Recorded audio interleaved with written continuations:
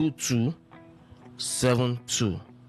The second number are 080 23 92 42 41. 080 23 92 42 41. The second condition in eye problems are the one we call cataract. Cataract is just the clouding of the natural lens of the eye that affects your vision. Yes, it causes when there is no clearance of vision anymore. You will notice this cloudish vision, either whitish cloudish vision or the black cloudish vision. All this can also cause a serious problem to the retina, and it can affect you in proper seeing in terms of your vision. For those who have all this kind of eye problem, be it glaucoma, cataract, pterygium, myopia, and so on, even refractive error, and so on, please don't hesitate. Give us a call on those numbers. The numbers to call once again are 080 34 64 22 72. 080 34 64 22 72. The second number are 080 23 92 42 41. Our physical address here in River State or Port Harcourt is in East-West Road by Bovas Filling Station. East-West Road. If you are coming from Eliozo axis, is after Rumodara Junction. You will be checking your left, you get to see Bovas Filling Station. Our plaza is sharing fence with the Bovas Filling Station. We call it Go Plaza. While if you are coming from Tank, is by your right before the Bovas Filling Station. You see the plaza, Gold Plaza. Greenland Natural Medicines located there.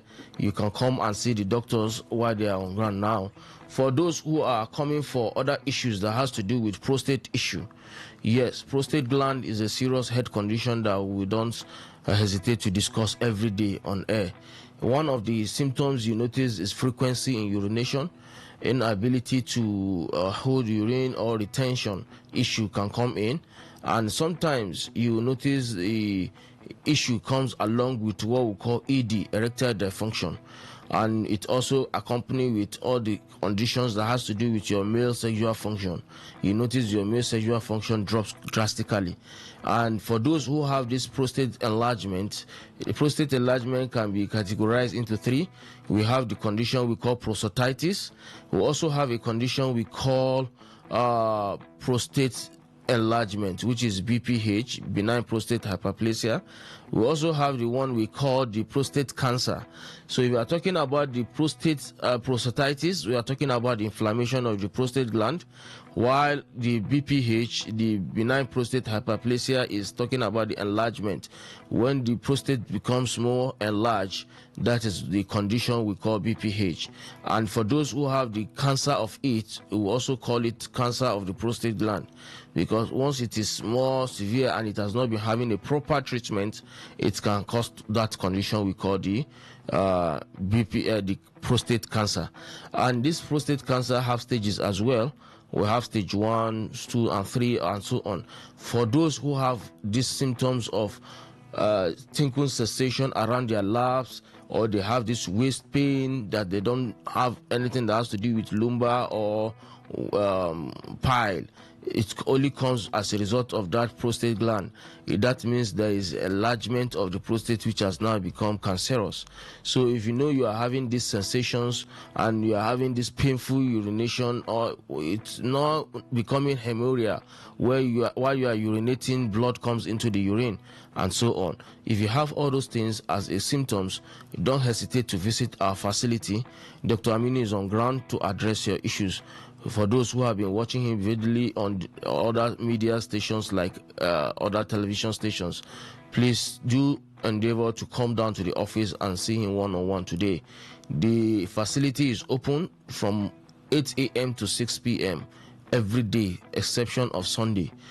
For those who are coming, please do endeavor and come early. Early will help you to see the doctor early as well. So for those who are listening to us, if you know you have other ailments like other conditions that has to do with different kind of health challenges, the things that has to do with your infertility issue, and you have been married for years, no conception, you as a woman, you have this ovulation disorder and your tube damage, and even urinary abdominal pains and so on, fibroid, hormonal imbalance and so on, even thyroid and so on. If you have all this kind of health condition that you have been battling with, don't hesitate. Give us a call on this number. We'll direct you to our facility. And the good thing now is we have to come with the full team this time around. The Green Lab Diagnostic Center, we are together with them this year, and this very hour they will attend to you if you want to go into scientific tests before you start any treatment. We can get you your results within short period of time instead of you taking longer period to go and assess a diagnosis from other external lab. Once you are here, we can take your PSA results within short period of time. The machines have been brought down to Port Harcourt just to give you the best when it comes to treatment. And for those who are coming, please make sure you come early. Please, I have to make emphasis on that. Come early so that we too will have time to close early too.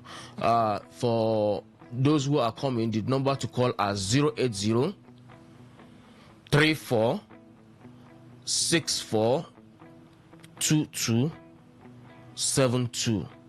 080 34 64 22 72. 080 23 92 42 41. 080 23 92 42 41. Greenland Natural Medicine. Our physical address in Port Harcourt here is in East West Road by Bovas Filling Station. If you are coming from Iliozo Axis or Rumokuru and so on, you have to pass through the Rumodara Junction. After Rumodara Junction, you see Bovas Filling Station by your left before getting to Tank. If you are coming from Tank, is by your right before Rumodara Junction. You see Bovas Filling Station. Our plaza is sharing fence with that filling station, Bovas. The Go Plaza is sharing fence with Bovas Filling Station. So if you are coming, you can still give us a call for proper direction. The numbers to call once again are 080 34 64 22 72.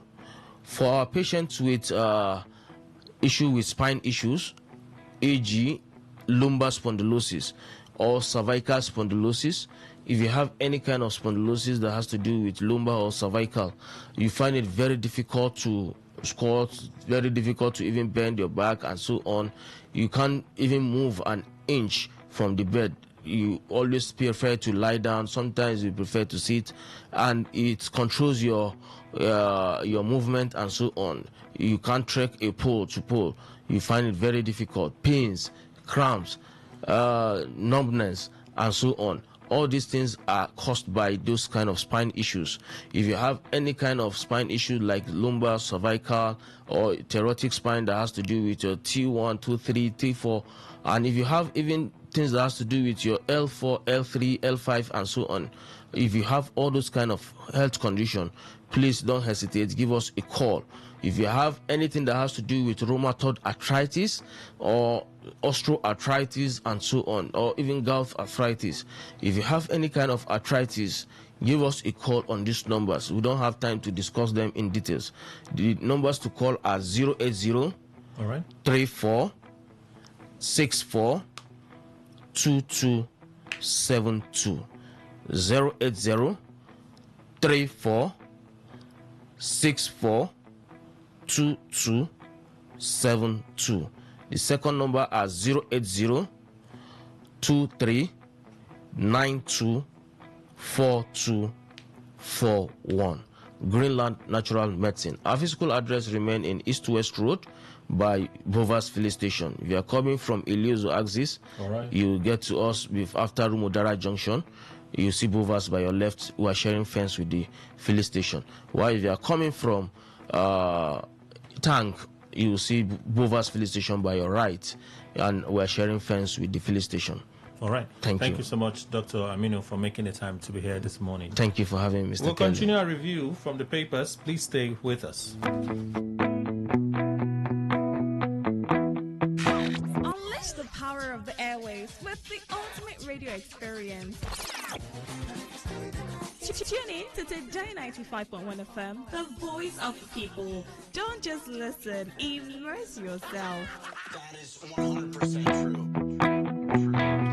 All right, thank you all for staying with us. We'll get into the papers in a bit. Bayo Onanuga reacted to El-Rufai's interview. I think that was on Friday. He also reacted to Amechi's campaign comments. Rotimi Amechi caught spreading egregious lies about the Tax Act. The former minister, governor, has really slept so low, misleading people about the law. Is this blatant falsehood a foretaste of ADC campaign strategy during the campaign for the 2027 election? So that's Bayo. Even the head of the, what's that his position again? I've stopped caring so much about him. Taiwo Idele, the tax man, he put out a clarification in reaction to what Amechi said.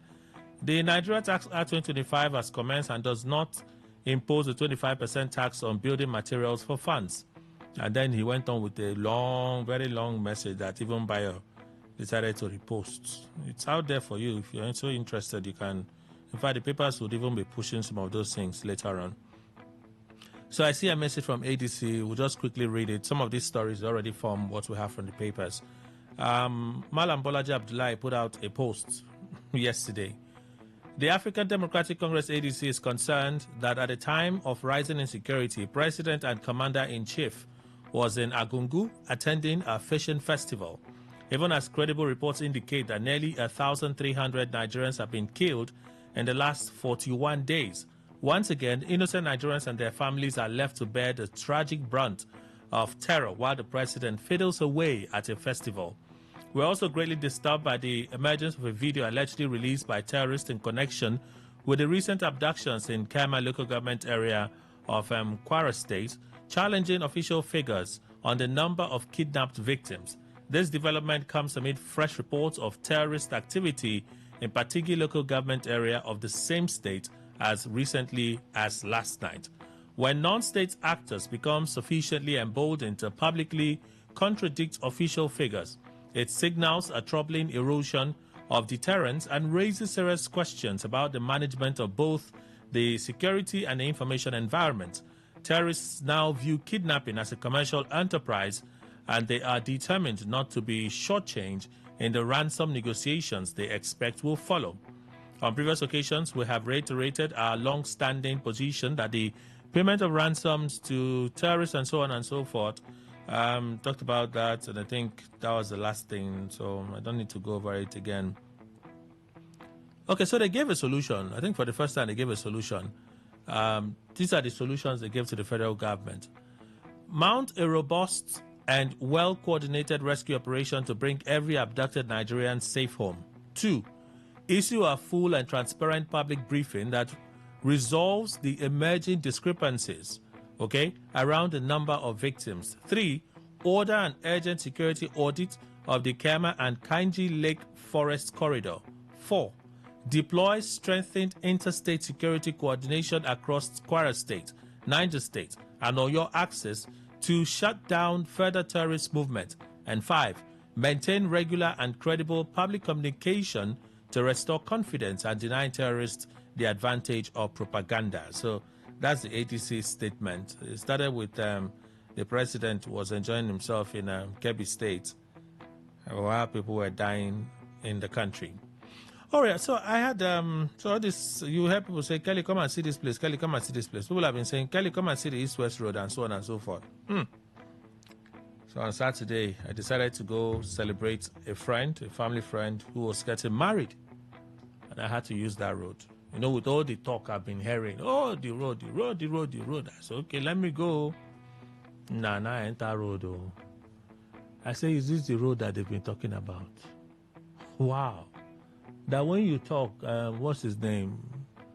David Umahi, the Minister for Works, would call a press conference and cry to the heavens and say, those that hacking cancel without waiting. Good riddance. When I got on that road, I'm like, wow, this is the road. So somebody will say, Kelly, you can't even complain about the state of that road now because you don't know how the road was before the intervention. I'm like, yeah, I understand. That's what a lot of people will say. Right? Because we're actually suffering in this country.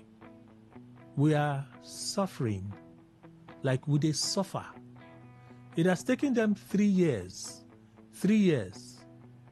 Okay, maybe they're not up to 3 years. May will make them 3 years. So almost 3 years to put that section between Eleme Junction to One. That's why we have the bad spot. We have not talked about the overall expansion of that east-west road. It is fixing the bad section from Eleme Junction to One. It is that section that they've been trying to fix for years, though. Yes, we know that Buhari as president just decided to stay somewhere and look away. If you ask him, what have you done for the South-South? We tell, we are building Bonny Bodo Link Road now. We are doing that one. So he looked away and the road just decayed. And it was just rotting. It was just rotting away while people were struggling and finding their way around it. So I do understand it, but government is a continuum. You cannot celebrate the assets and decide to mourn the liabilities. You inherit everything. So they inherited it. 2 years plus, meaning 2 years plus, they've not been able to fix that section of the East-West Road, concrete or no concrete, because after you concrete it, you will still have to put an asphalt layering on top of it. There will still be an asphalt layering on it. We have not reached there. We have not reached there. They are building bridges. I mean, they want to build two. I passed there now. I'm like, this is the road? Hey. And I go back home with a terrible headache. Terrible headache. I slept and woke up. I'm like, wow. There are people that use that road every day. Every day. Hey. You know, I get people saying, oh, the road is so good now. It takes me shorter time. The road is so good now. I'm like, yeah, I get it. If you don't praise them, they will not give you contracts. If you don't praise them, they will not give you show. So you might as well just take your suffering and put inside your pocket and come outside and hail them, even when you are suffering. We are all suffering. So people cannot afford to even say the truth anymore because they know that if they say the truth, it will cost them. That's where they feed from. We're all suffering. So the only way that some people can escape poverty is by being sycophants, even as you are suffering. So I have a small car, I use that car and I manage it. When you make the money and use the road awful, you go and buy an SUV, buy a Jeep. It costs you more to fuel a Jeep. It costs you more to service your Jeep. Your shocks and everything to cost you more. You think that because you are in the Jeep, you are better off? No. You have to spend more to service it. So you have to be a deeper sycophant for you to survive. That's the kind of poverty that we're living in. We are suffering. The condition is set up for us to be like this. And so when I passed the road and came out, I'm like, hey, Jesus. People use that road every day. Every day. I used it before I decided this work. We left very early in the morning. And before it was 10 a.m., we were back. That's how we planned that trip that day. Before 10 a.m., we were back. But every day, people use that road.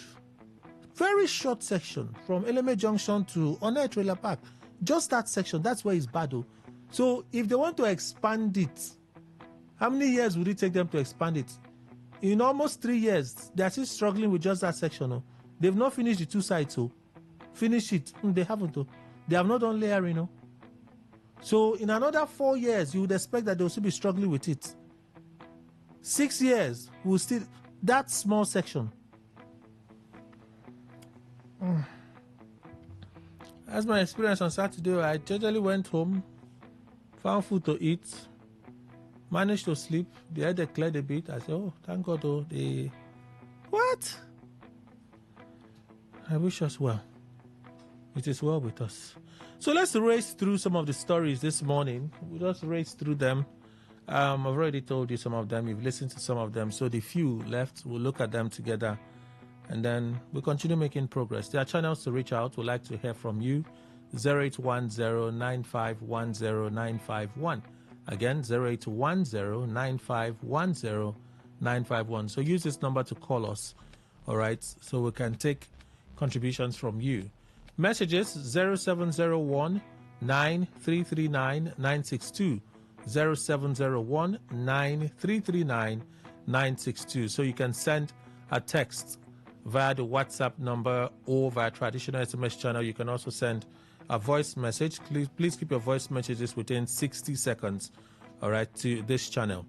On Facebook, you'll find us there. You'll find the post for Real Talk, Governor Fubara's statement, and ask the question, does he deserve commendation? Does he deserve commendation for not fighting as a Nigerian governor? Does he deserve commendation? I feel like he does. See, let me say it to my full chest. Governor Fubara deserves commendation. In Kelly's view, in my opinion, because he won't fight like that. Hey, for her too. So, Facebook, Today95.1fm. Today95.1fm, you find us there. You find the post for Real Talk.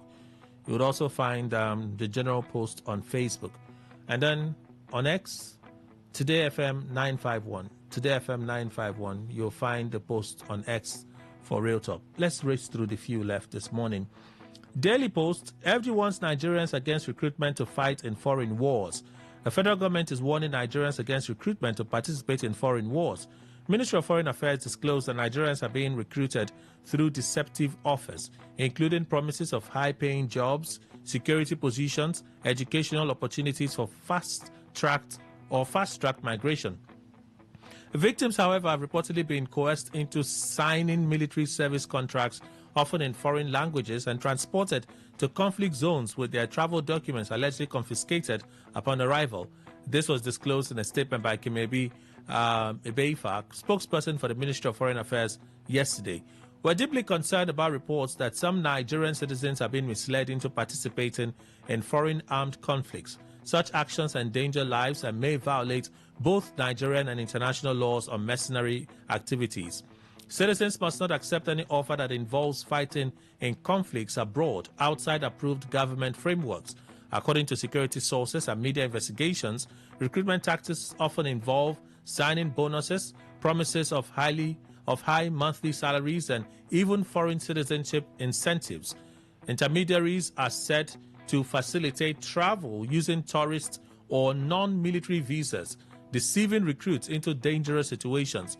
The federal government says it is taking steps to counter this threat. Nigerian missions abroad have been instructed to strengthen consular vigilance and issue timely advisories to nationals, while domestic authorities are working with international partners to investigate recruitment networks. I says parents, guardians, and community leaders must actively educate young Nigerians about the risk of deceptive foreign recruitment schemes.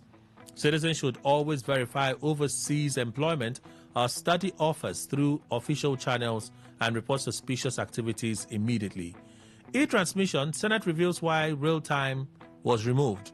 Senator representing Ekiti State District, Senator Opeyemi Bamidele, is disclosed that the real reason behind the removal of real-time from 2026 electoral bill, clarifying that I want to get into the details. Bamidele explained that the Senate had previously rejected Clause 60 sub 3 of the bill, which mandated that the presiding officer shall electronically transmit the results from each polling unit to the INEC result viewing portal, IREV, in real time. The clause was subsequently redrafted to retain electronic transmission of results while omitting the real-time requirement. Bamidele described Clause 60 sub 3 as an initiative that any legislature or parliament globally would ordinarily have embraced, adding that the Senate had to consider the country's infrastructural realities before making its decision. Drawing on data from the Nigerian Communications Commission, NCC, Bamidele notes that broadband coverage stood at about 70% in 2025, while internet penetration about 44.53% of the population. He cited the Speed Test Global Index, which ranks Nigeria 85 out of 105 countries in mobile network reliability and 129 out of 150 countries in fixed broadband reliability. Based on the Speed Test Global Index, Nigeria's mobile network reliability is just about 44.14 megabytes per second.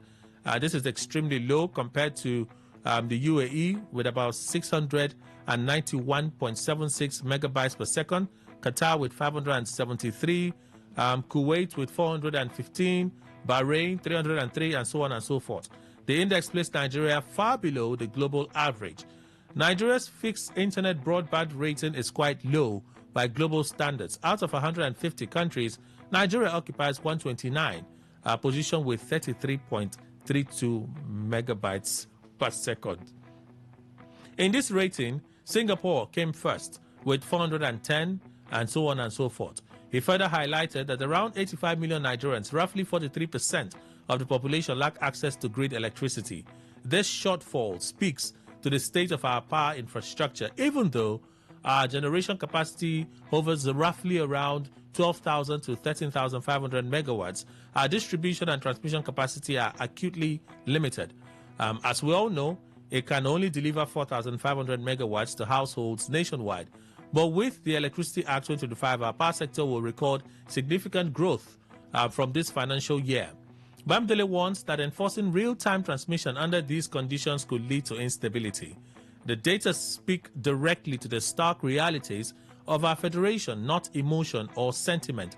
As representatives of the people, we cannot enact laws based on purely public emotion or sentiment. According to the Senate leader, the removal of real-time aims to ensure the electoral framework aligns with Nigeria's current capabilities while still addressing public concerns about transparency. Okay. Defend your votes. We won't allow repeat of 2023. Peter Obi to Nigerians. We'll listen to Peter Obi while he was in Akwa Ibom State speaking there. Tribune, ADC carpets Tinubu over appearance at Fishing Festival. I read it out. The statement from Malam Bolaji Abdullahi, which I've read out already. So let's roll over. The Cable, Wike, candidates not supporting Tinubu won't win FCT election. I had to play it twice. I had to play it twice. He actually said so. Kebbi fishermen went Agungu Festival with 59 kilogram fish catch. A 59 kilogram fish has emerged as the biggest catch at the 61st edition of the Agungu International Fishing Festival held in Kebbi State. Sunday Dare, Special Advisor on Media and Publicity to the President, announced the development in a tweet on Saturday.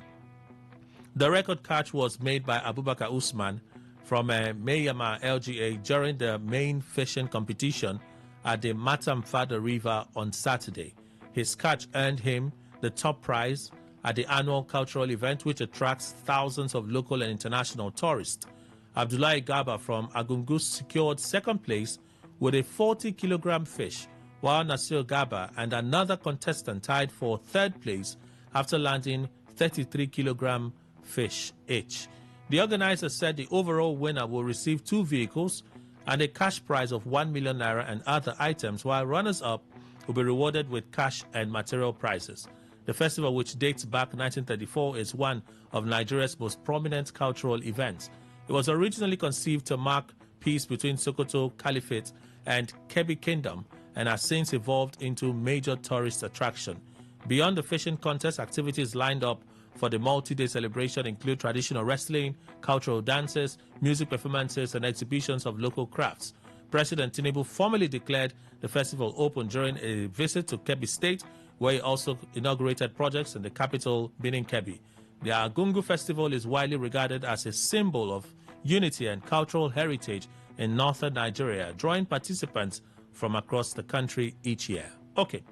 Tinubu Agungu Festival return signals restore stability in Nigeria. We'll listen to the president and all of the plenty things. The only thing I celebrate is that he was there. We're about to ask El-Rufai to submit evidence of toxic chemical procurement to SSS. Office of the National Security Advisor, ONSA, has directed Nasir El-Rufai, former governor of Kaduna State, to submit evidence of the alleged procurement of thallium sulfate to the State Security Services, SSS, for further investigation, sources have informed the Cable. Thallium sulfate is a highly toxic, colorless, and odorless compound that can kill humans in small doses. In a letter dated January 30, 2026 and addressed to Nuhu Ribadu, the National Security Advisor, El Rufai had said the substance was reportedly sourced from a supplier in Poland. The Office of the National Security Advisor replied him denying the allegation and asked him to supply any evidence he has to the SSS for a thorough investigation.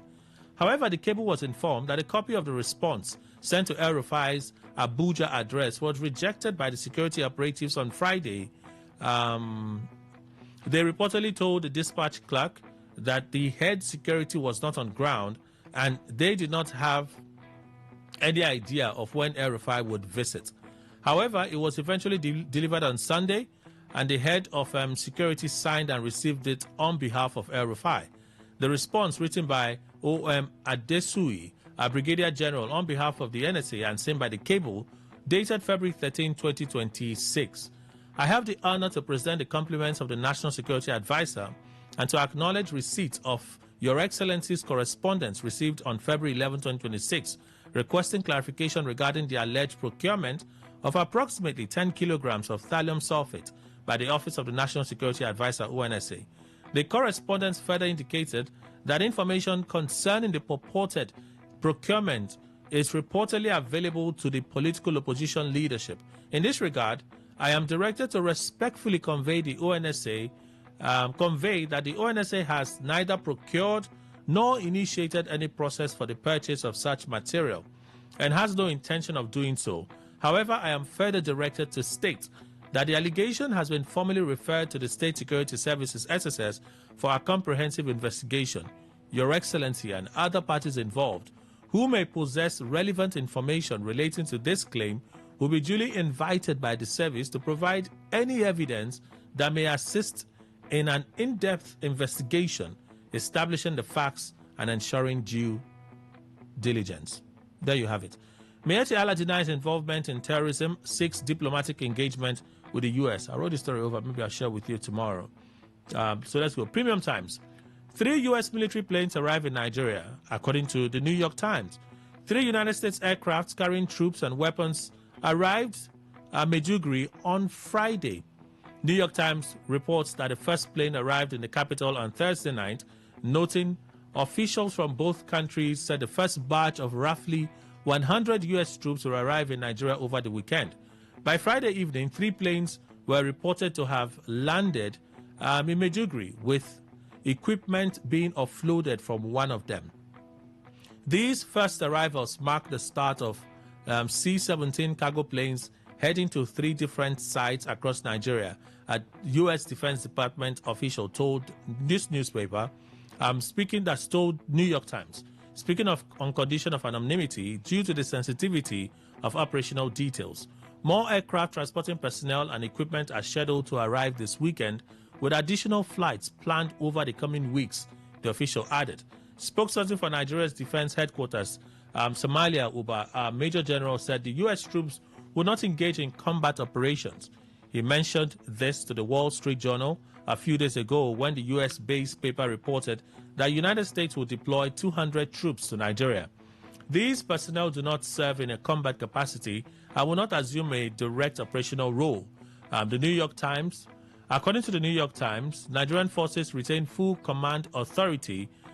They make all operational decisions and will lead all missions on Nigerian sovereign territory. Mr. Oba said the deployment stemmed from recommendations made by a U.S.-Nigeria joint working group and that the forces would serve in an advisory capacity at multiple sites. A U.S. Defense Department official corroborated this, emphasizing that the American personnel would focus on non-combat roles and operate mainly from command centers. Our joint mission will extend across several unstable areas.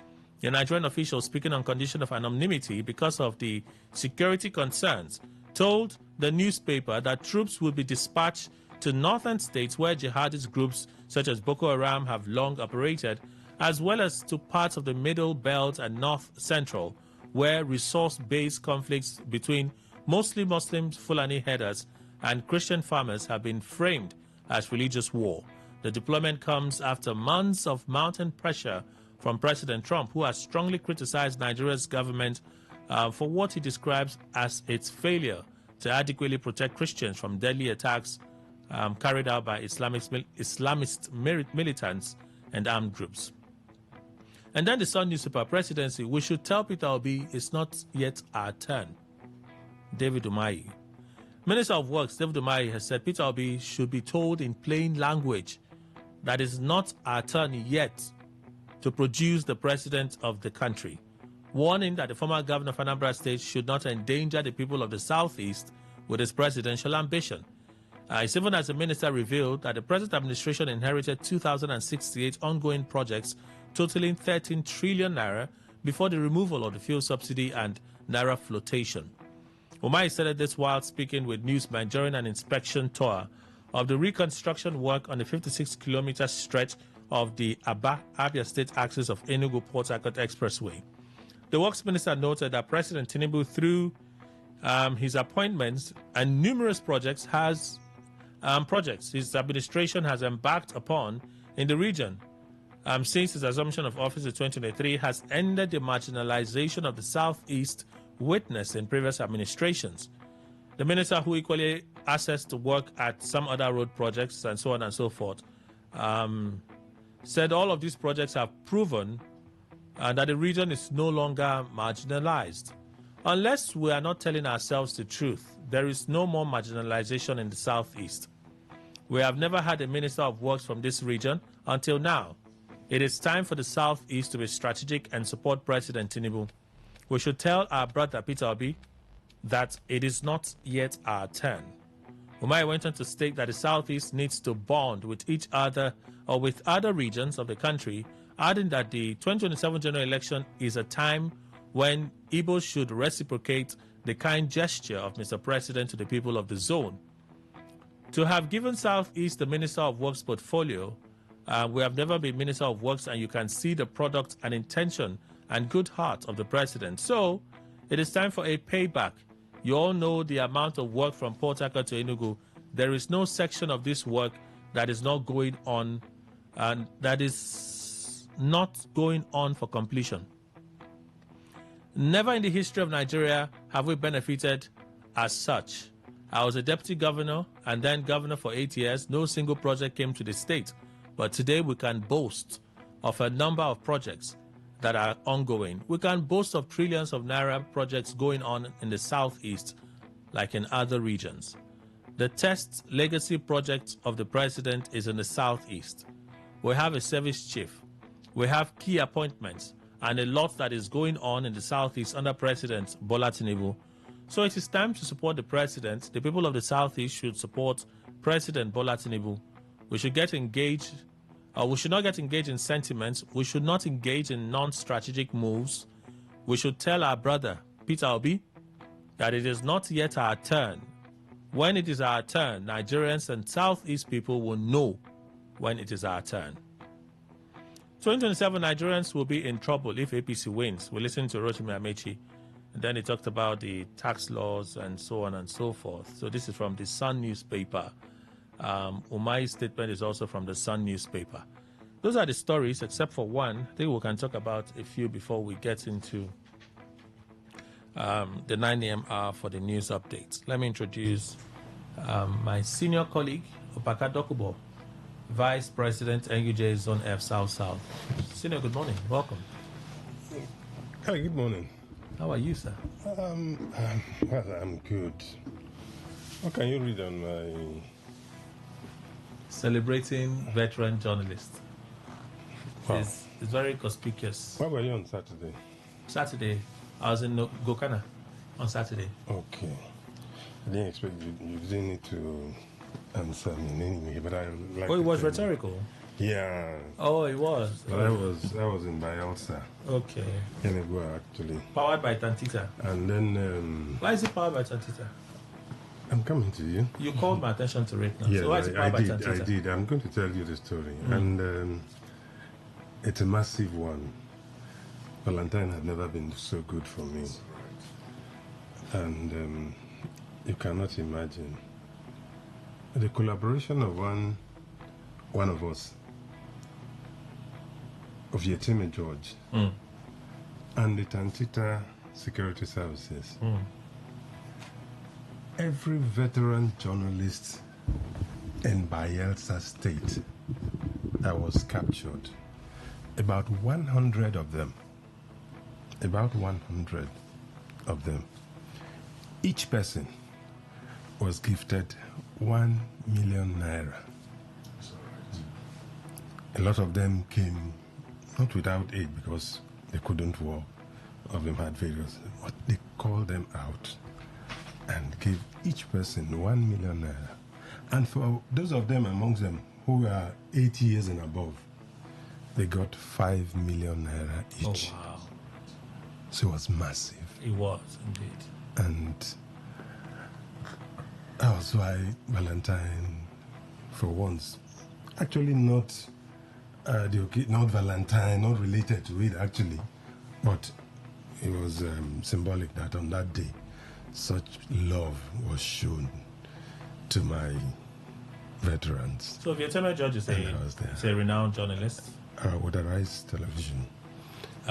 So this is powered. So all of those giftings came from Tantita, I should suppose. What I've told you, these two people working together, this individual and this group. Vietnam George is not capable of giving over 100 whatever million. you are going to, you want to make of it. I'm not making anything of it, right? And I'm not even trying to just play. enjoy what. I'm not even trying to be the devil's advocate. Yeah, no, I'm not trying to do that. But this is as noble as it is. One begins to ask the question, right? Tantita is growing in leaps and bounds from the surveillance contract that they have, isn't it? It's not illegal, but would ask ourselves a question: how is that in a nation like this, only one person can get that kind of contract? So when he shared, one person had. So when he shared, how many trillion?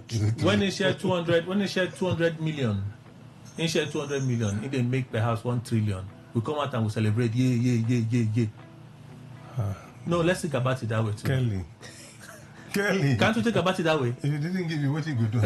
Okay, if you didn't give what I go do, Shagori, what you don't give you? No. Don't give people. No, I'm just stating. I'm talking about just As giving back noble to society. as noble as it is. So please, be as happy noble for them. as it is, Be if we want happy to for interrogate it, we'll go home and cry. Because that's how people are shouting about that East-West Road. East-West Road. When I use that road, I say, we are suffering. As a people in this country, we have been conditioned to suffer. And then we come out and praise it because how we go do it? If they don't do them for us, who go do them? Okay. Lights come for house. They will flash the light, we go up. Yeah, light don't come. I should just say light don't come, then take them back. We are conditioned to suffer. Wow. That's just my view. So it's not that I'm not excited about this. 1 million naira, you go finish. What you money no go finish? 1 million naira, you go The trillion no go finish. 1 million, you go finish. But what about those from outside? Journalists? No, it was just for Bayelsa. Bayelsans only. And He is from Bayelsa. no, No, it's Vietnamese George is from from Bayelsa. Bayelsa. Of course, Tantita is. Tantita is let's call what's it his name? Tompolo. No? Yeah, but that is regional. So whatever it is, Senior, welcome. it is not for any job they did for him. Senior, just welcome. appreciating Senior, don't push me. Don't push me. I don't want to go any They are further not with this working money. journalists, to mind you. Senior, don't push me. Okay, let me go not go. ahead. Let me not go No, I to. just thought I should. It's let a you fine know thing. what happened It's a fine thing. and all that. And The envelope not we reaching. expect that. No, I wasn't part I of see it. they I come today. couldn't Supposed to bring benefit. something for us now. Well, you know that Why? this When Kelly I sort of ask fits back that for a head. question, you are going to buy They asked me to come and witness, Okay, and so I was only a witness. it's all right. Well, some And personalities should have also received as a something. witness, he has amplified what happened there 3 days after. Let's move on. Yeah, So we're moving on. yeah. Dr. Paul Wala is here. He's a senior lecturer at River State University, Port Harcourt. Doctor, welcome. Thank you, Kelly. Good morning. Good morning to you, sir. And Mr. Emmanuel Ndukwe is also here. He's an in-house analyst. Welcome, sir. Good morning. Thank you very much, Kelly. Good morning, Nigeria. Let's begin with Governor Fubara. So, he was awarded Man of the Year, and he said, "I chose to be weak because of our state." I like to just be plain, not be sarcastic, not be anything spooky. Doesn't he deserve an award for not fighting the Nigerian governor's way. Let me go back to my senior colleague, Bakadok. Okay, everybody has their own style. And what works for one necessarily may not work for another. And God, in His infinite wisdom, has wired us differently. And so one succeeds in one way and the other succeeds in another way. No, I succeed. I think I'll give it for me to Fubara for maintaining the disposition that he has maintained and that has kept all of us. Yes, we are suffering as Rivers people, but at least we're not running helter-skelter. We have some level of stability to run our lives privately, apart from what is happening at our government. Kind of order. So it is the path, it is because of the path he had chosen. And that is why we have this state of affairs. Truly, if he had chosen to go the other way, I am not sure, as we speak, even the entire Nigerian Federation would be would not have one more case of insecurity to deal with. Truly, it would have compounded issues. And that's why for me, leadership is so important in all that we do. A responsible leadership, for that matter. Whether some people might argue he did it out of weakness, he had said, well, it's no weakness. And I don't have a reason to doubt him. Because where he sits, the capacity is enormous. Okay. He has enough capacity to wreck any kind of thing. We have seen it right in this state. It's not somewhere else. Right in this state. People have used that same office to maximum. I mean, so it is not that he is either too weak or too afraid or whatever. After all, at the end of the day, they and their families will always be safe. It is the same suffering people that will bear the brunt. And so many of them had not cared. So if he tells me that he considered peace as paramount and he considered the plight of the ordinary Rivers man or the state of the ordinary Rivers man for doing what he did, we have also seen in this country where a president had said, look, my election is not worth the blood of any Nigerian. And we saw how much peace, how much calm that brought to bear. So there are people who I think it is who probably are just wired to be that way. And I'm sure whether you want to have it as God's own blessings, I think God in His own wisdom has blessed them in that way. After all, the Bible says, blessed are the peacemakers. So I give it for Dr. Wala. Yes, Kelly. You see, one cannot change from his nature. And in fact, after what transpired last week, I have to sit down and reflect in so many ways. Many things transpired last week. Which of them? Okay, the one for the peace deal. Precisely, the peace deal. I reflected. I started the reflection from 1999 down to this point, and I realized that one of the major problems we have been having politically is because of lack of political leadership in Rivers State. When that fell into the hands of Sir Peter Audley, somehow, because of the loss of his ambition, presidential, the problem he had with his successor, that leadership slipped from him. And somebody was just watching, waiting for the opportunity to take over, having discovered that there's a vacuum in terms of leadership. Most times when we come here, I will say that I don't want to blame what is happening in Rivers State to the president. What do I mean by that? Because it has proven that in Rivers State, our own problems, we cannot be able to handle it. That's why we go outside to look for someone who will mediate. And now somebody has prepared for such, waited for the opportunity to come during the problem between Odili and Amechi. He keyed into it. And then as he keyed into it, he targeted a position which was the chief of staff, in order to understand the power in the government house, and was still waiting. When somehow again Amechi played his card, slipped off from the APC, having been in PDP and from new PDP. Even this thing we're talking about, Wike, APDC, I don't know what we're calling it now. We have forgotten. It didn't start from him. Someone initiated it and called it new PDP, utilized it, and an incumbent president was defeated. Wike capitalized on that misconnection between the governor, the presidency, killed him and was rewarded. And the same man again waited when Amechi had the opportunity as well to have been the closest person in this APC government, having been part of the alliance that brought APC to power. He came second, missed that opportunity of becoming the president, disappeared immediately after that election. Someone again saw that, capitalized, and knowing fully that there is no how PDP will have its way in that election.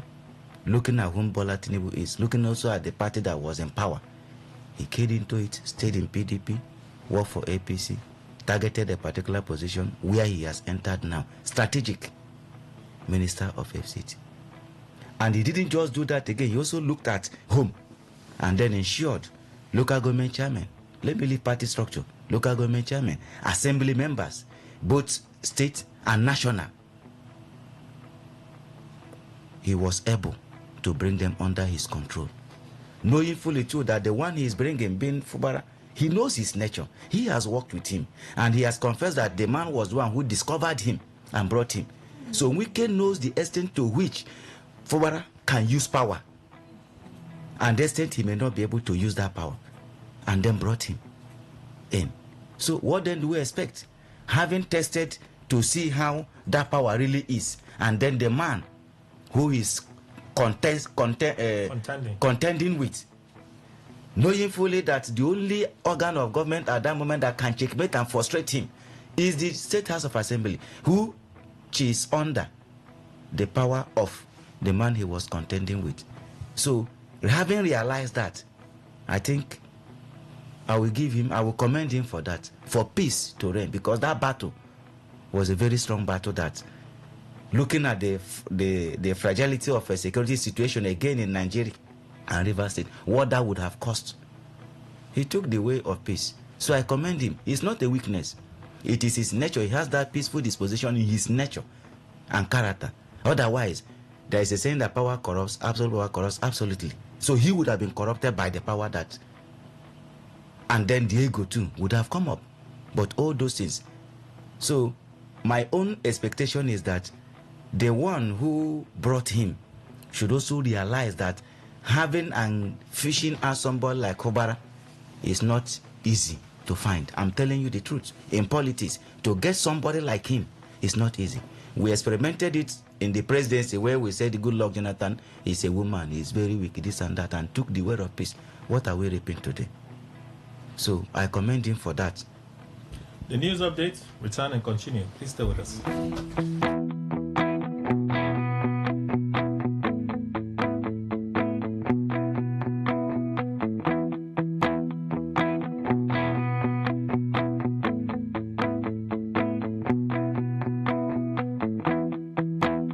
what's happening in Port Harcourt, South South, Nigeria, or around the world, we've got you covered. On air, online, delivering balanced news and unbiased analysis. Today, 95.1 FM.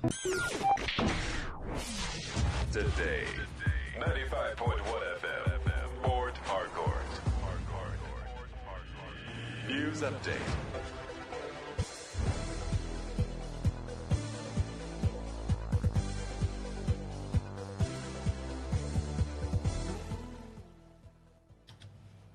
Good morning.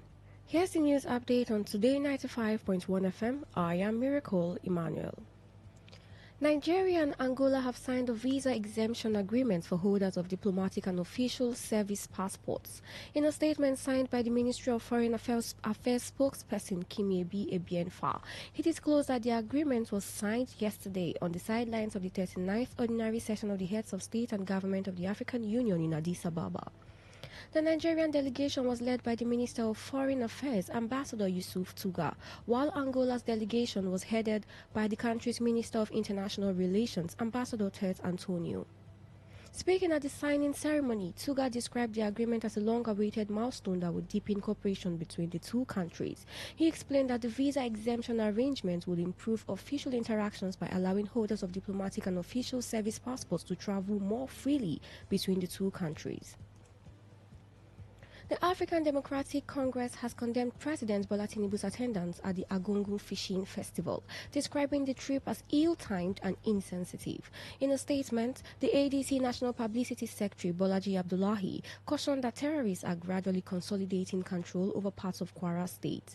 The ADC criticized the president for participating in the festival despite escalating terrorist attacks, noting that many Nigerians have been killed within 40 days, while hundreds, including nursing mothers and children, remain in captivity. The Revenue Mobilization Allocation and Fiscal Commission has dismissed reports that certain disputed crude oil and gas wells have been recommended for ceding to specific oil-producing states. In a statement, the chairman of the commission, Mohammed Shehu, described the report as misleading, premature, and does not represent the position or conclusions of the Revenue Mobilization Allocation and Fiscal Commission. The Commission explained that it operates a clearly defined and transparent procedure in handling assignments of national significance, stressing that the process on the disputed oil wells have not been concluded. It is close that it only received a draft report from the Interagency Committee on Friday, February 13, 2026. And on the foreign scene, the NASA hospital complex has condemned 8 group Doctors Without Borders, known by its French initials as MSF, for pulling out of operations, alleging the presence of armed men and weapons at the facility.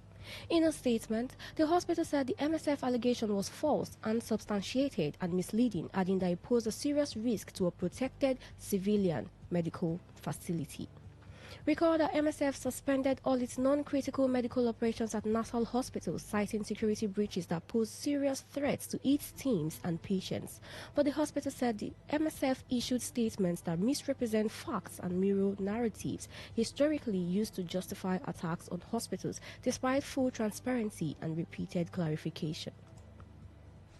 And that was the news update on Today 95.1 FM. I am Miracle Emmanuel. Thank you for listening.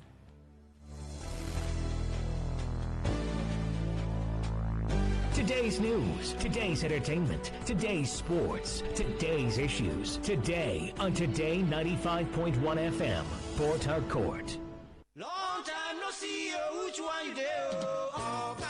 Oga builder, Oga contractor, long time no see. That thing where they look for Sokoto, it don't land for Shoko so say, we don't carry our product enter River State, but say we still there for Aba. Anywhere where you did Agnes roofing product, go find you combo. Our product don't enter market, long span, made couple, step tie, small gutter design. As big man consign, we still get stone coated roofing sheet, shingle, mineno, plastic board, wood shake, and rubber. No forget saying that Dr. Agnes one man where the manufacturer Agnes one man delta tooth powder. Nice to carry this Obenga product enter market. Wakaskele Wugali There's until you enter our office waiting for kilometer 20 Aba Port Harcourt Expressway. Equated by Akaso bus stop behind Antwerp filling station or Bibo LGA or Port Harcourt. You feel Waka enter our head office waiting for kilometer 7 Aba Enugu Expressway. Ositema Aba for Abia. For more inquiries, call us on 0816 719 5073 or 0811 201 2831 or 0803 500 5489. Agnes Aluminium Roofing Product, I'm the product where go make your house the smile, whether under the sun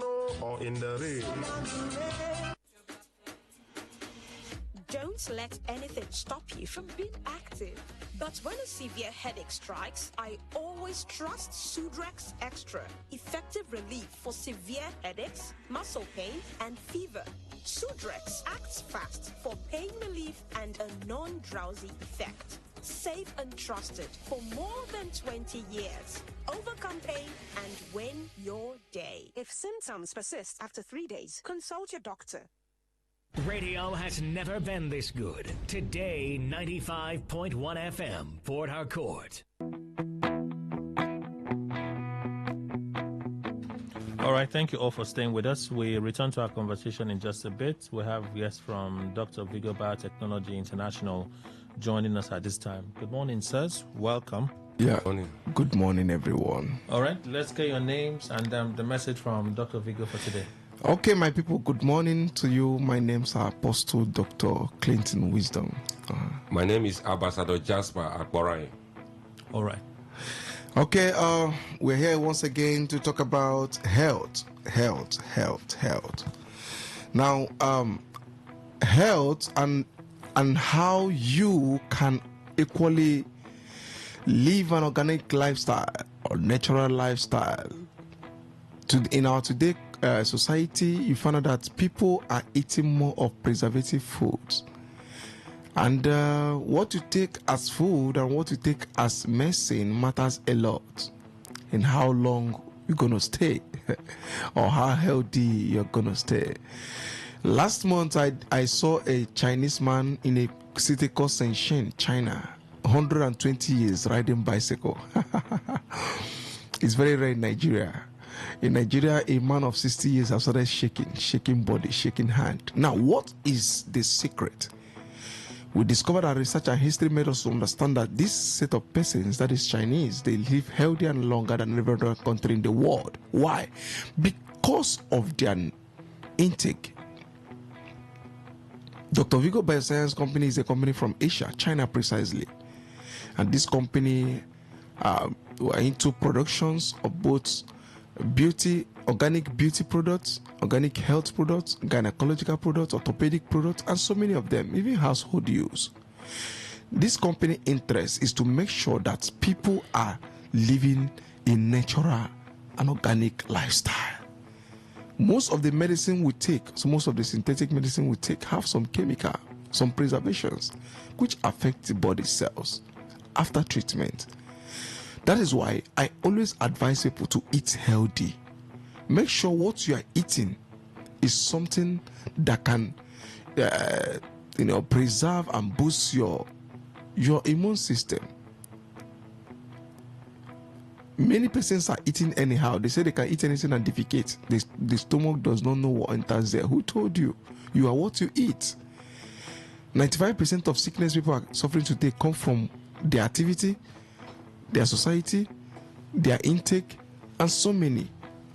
Many don't know about this. But when you eat healthy, you find out that your body will be very strong. Now hear this. It is better you eat your food as medicine than eating medicine as food.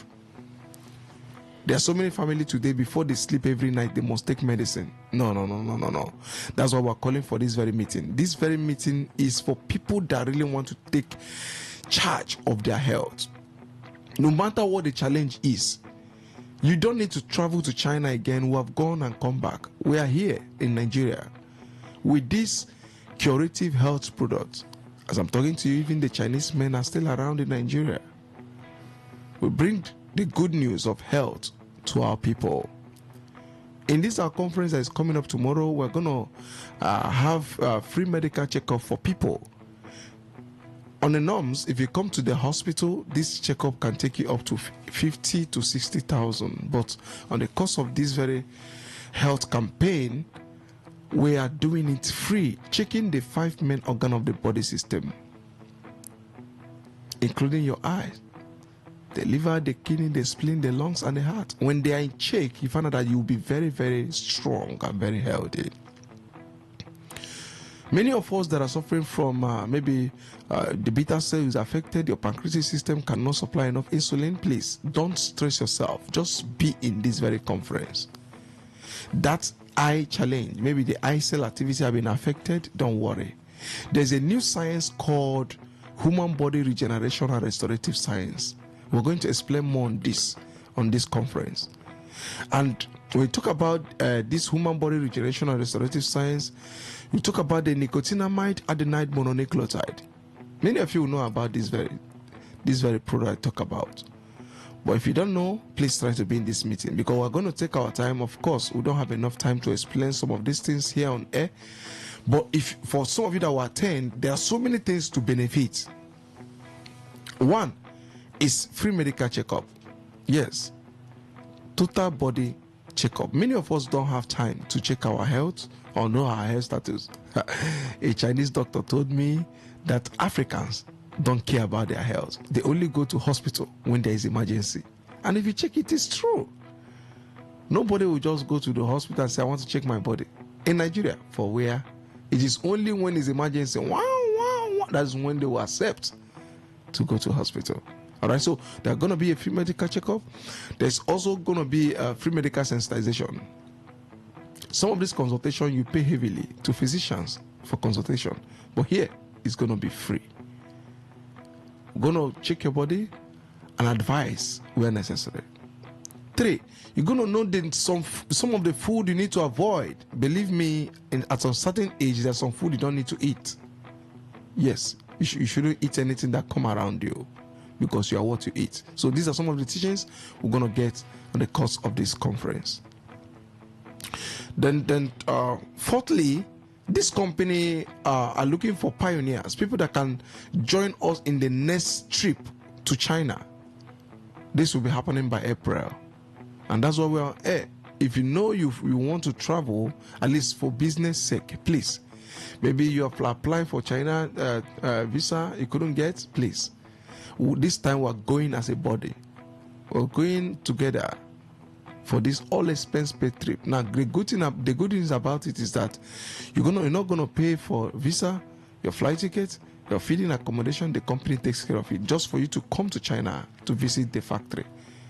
We have been in the factory like 4 times, 2025, and we'll travel again January 2026. So the next trip is by April. So you listening to me, if you want to travel all expense paid trip, don't miss to attend this very conference. And so many. Now, for some people that will be coming, we're also going to give out some of these health products for free. You test them, because seeing they say is believing. And our people said, what you wear in your hand, you don't need mirror to watch. So come, as we listen to the presentation and what we have, as we listen to the teachings, I will even also advise you come with your writing material, at least to jot down something. Of course, it's not everything you can carry on your head. So be in this program. There will be a free medical checkup. We're going to get free products too, and also so many side attractions. There's some gift items. So we're going to give you the venue for the program tomorrow and time. Then also, of course, the numbers to call. Okay, the venue for this program is 70 Iwofe Road by St. Michael Junction, opposite Anlele Filling Station. Number 70 Iwofe Road by St. Michael Junction, opposite Anlele Filling Station, Ada Plaza. The time is 11 o'clock tomorrow.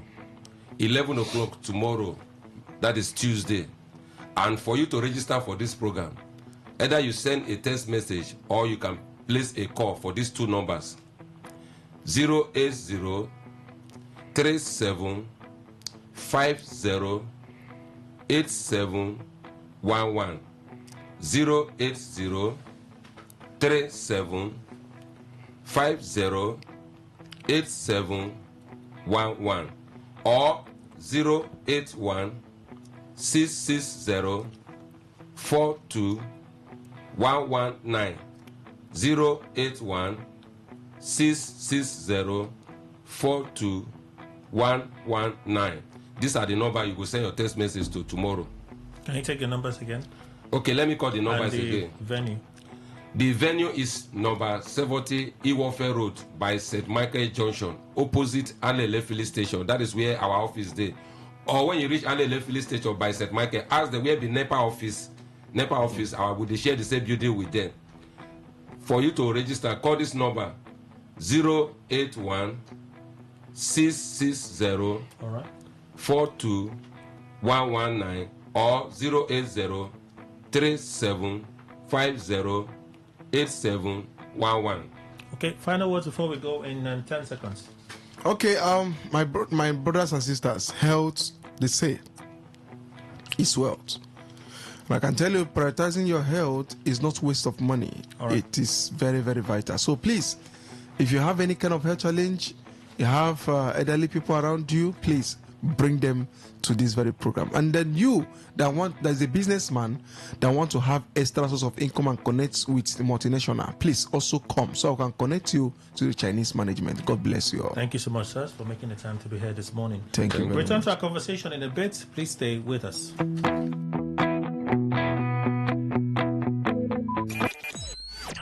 Talk radio. I listen to a lot of talk radio. 95.1 FM. All right, we thank you all for staying with us. Let's return to our conversation. We'll read some contributions from you in a bit. All right, this one says, Kelly, you're not overthinking that statement. Impunity has taken over a major part of Wike. He makes statements of what he represents. Hence, he would always do it, whether it's against the law, against the constitution, or against the people. He's openly saying they decide or write who wins every position during election and submits to INEC to announce without using our votes. Michael Newmont, that's your reaction to Yeson Wike's statement. Good morning, everyone. Please, I want to talk on the celebration of in Kebbi State. Kelly, you said the president's visit will attract foreigners. I want to ask all the foreign visit the president has been going to, how many foreigners has it attracted? What's your name again? I'm looking for your name. So, all right, you did not tell us your name. Next time, please tell us your name, yeah? Thank you for that contribution. Good morning, Kelly. I'd like to inform you that the tax law is already taking effect. Fair Money sent me a message of 7.5% VAT deductions on transactions. It was there before. Okay, so the 7.5 VAT has been established not to be from the tax laws. The VAT on 7.5% VAT on transactions, right? There's a 50% stamp duty, 15 naira stamp duty. It is on that 15 naira stamp duty that you're going to be charged the 7.5 VAT. They came out to say that it is not because of the tax, it's not from the tax laws. It has always existed. The question we asked was, why then are you implementing it now? We asked the question, why then are you implementing it now? So, like I said, these tax laws, a lot of gray areas. So this position that you're using to establish what you think is true is not correct. All right? Say I withdrew 15K from ATM, I was charged 685 naira. It wasn't so before. No, go and ask your bank 600. Why they charge you 685 naira? So when you said the tax law has not been implemented, I don't understand. Fine, John. I said May. That's what I said, oh, and I kept saying it, May. So you need to ask your bank why you were charged 685 naira. You need to check in with your bank why you were charged 685 naira. At least it's 15K now. No matter how bad it is, some of us would have been able to go to the ATM to make such withdrawal. I would know that the charge is not as high as that. But I've woken up some mornings and they've charged me 500 naira for what they say is either maintenance or this fee or that fee, SMS. And I'm like, when you see all the charges, if you see how, so that they'll say 150 for duty stamp deductions and so on. I'm like, but I can't remember. See, you want to take Biro and be calculating how many transactions you do. Come on. It's exhausting. Good morning, Kelly and the panelists. Will win war against all forms of banditry in Nigeria. President Tinubu, for me, it's laughable and does not hold water. I, Wanatek Clayton West, express my deep worry over insecurity in Nigeria. It's quite unfortunate. Insecurity is gradually engulfing Nigeria. The attack on Nigerians by bandits is increasing on a daily basis. Bandits killing and sacking Nigerians in their communities and farms. I think it's high time our security apparatus overhauled and reformed the sector. Wanatek Clinton West, he sent that message. Let's continue our conversation. Chief Engineer Kiadom Richard Dekai, MNSE 2019 governorship candidate, current publicity secretary of the Concerned Patriotic ex-governorship candidates, River State G1. Good morning, sir. Welcome. Thank you, Kelly. You're wearing dark shades today. Thank you, my fellow wonderful dogs in the house and veterans. But I will not fail to ask the veterans that need part of what the largesse they had from. Are you a veteran? Who is a veteran? They didn't even give senior colleague. You want a part of it? I want to get part of it because I was told how he was called to witness, and in my palace. He was the one giving it. Yes, in my he was the one giving it. I will see in my own culture. I will see. They always get. I didn't even know that he was the one giving it. But he said to the head he was called to witness. He said he was called to witness. That's where I heard it. So I need part of it from him because I'm a very good senior. At least to help for petrol now. But that your jeep. Of course. Anyway, when you decide to join us and become a veteran, so thank you very much. They are inviting you to join them. I will. Dr. C.H. Chimo is also here. He's a legal practitioner, author, public affairs analyst, law teacher living in Nigeria. Doctor, good morning. Welcome. Thank you, Kelly. Just out there, I also saw the program on Facebook, and it was a very commendable one. That's the site I was at. When I saw Packard to retired journalists and all that, I thought that was very commendable. And every profession should find a way, if they can find sponsors, to do that. Yes, it wasn't the only government pensioners or retirees that I reckon with. Okay, welcome. Mr. Ndukwe, Governor Fubara, does he not deserve commendation for not fighting this battle as a Nigerian governor? Yes and no. Yes, because he deserves it. Because, there's always, maybe there are always two faces to a coin. The other one is not a face. It may run like a tiny thread, so it can't be called a face. What do I mean? Now, Fubara may be in the mode, naturally, of those who do not take offense. They follow things the way they come. Not that they are not annoyed, though. But it will only make them, is it how this person is? Okay, let me follow him. I can never get annoyed and then I misbehave. If he's in that mode, that's why he's able to carry along like this without maybe going the wrong way, because the power is in his position. And he can only activate the power for the power to manifest. It's not in the hands of another person. If anybody thinks that it's in his hand, no, the person is wasting time. It's in his hand as a governor. No, because, Kelly, a Fubara way of the mood of Emmanuel Ndukwe and similar others, I will not even get into that place that will test my patience. I will not at all. As soon as it comes up, I say, no, I cannot do the job. Thank you very much. I'll pull out. You can see the difference between us.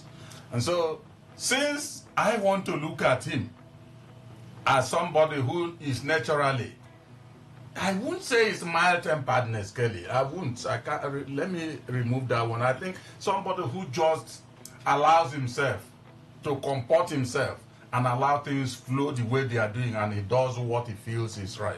That's why he means. So I can give him commendation. But if you ask me, is that weakness or not weakness? Since Fubara said it's not weakness on his part, let it be whatever he says. Dr. Chimo. Yes, Kelly, thank you. I'm happy I made this discussion. You know, Wike said Fubara is a mistake. I must thank him for that mistake. I must thank him for the mistake he made. But in due course, he will realize that is one of the most commendable decisions he may have taken. You're sure he doesn't know? No, I don't know. Since he hasn't changed his confession, but he says there are certain things you think is a mistake.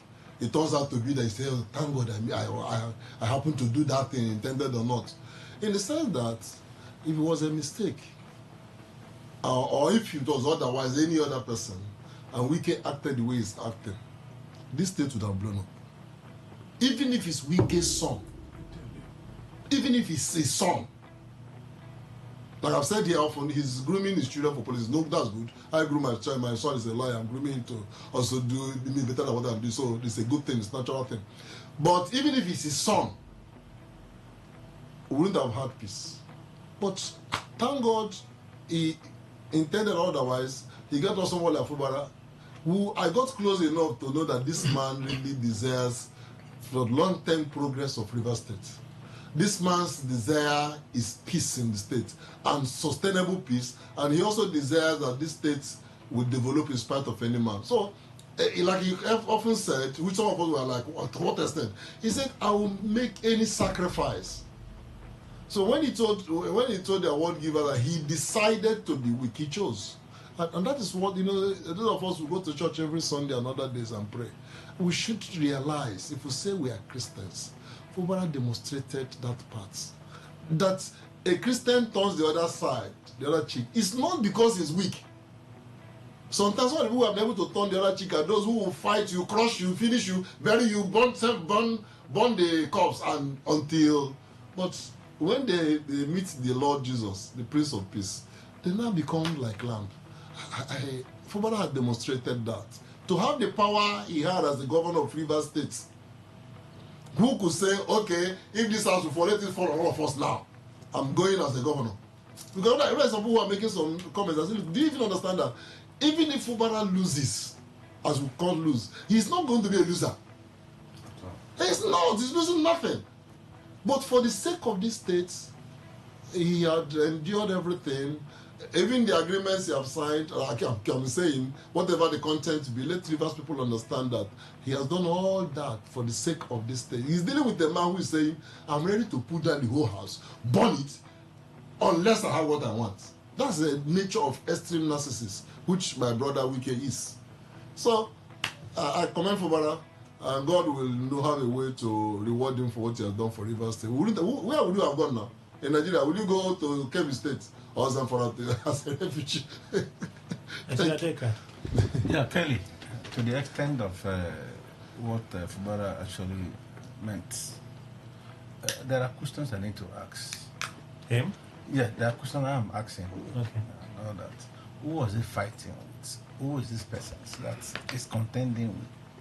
The Nigerian system has made it such that an individual become very powerful, ranging from the president down. And the system is so skewed that Fubara could not have, within the context of what we have, when the presidency is not with him, I must confess to you. And the leader who brought him, look, let us always emphasize, this was a man who probably wouldn't have also thought about contesting for governor. But this man fished him out and said, come, be here.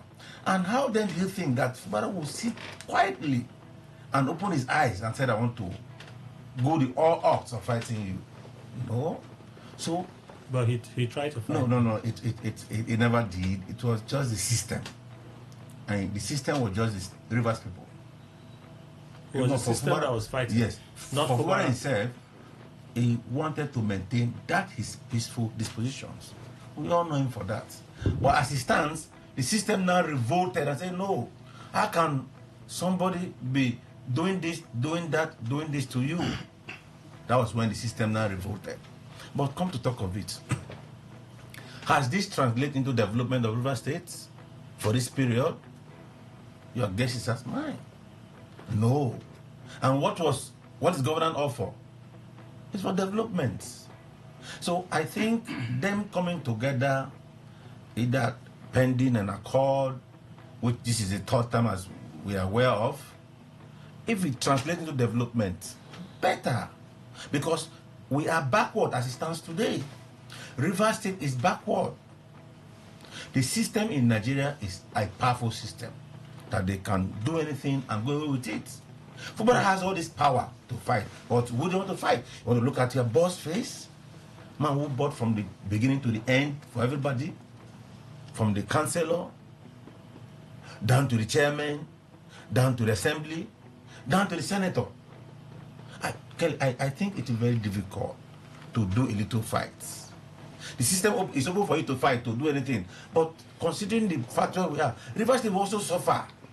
Remember, we've seen about killings just of recent now. And it's also related or associated with factions. Either you are for Governor Fubara or you are for the FCT minister. If that has been allowed to filter long ago, by today, I don't think coming to places like this will have been very possible. So, Fubara is peaceful, no doubt.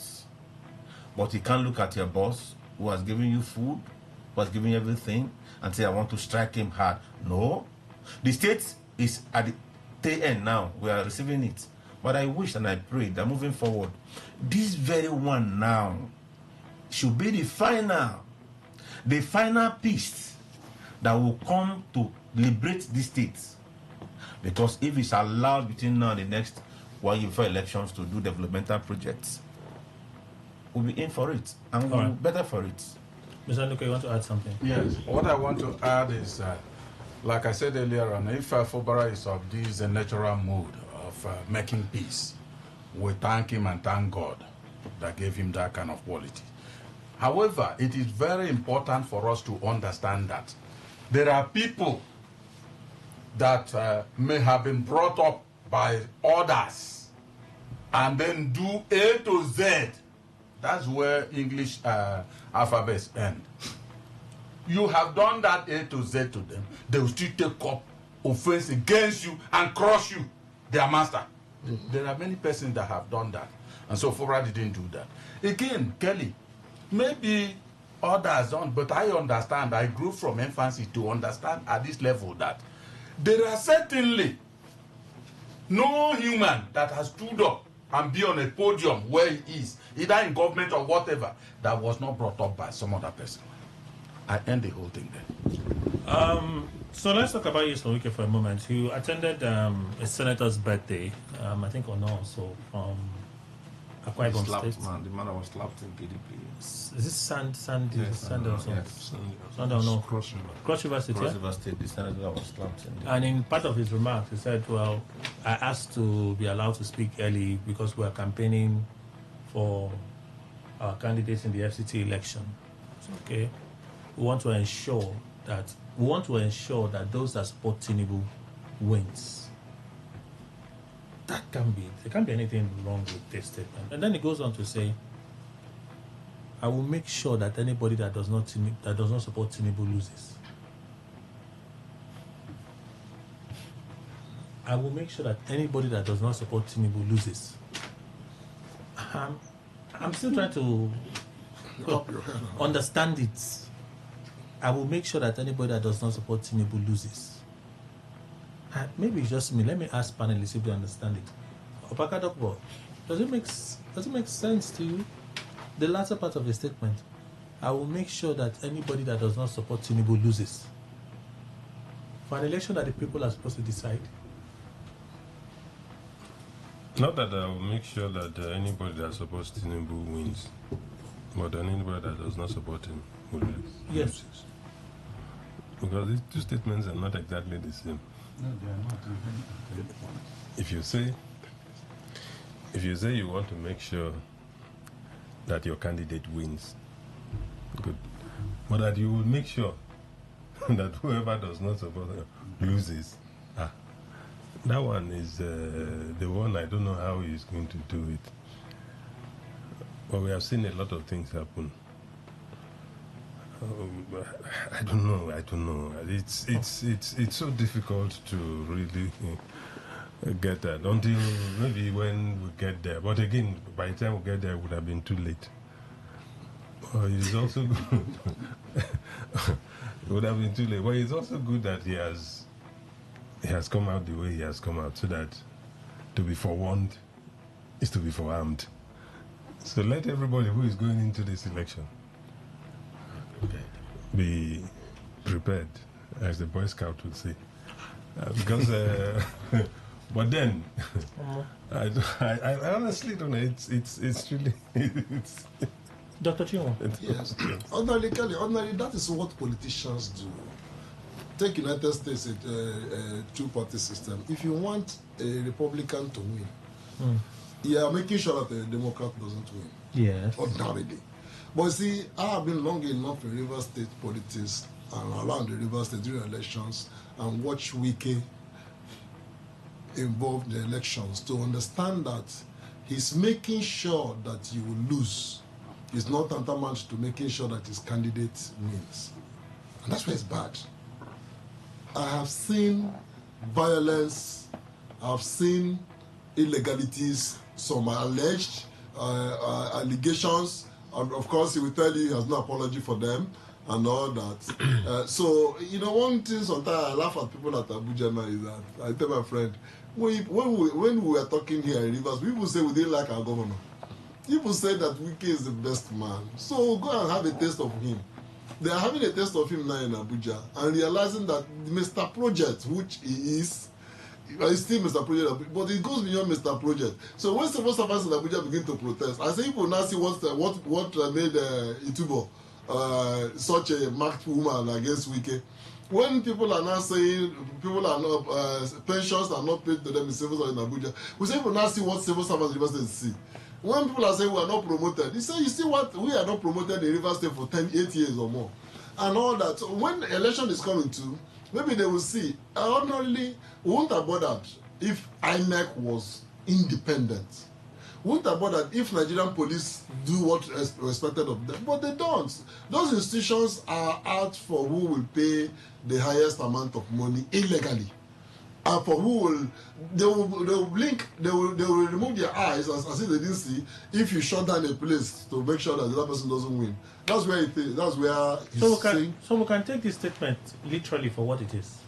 Yes. It is also my duty to ensure that any candidate who is not supporting Tinubu does not win in the election. So that's why I said that's the dangerous part of it. And knowing that incident of the FCT minister in Rivers State, it goes beyond supporting those he wants, who he said will want Tinubu.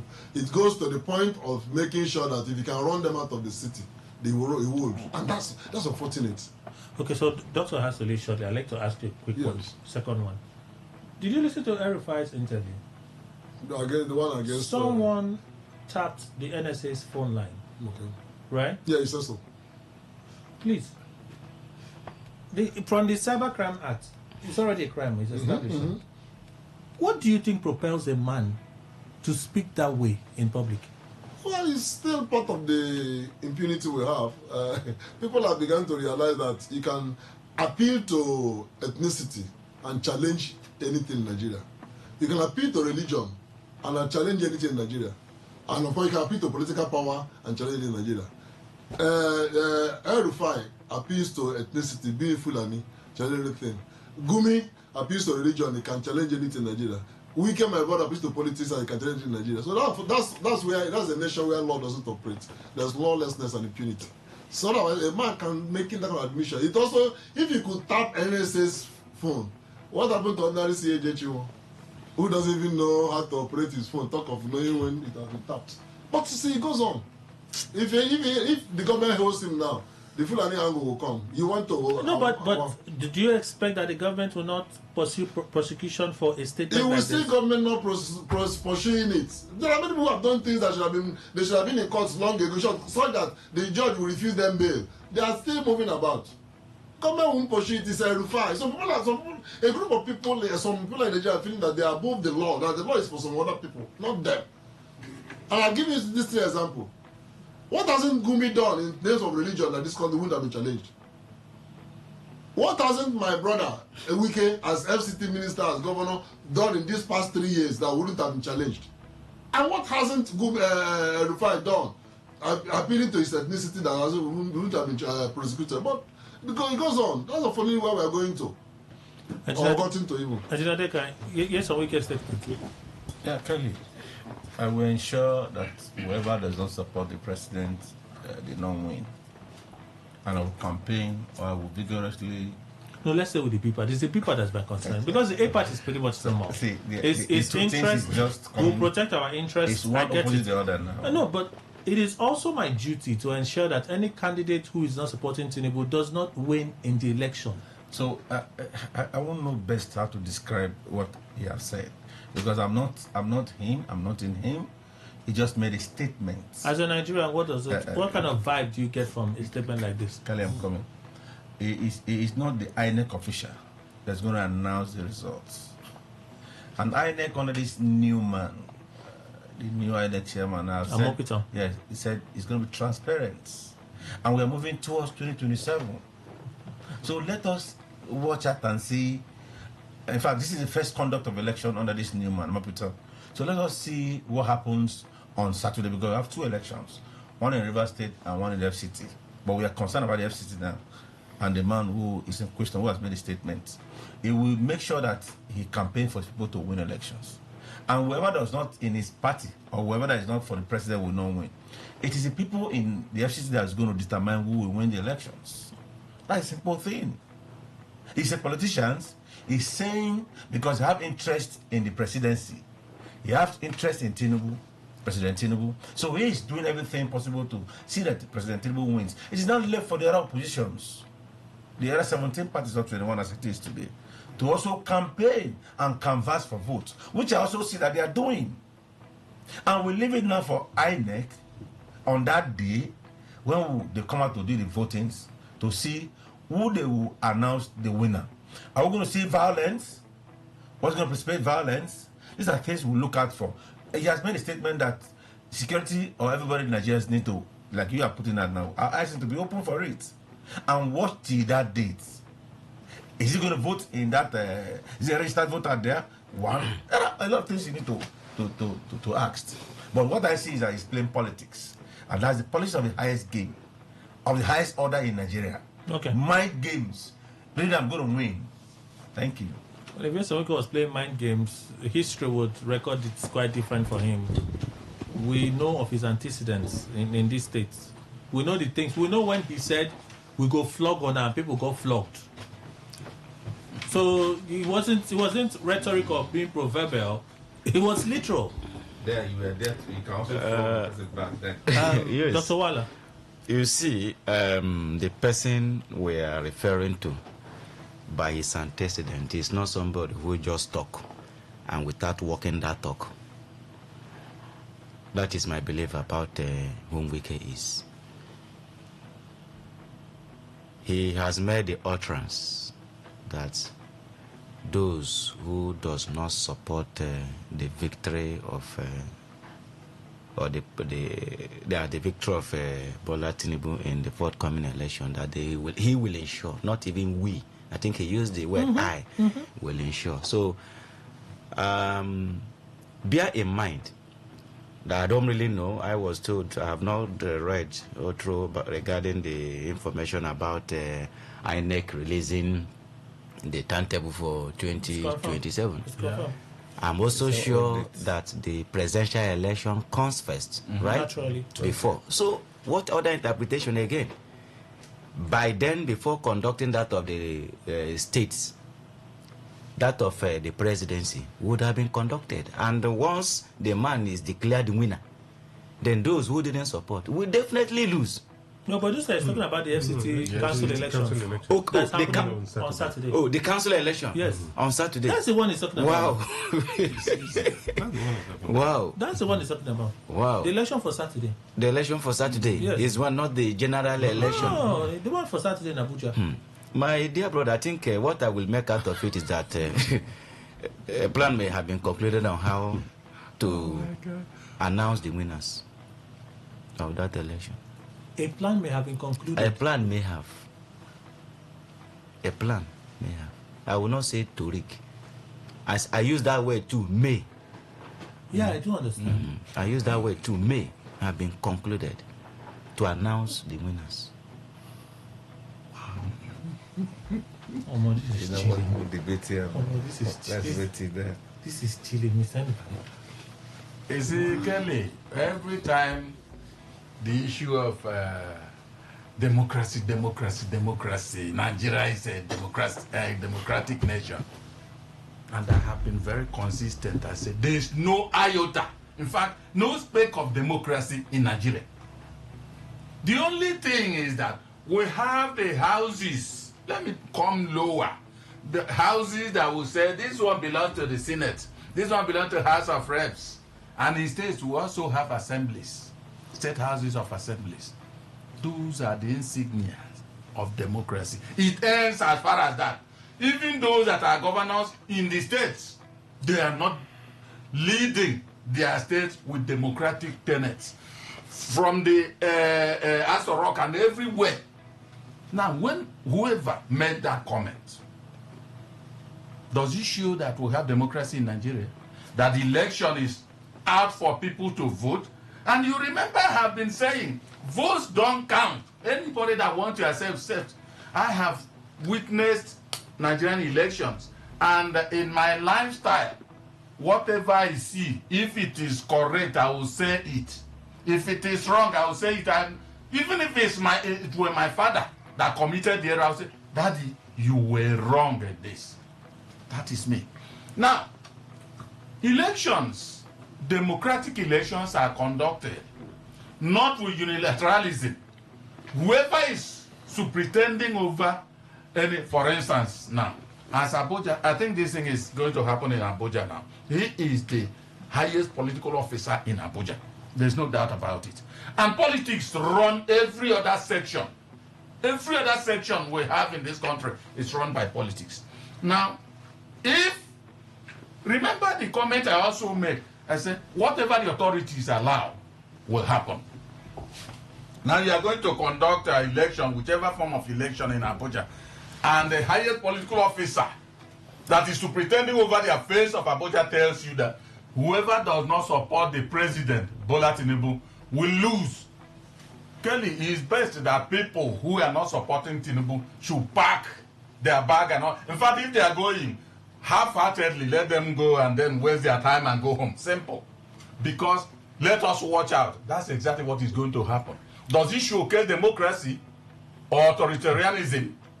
That is what I always tell Nigerians, and they don't want to hear. Let's again, Nigeria is running democracy. Let's see how far we can be democratic. Okay, so on what Erifai said, I took the views of Dr. Chima because he had to leave. So Bayo put out, they've been reacting to a lot of things from Erifai. I see them, I read, and I just laugh over them. Let me call up what Bayo Nanuga said about it. Erifai confesses to wiretapping Nigeria's NSA on TV. Does it mean that he and his collaborators have wiretapping facilities? This should be thoroughly investigated and punishment meted out. Obagadok, but do you see this happening? That is the investigation and... For heaven's sake, if Erifai says we're eavesdropping on the NSA's conversations, I don't. I know we're not a serious country. I get it. I understand that we're not a serious country. I get it. But like Erifai, after all the drama at the airport and everything, I'm like, I feel like we understand they want to put you under pressure like they do with Malami. I get it, but you now go on TV and they ask you why you doing it. But government does it now. That is government, though. You are an individual, though. So you have someone who is tapping the NSA's communications. Yeah. Kelly, when I first read about that story, I didn't want to believe it. I thought it was just one of those things. Until I now watched the clip. He said it confidently. And I started asking myself, Erifai, he's not, how would I describe it? He's not what I call it, even if not illiterate won't sit down and do that kind of thing. This is a man of his standing, sitting down on national television and saying we did this. So, but I want to believe he knows what he's doing. I want to very strongly believe El-Rufai has just set landmines, as it were, in his own heart for the government to let them fall into it. Really? So, mind you, I just think that this is somebody who he wants to be picked up. He wants to be dealt with. And then he knows if that ever happened. Look at what happened at the airport. With all their, according to him, 50 or how many people come with all armed, they couldn't, he got away. So, no ordinary person.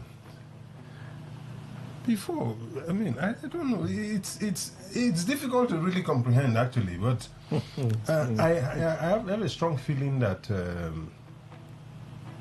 he's trying to set the stage for something really massive from the North. Mind you, he has always said that the North does not want, and then they will do this, they will do that, they will do that. And it just won't just come just like that. Certain things will have to be done to anger,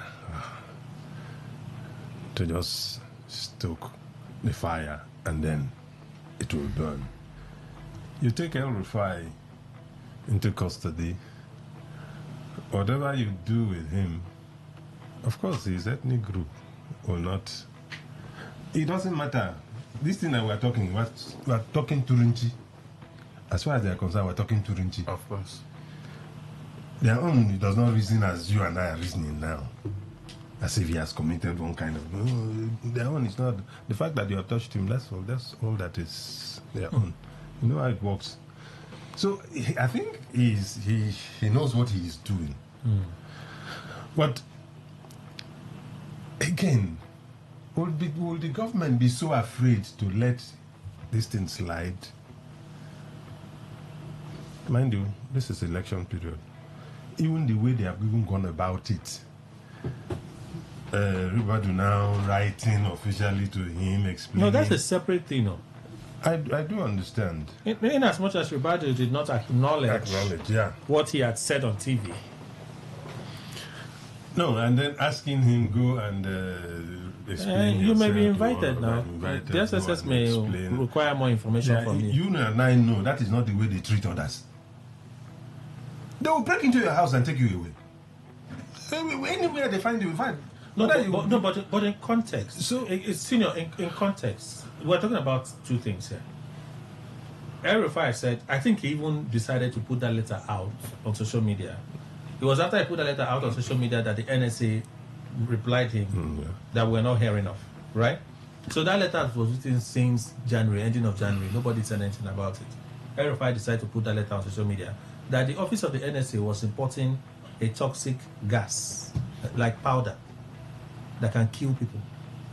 That's the allegation he raised. That's what the NSA responded to. First, denied that any of such thing was happening. That's the first thing. Second thing is, well, if you in the opposition, and your cohorts believe that such a thing is happening, it will be good if you can come forward with more information. But the NSA has referred this to the SSS to look into it. The SSS may invite you to come share more information about these your findings with them. It's quite different from El-Rufai going on TV to say we're listening into. Kelly, all of these things are happening together, and if you isolate them, you may be mistaken. Oh, I think yes, they are coordinated. I mean, this is a strategy El-Rufai is using, and elections are getting close, and tension is going to build. Only God knows how all of this is going to end. But knowing where he's coming from, knowing the mindset of his people, knowing the way they react, the sentimentality of that group, I think that is what El-Rufai is just, playing with. But government will also be careful, because this is not somebody they do not know. El-Rufai is not somebody they do not know. If that Tinubu is president today, El-Rufai was very, very instrumental. Know what he did. So the kind of things that came out of how people will go in body bags and all of that and all those kind of, they know his capacity to create issues. So if they say they do not know, they will be joking. But at this moment where we are now, I think the way they will deal with El-Rufai will not be the way they will deal with any other person, and they want to be very careful. Yeah, Kelly. El-Rufai knows what he did, and he understood to the latter. And he understands also that this is the government that he helped fund. He has said it long ago. In all his doings, he said, I know them, I formed them. In fact, he called them evil governments. Remember? So, him, peace dropping, events dropping. And remember, he also said that the NSA does same to them. The government does. Who is it? He's not the engine room of the somethings. He's also saying that, like I heard him say, the NSA is trying to diminish the northern leaders so he can get 2031 an easy ride. He mentioned Kwakwanso. He mentioned the Kwakwanso's American, what do you call it? What's that his title? The designated master terrorist or something. He mentioned himself. He mentioned about 3 other persons. He said, this is who is architect of this thing is the NSA. How did he get all these informations? And NSA said, I know when El-Rufai is coming back. He's coming back so day. Go to the airport and pick him. If you relate all these informations, it's political period, Kelly. And El-Rufai is a master of the game. I've said it severally on this platform. That the man understood this country very well. He has been in the political settle. And when you see him and Chibukere Amechi being in the same place, oppositions, Atiku, and all the likes of David Marks, please let us watch out for 2027. Let us watch out for 2027, because this period, you have said, I will remove the evil government I imposed on Nigerians. And he said, if I did not, my forefathers will not forgive me. What does that mean? And you have said, I have information on each and everyone in government, such as they do to us too in oppositions. So let us watch out carefully to what is going to come in 2027.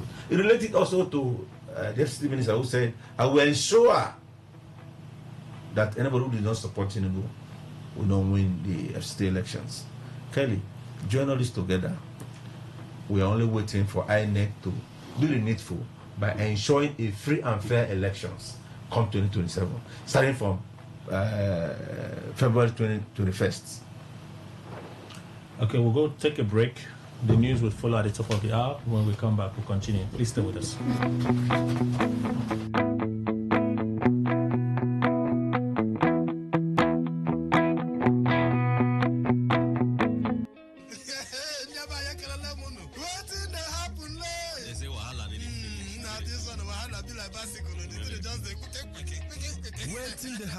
Wetin dey happen na for Today95.1 FM 5 p.m. Monday to Friday kpomkwem. Na here you go hear wetin dey happen for Naija and obodo the world. Na that time wey we dey bring you ogbonge tori dem wey go shock you. You go wonder say na person do like this. Na so we dey bring am come give you as e dey hot. Now wey we dey find way to sweep this country, don't run. Because their blood, they japa. They say this one, no worry.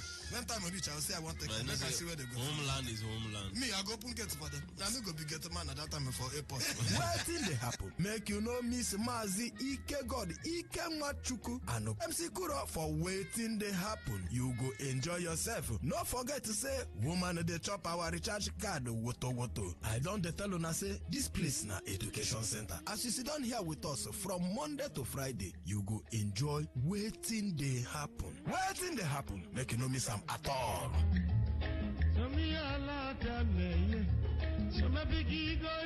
All right, all you need to know about this one is that 95.1 FM. Search for your next dial. Whether it's happening in Port Harcourt, South South, Nigeria, or around the world, we've got you covered. On air, online, delivering balanced news and unbiased analysis. Today, 95.1 FM. Today, 95.1 FM, Port Harcourt. News update. Good morning. Here's the news update on Today 95.1 FM. I am Miracle Emmanuel. Electricity distribution companies, DISCOs, have directed their corporate customers to submit identification details as a condition for continued electricity supply, citing compliance requirements under the Nigeria Tax Act 2025. The development followed the implementation of the new tax regime, which took effect on January 1, 2026. According to the DISCO, the Nigeria Tax Act 2025 mandates that all invoices, including electricity bills, must contain at least one recognized identification number. Acceptable details include the Tax Identification Number (NIN), TIN, Corporate Affairs Commission (CAC) registration number, or National Identification Number (NIN). The company said invoices issued without the required information will be deemed invalid under the law. The notice added that affected customers are expected to complete and submit relevant documentation promptly to ensure that the January 2026 and subsequent bills comply with statutory requirements. The Nigerian Supreme Council for Islamic Affairs has announced that Muslims across the country will look out for the crescent moon on Tuesday, February 17, 2026, to determine the commencement of Ramadan. If the moon is sighted, fasting will begin on Wednesday, February 18. Otherwise, Ramadan will start on Thursday, February 19, 2026. In a statement issued by its Secretary General, Professor Ishaq Oloyede, the Council expressed concern over what it described as mounting challenges confronting Muslims in Nigeria, including heightened Islamophobia, insecurity, and perceived media bias. The Council said it expected fairness, truth, and objectivity in reportage on issues affecting the Muslim community. The NSCIA also criticized the Independent National Electoral Commission over the scheduling of elections during the Ramadan period, describing the development as troubling and calling for an immediate review. Encouraging Muslims to remain steadfast, the Council urged the faithful to draw spiritual strength from the teachings of the Quran and use the Ramadan period for reflection, repentance, and prayers for relief from the nation's challenges.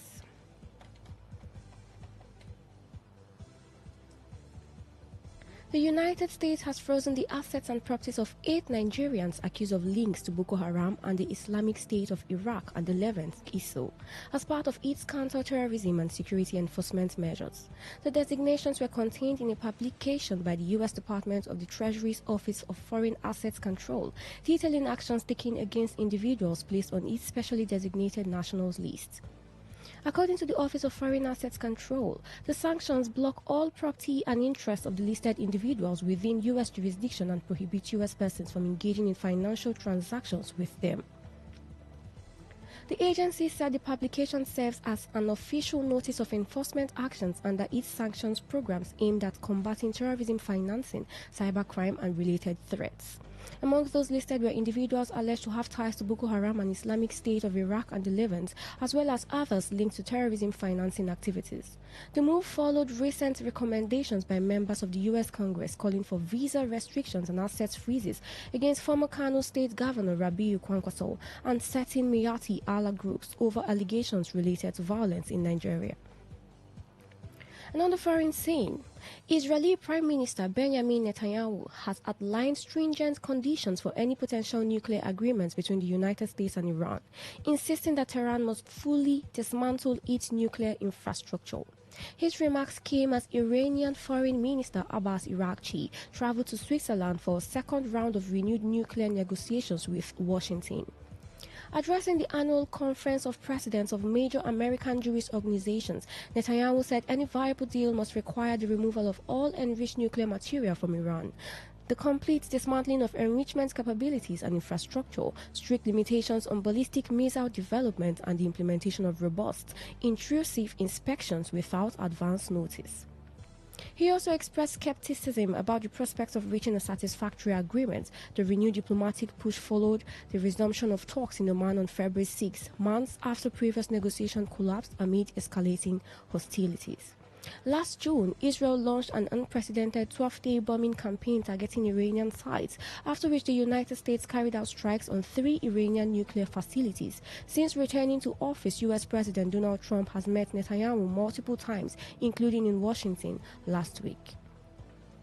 And that was the news update on Today 95.1 FM. I am Miracle Emmanuel. Thank you for listening.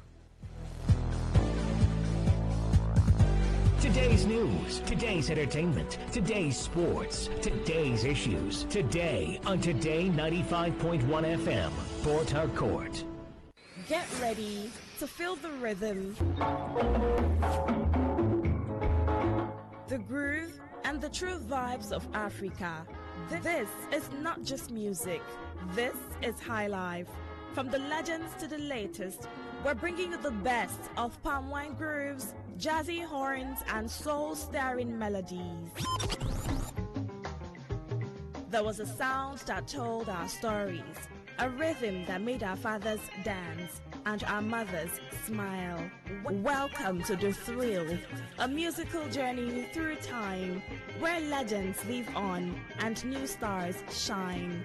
Join us from Mondays to Thursdays, 9 p.m. on Today 95.1 FM for the ultimate high life musical show. Don't just listen, feel the music. High life lives here. African style. African style.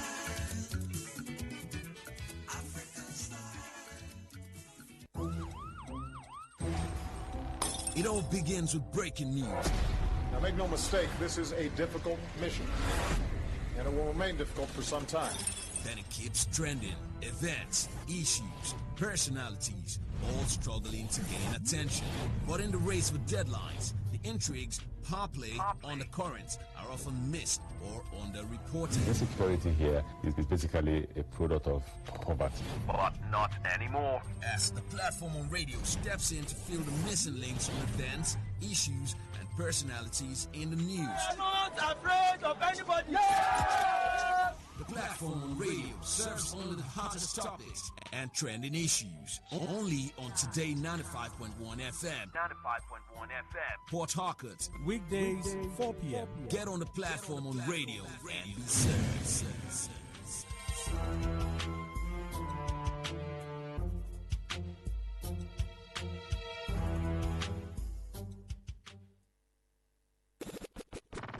It's been an exciting week. It's been an awesome week. And just in case you missed out on our big stories this week, we got you covered. Rewind comes up every Saturday, 6:30 a.m. And here you get your total rundown of all the big stories and trends for the week in River State. And this is brought to you by your premium talk radio, Today 95.1 FM, Port Harcourt. Rewind, 6:30 a.m. every Saturday. Don't miss it.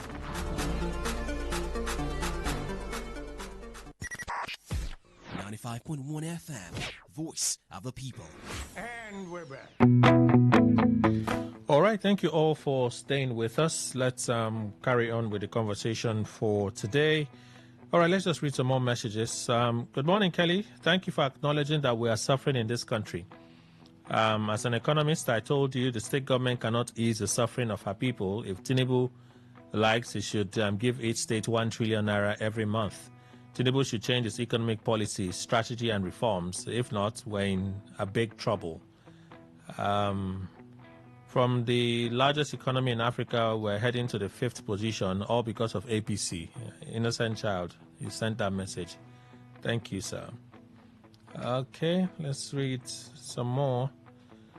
He said that's just the painful truth, as Nigerians were conditioned to suffer and to learn to make adjustments. Jay from Ajib. See that adjustment, eh? Somebody tell me, come and use that road again. Me. I used to say it in the studio now when they'll say, have you been there? I said, I'm not a go. I used to say, I need a go. I went for a dear family friend. I'm going to say, I go. That's the plus of eyewitness. So you see it for yourself, you can narrate it. But the headache I came back with. Good morning, Kelly. Kai, I couldn't agree with you more, as Nigerians were really conditioned to suffer. Do you know having power supply for an hour in a whole week is something impossible for those of us living in Iwofe in Aka Road? I don't know what the problem of PhD people is. We're really suffering. Winnie. Sorry. Defend your votes have sent my people to their early grave with no compensation to the bereaved families. I choose to be weak because I want peace in my state. Governor Fubara, he who fights and runs away lives to fight another day. To live long, try and apply strategic survival. Life no get duplicates. Thank God, Ability Trebu, you sent that message. Thank you. Good morning, everyone. Please, Umai said that it's not the turn of Igbos. Since 1999 till now, that's what we've been hearing. So can he tell us when is the turn of the Igbos? Chidoze Ozioma Obi from Rumodara. Your contribution, we thank you. Good morning, Kelly and panelists. Charles Honose from Port Harcourt. Dave Umai's comment on Peter Obi's presidential election does not hold water. The last time I checked, Umai is not the spokesman of the Southeast. In fact, his comments do not represent 5% of the Southeast opinion. On the arrival of U.S. soldiers to Nigeria, I will say it's a cherry news. Let them wipe out all these terrorist groups that have killed many innocent Nigerians for years. All right, thank you, sir. Another one. Good morning, Kelly. For the first time, I'll agree with Amechi on this tax laws. Even though he was and still is part of the problem we are facing in this country, it is only in occultic kingdom and in hellfire where the grandmasters will impose and shove the things you don't like on your throat. Why? Because he's the occultic grandmaster. What are you saying? I don't get confused. Have you been to hell before? Have you been to hell? Know what hell looks like? He said Wike succeeded in shoving tax Tinubu to Nigerians' throats, and I've tried. Let me come back to panelists. Verify statement, Dr. Wala. Okay, Kelly. And the position of at least the federal government, perhaps it's just Bayo Nanuga's position for now, that he cannot escape prosecution. I was really surprised when I heard when I got that particular information, because El-Rufai is somebody who has been in government and should understand that certain statements does not require being made publicly because of the implications. But one lesson there to derive is that for him to have that audacity to speak in that way, even talking about, after all, government officials don't they do it, so which means it has become a norm in Nigerian system that anybody could come, make any utterances, you will not be called for questioning, you don't bother about the implications of such. So what else again? He's not the first. If we are to follow his statement to the fullness, he is not the first. We have also this morning talked about the one Wike also said regarding anybody who didn't. So when you look at all these things, you see that the level of being lawlessness in Nigeria is increasing. And the worst aspect of it is that the leaders that we are supposed to be looking up to, where we are supposed to learn from, those who would say that, okay, they are the custodians of the law because they are part of the government, are actually the ones who are committing these offenses. How can you come to say you tapped into, that is, you hacked the person's phone line? That is what it means. You hacked it, and we have a cyber crime act in Nigeria. He didn't bother about that because to him the law does not exist. So the government does it. That is it. So he challenges the government. They do it. So if the government that are custodians of the law can do it, why can't he, being a private individual, as well do? But without considering the implication of such act. Without considering the implication of such act. So you can now see that the leaders we have, they are all out there to, I don't really know what their interest really is, having been out of power and trying to get it back. Anything can happen. Any incitement can take place. Not even minding the fragile security state that we are in Nigeria. And such kind of utterances are coming. So if government up till now have not called him for questioning, maybe people are saying that it will take time. They are trying to what the situation look like. Should we have should we have the same law, and in the application of it, it becomes different because of the individuals that are involved? It is very much wrong. It's very much wrong and shouldn't have been. No matter whatever that he may have given him that audacity to have, at least he should have said it in such way, not coming out to say it the way it is, believing that nothing can happen to him, no one can do him anything. That is it. And we are watching up to now, nobody have. So we have individuals that are becoming more powerful than the institutions of government. In fact, who can even challenge government itself? In an ideal situation, what do you think would have happened? In an ideal situation. An ideal situation. By now. It's been more than. It wouldn't have taken 24 hours. Ideal situation wouldn't have taken 24 hours. But Kelly, here's what I think for that. El-Rufai is only trying to provoke the government to do something. Because he himself may have had certain things against each and every one of them in high places. He has their dossiers as well. So he says, touch me. And then we'll come out in the marketplace and then everybody will see. So they are being careful. So they would have to be careful. They would have to be careful. They would have to be careful. Like, when did the government care about not being embarrassed? When did the government begin to think that optics is important? No, the Tinubu government that appoints somebody, they will announce something, the person is dead. They will withdraw it. They announced the man as ambassador for Turkey. The man was not screened by the Senate. He was not screened by the Senate. They withdrew it quietly. So which one is embarrassment again for the Tinubu government? I'm not sure I follow. Well, you're talking about embarrassment. What he may have. Because we have seen two giants that appear to be, as it were. Okay, one we have always seen, the FCT minister. Untouchable. Whatever he says, whatever he does, he gets away with it. It's been there standing. No reprimand, no nothing. He just comes out, he tells you what he wants to say, anyhow, and then he gets away. And then, now we're saying El-Rufai, who tells, this is a government I formed. And he says, I will take you back home. And you think he doesn't know what he's doing? And the only way to do it is to provoke you in the highest degree. Because he does not want to go doing little things so that they can get away with it. Those ones that you can just overlook. And then people will say, oh, no, government is tolerant. This is intolerable. He has done what is intolerable. Nobody, no government, I don't understand. We're talking about the phone of the National Security Advisor. How much bigger can it get? Like a third party listens when he's having conversations. Mm-hmm. When you and I know that even a private citizen, it is criminal for anybody to find out that you tapped a private citizen's line. This one we are talking about, the National Security Advisor.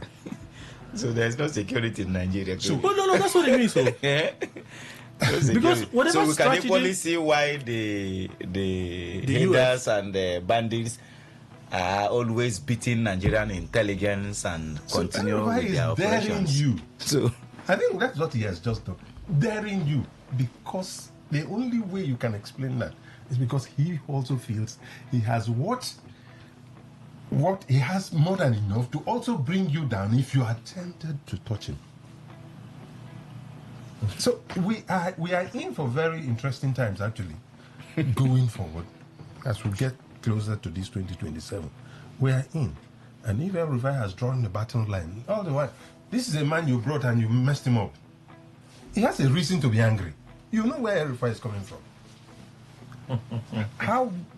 Haven't worked so hard to bring this government up, but you brought him out and you even remember, I think his name was submitted for screening. Yes, no. And then they say the security. That's the mess up. That's the mess up I'm talking So you can about. see the security reasons now even coming out. So he's coming from somewhere, and we will only sit down and watch and see, because the moment you take him in, you're going to ask questions, isn't it? He will spill. The next thing, are you going to prosecute him, stand him before this one? My dear will go, yes, only for this country. Okay. And I'm not sure it's going to be funny. Okay, so let's move on to other issues. The ADC is calling out President Tinubu for attending the Agungu Fishing Festival in Kebbi State. Personally, I feel like the president going there is a good thing. We'll talk about the president really at visiting states. He was in Kebbi State at the weekend, even though it was a day trip. He will be in Adamawa State today, which is also a day trip. But a fishing festival like Agungu the president being present could attract international attention to a festival like that. Becomes a tourism.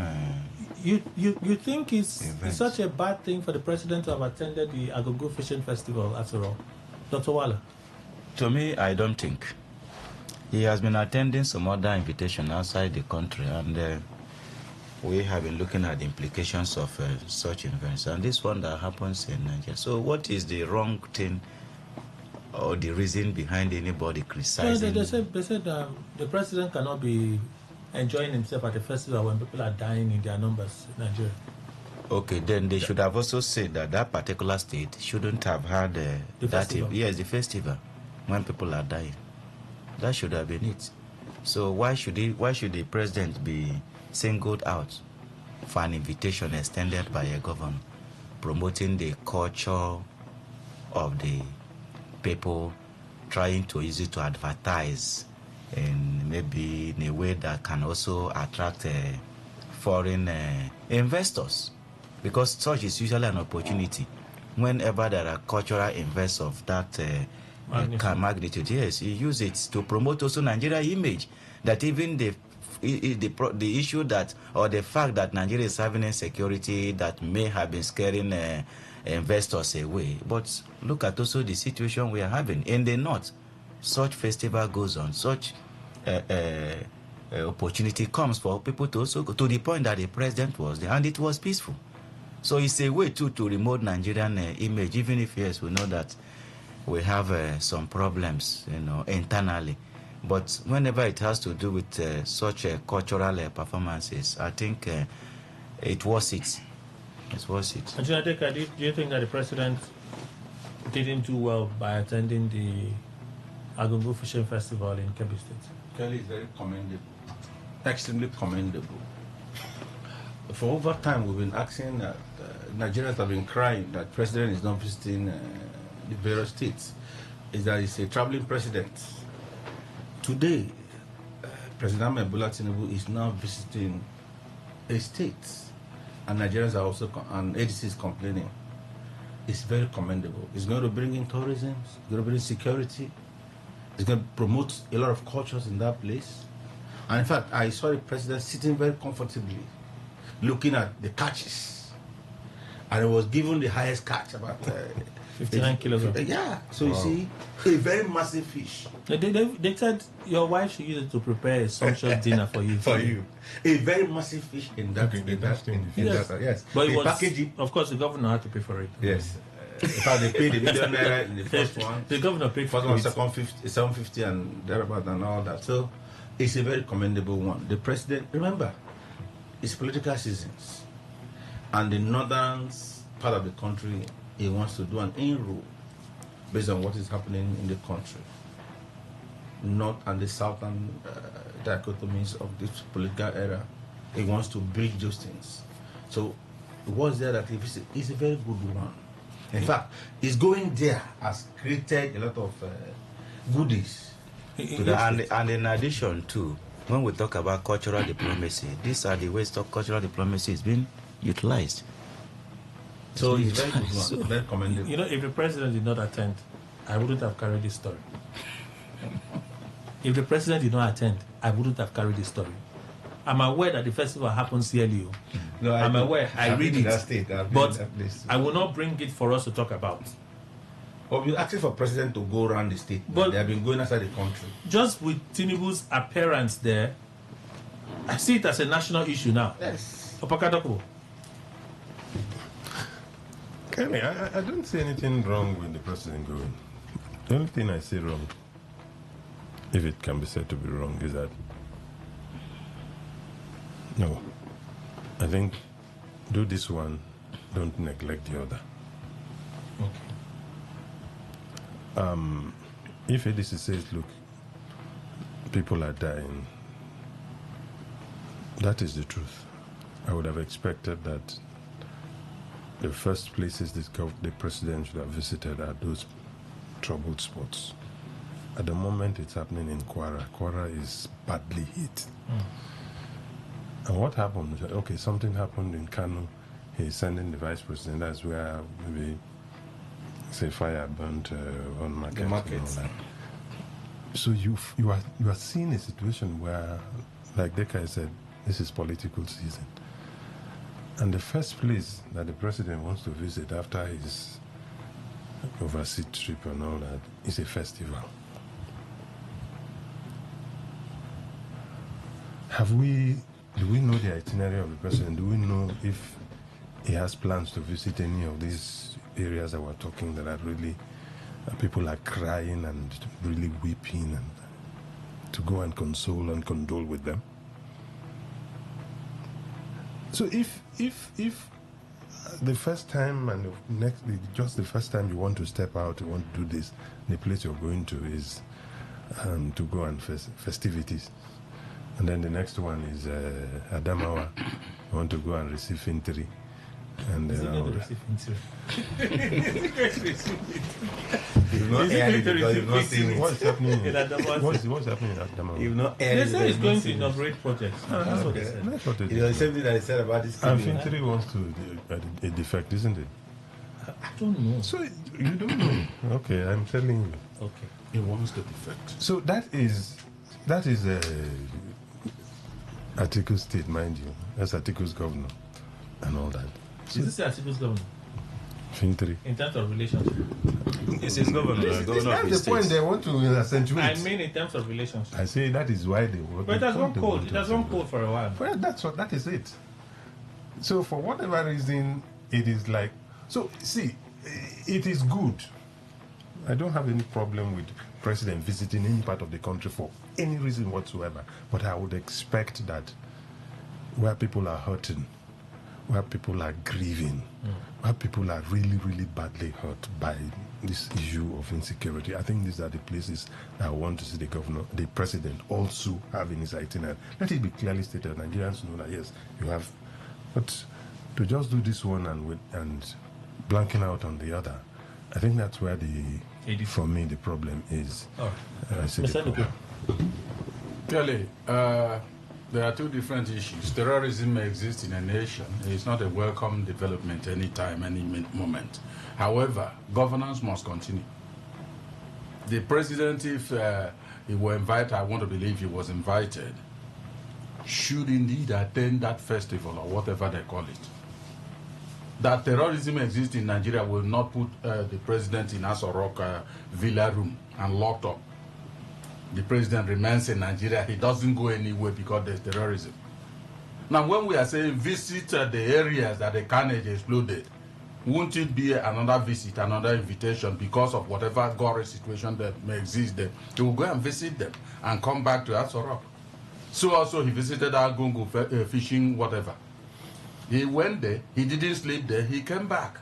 So he might visit another place. The president is not moving out, visiting or any place, we complain. Or they complain. The president visits, they complain. You remember what I told you, that in ancient time, when people were carrying the white man, one of them died. As they carried the corpse up, they said, no, bring him down, bring him down. As he reaches the middle, they said, no. As they put it on grass, they said, no. Which one is the president going to do for Nigeria to praise him? It was a good thing he went there. He will still visit other places and choose the areas, because we will talk as we want to. Some of the times he don't visit there, he may be also visualizing danger to himself. And no man will be seeing danger, whether you are president or whatever, and then you go and then fall into it. So the president, at least this one, he managed to attend. Let him be commended. Last week, I think the last time we were here was on Thursday. Friday was World Radio Day, so I did Waiting to Happen, and Queen was here. But on Thursday, we had a prediction. We had some insider source that gave us information as to what was going to happen in Fubara's government. And that was confirmed late on Thursday, the dissolution of his cabinet. That happened. We're getting more reports about the presentation of the budgets, 2024 and 2026, as well as commissioner lists. I heard the case of the commissioner list has been sent, but they're all keeping mum on it for now. But do we expect a release any moment from now to further confirm the kind of consolidation government that Fubara will be managing in the next maybe 1 year or so? I've heard names like George Weke on their lists for commissioner. Finance. He's commissioner of finance? Yes. George Weke? Yes. Engineer Deka is George Weke is commissioner of class. They've given a portfolio already. You see, that's why, because there's peace now. You've not seen lists flying up and down. Do you observe that? No. If there was no peace, you should have seen either you send or no send or no receive. You should have been seeing the list. But because there is peace, it is in the custody of the speaker. How do you make George Wake commissioner for finance? You don't want to pay attention to the, because sometimes when I take I sense, when he tips me on something, it usually turns out to be true. How do you make George Wake a commissioner for finance in River State? Let's wait and see. But what kind of government? Is it reconciliation government or consolidation government? Do you expect River State government to look like Dr. Wala? A government that is born out of reconciliation. So I will take it that it's not of consolidation. They are not consolidating anything. So they are. It's a kind of, let me put it, resetting. And whatever we may be saying now, we just based on speculation, because none of us have been privileged to see that list. I heard the governor is also supposed to appoint a new chief of staff. So I heard that as well. Okay. I think appointed already. Well, they have the chief press secretary. That's no so we know the chief press secretary, and that's the only appointment that has been made public. So no, it's not even. You know, some people say, I'm sorry, sir. Some people say, what's his name again? Nelson Chukwudi was recently sacked, but I heard from sources in the government house that it was sacked sometime in October last year. No, it was earlier, not sometime in October last year, that there was an issue and the governor dropped him. That's the information I got about him. So yeah, it's not a recent thing. So perhaps the governor just appointed this one because nobody has been signing statements for the governor, at least for the period. Nobody has been signing statements for the governor. But nonetheless, let me allow. So in fact, in a nutshell, it's like there have been no governance in River State. We're talking about presentation of budgets. We're also talking about sending a commissioner nominees list. So it's assumed that for the past years, just like as it was alleged some time ago, that there was no governance. So now They want to rejig, reset, and let there be governance. So to me, what I now expect is to see at the end if we in Rivers State will have peace, will have development, and then have a test of good governance and dividends of democracy within the few months that are left. Engineer Denka. Yeah, Kelly, everything still stands on speculations until we finally see being read from the State Assembly. If it be today. Hopefully, because there's no time any longer for the fast development of River State, which you yearn for, which we cry for every now and then. And so we will be doing good to Rivers people by ensuring that who they voted for is actually giving them feedback to their vote and to their mandate they handed over to him. But looking at it in a very general form, well, whoever that is going to be nominated, it should be to the service of Rivers people. I don't want to care who is being nominated, including me, as I'm here, I can be nominated. Of course. I'm even expecting your name on that list. But we're expecting that when it is read on the floor of the Assembly today or anytime soon, we should look at men of pedigrees that are going to do justice to the development of River State. My primary concern, and I've been crying for it for over 3 years today, is that the governor should be allowed to exhibit what he has for River State, which is clear cut. He has very good intentions for River people. He should be allowed to do that. But now that peace has finally, because I use the word finally, there won't be anything problem any longer from now till 2027. You're certain? No, I'm saying that by today, hearing from everybody, from the Honorable Minister who is the leader, to the governor who said I delegate my award to the leader, and all that, it means that who is going to make trouble again? That's nobody. What I asked the question. So you're certain that I am so sure that sure. Peace has come to reign in River State, and let it translate into development. And I'm urging everybody, when once you are giving a tax, please hit the ground running, and let's see that River State is equates to other ones that are there. Lagos is fast growing. The ports are here. The agricultural sectors are here. Let us do something. I'm calling on, in fact, I want to thank God for the peace that has come to reign. I want to thank God for it. So from now till maybe this weekend, we'll see everything unfold. Screenings, confirmations, swearing-ins, budget presentations, no, but assessments. Let's pause on the budget. Let me take up Akadokubo on what kind of government are you expecting? Do you see any of the governor's men is just decide making the list? Do you see a possible return for the likes of Ore? There's government of settlement now, so there's government of settlement. See, my biggest worry about it is what kind of governor. It's unfortunate that there are certain things that won't change, or like we're going back to certain things, and there is this time around, since Fobara said I'm going to take everything, well, because definitely as it stands now that everybody is cool, it means that the other side, the Assembly and the FCT minister would have their way. He has been pacified. What it would mean is that we're going to see a huge dose of his input in this. A huge dose. A huge dose. And then, if what you're saying is anything to go by, that even the chief of staff is going to be changed, these are the things that the second agreement that the FCT minister had been pointing at. He wanted this one. We've had this in the Secretary of Government should be away. That one left some time ago, and then now Chief of Staff will have. So he's like getting his way through. So I wonder how much of Fobara's own, that is his own true evolution, how much of input would be in there. And then if that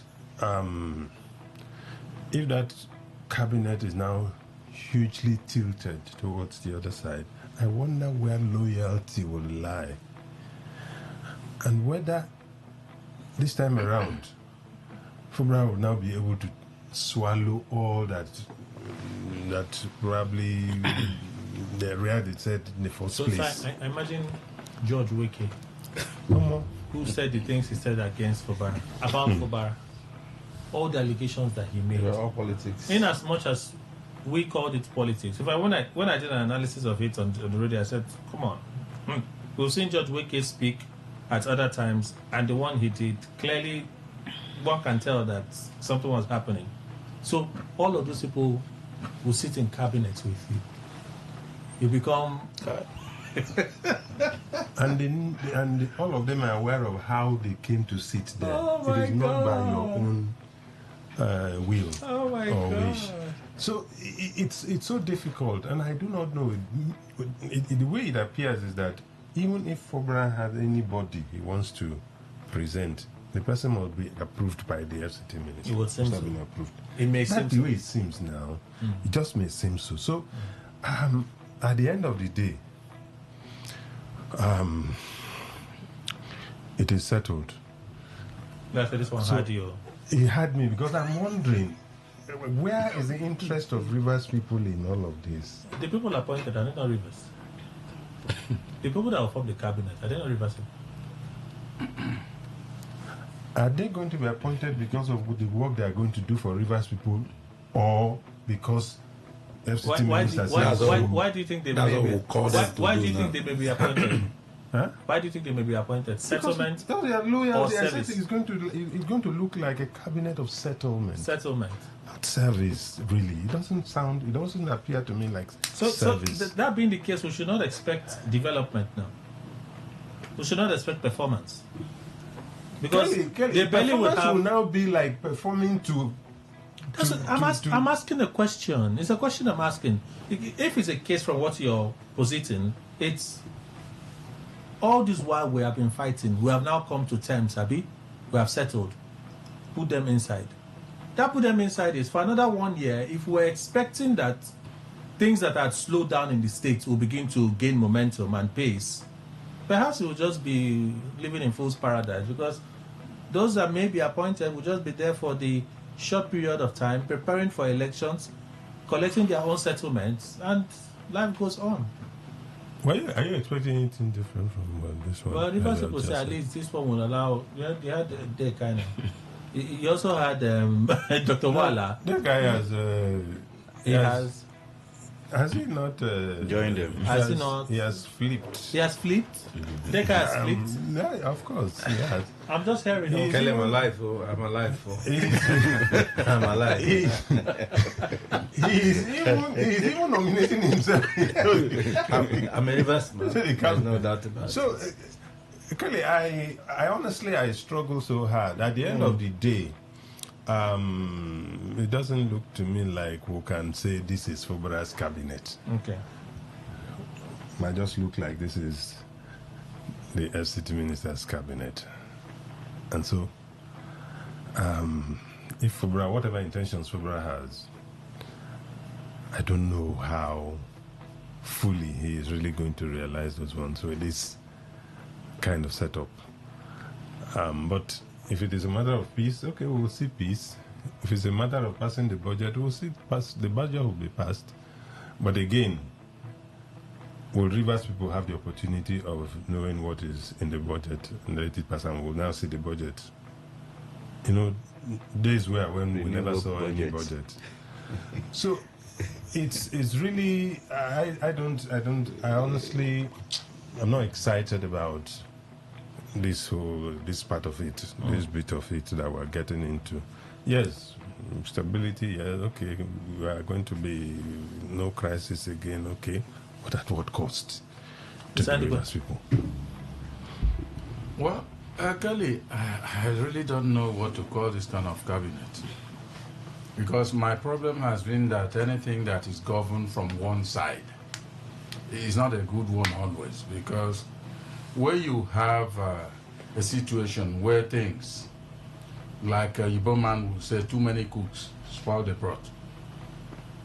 Now, that's why we have one governor. And as it stands now, it looks as if the governors are two. But it's one still.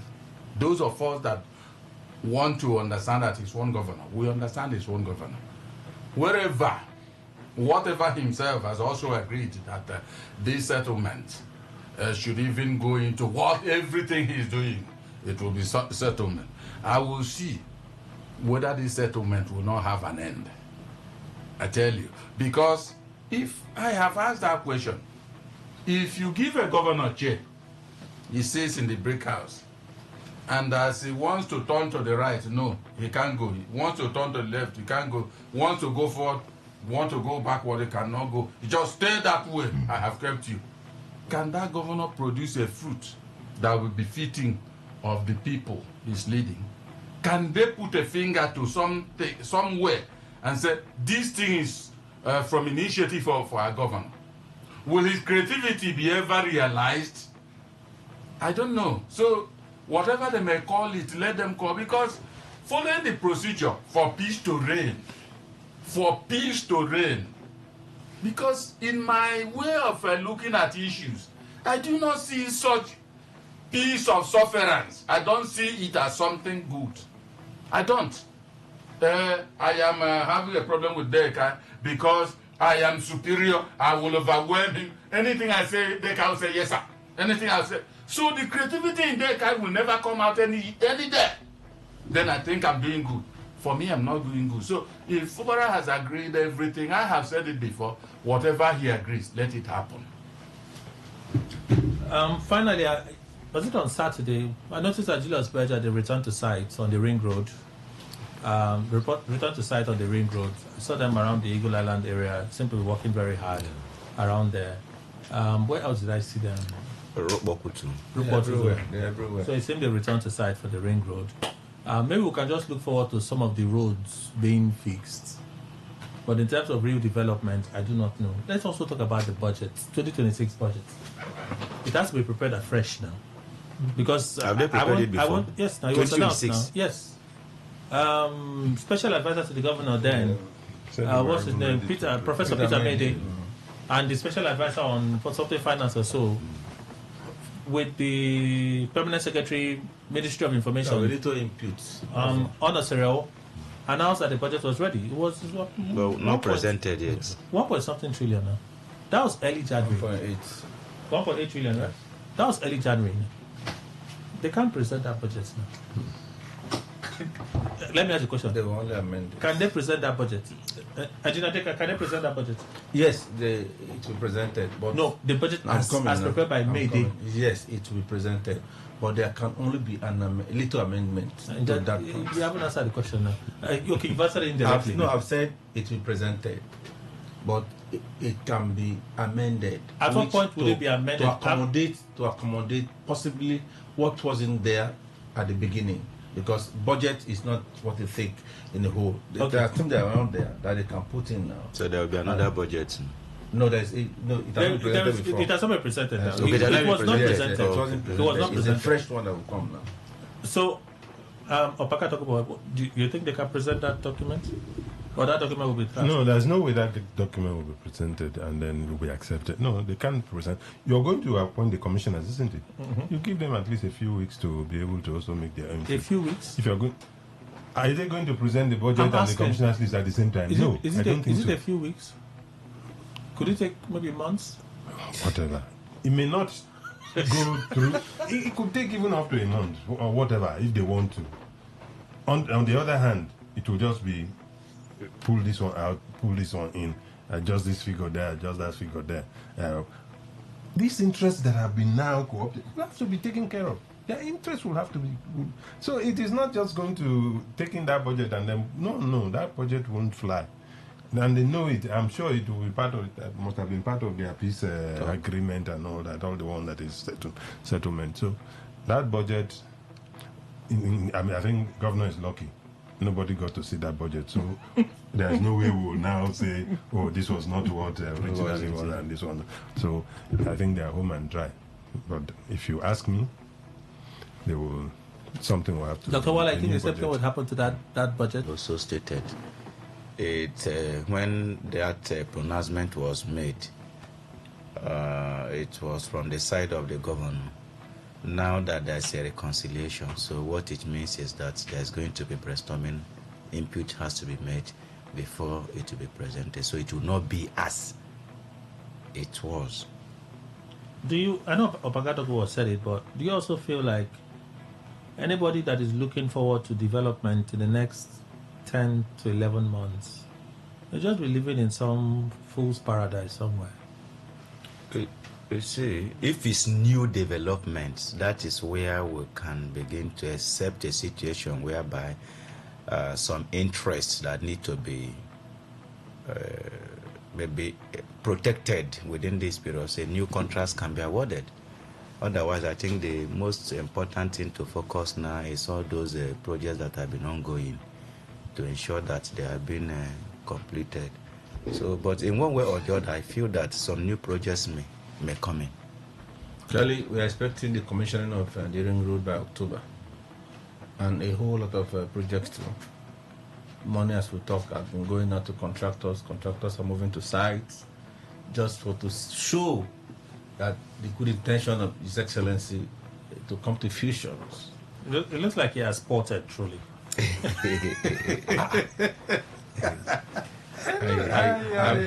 I'm beginning to be convinced that the potting may have happened. I don't understand what you mean by potted. I'm 90 and I'm not in these networks. I can sense it. Networks. I don't know what I can sense it that he has done the potting. All we wanted is peace. What we wanted was peace in the states. Okay. So we cannot be running left, right, and center. And by today, we see atmospheres in the states. It's very calm and loving. So it's loving. We should appreciate and just loving. what God Sweet. has. Loving. 08109510951. Loving man. I hail you. 08109510951. That is the number to call. We'll take your reactions as they come. Okay? All right, it's on. I was reading some messages earlier, so let me just keep reading. All right, 60 seconds. Make it count, please. Today 95.1. Good morning. Hello, Kelly. Good morning. Welcome, sir. Yeah, my name is Bro Charles. I was calling you from Oyibo. So, Kelly, with due respect, your question on the budget, whether that budget could be presented, or that the old one that was presented, I could have rather seen that you ask whether that old budget will be lesser or bigger than the new budget that will be presented. Okay. Instead of the addition or the lesson, then the one attention most of 8 on 5 in DSS. Instead of 8 on 5 being invited for prosecution, I would suggest you should be practically invited for commendation, exposing what we do not seem to know. If they can hack the decision of the DSS, it means that, and from my own little knowledge, before something could be hacked, there must be contribution from the person who takes. Today 95.1. Good morning. Yes, good morning, Mr. Kelly. Welcome, sir. Please go on. Yes, Mr. Joseph. Let me speak on the peace as commenced in Rivers State. I want to say kudos to the governor, but let me put this to him. The Bible is so clear about this. He said, before you start a project, you should consider the cost. Else you get into, you commence a process and you let it halfway and you turn out a mockery. Before you start a fight, know the cost. Sit down, calculate the cost. So he shouldn't have even ventured into it if he knows that he can't fight the fight. Thank you. All right. Thank you so much, Mr. Joseph, for your contribution. Today 95.1. Good morning. Yeah, my brother. Good morning. Clinton calling from Port Harcourt. Welcome, Clinton. Please go on. Yeah, please, Kelly, did I hear you say Weke was in the list of the It's speculation, or we're even hearing Commissioner for Finance. That's what we are hearing, a rumor. That is supposed to be the news of the year.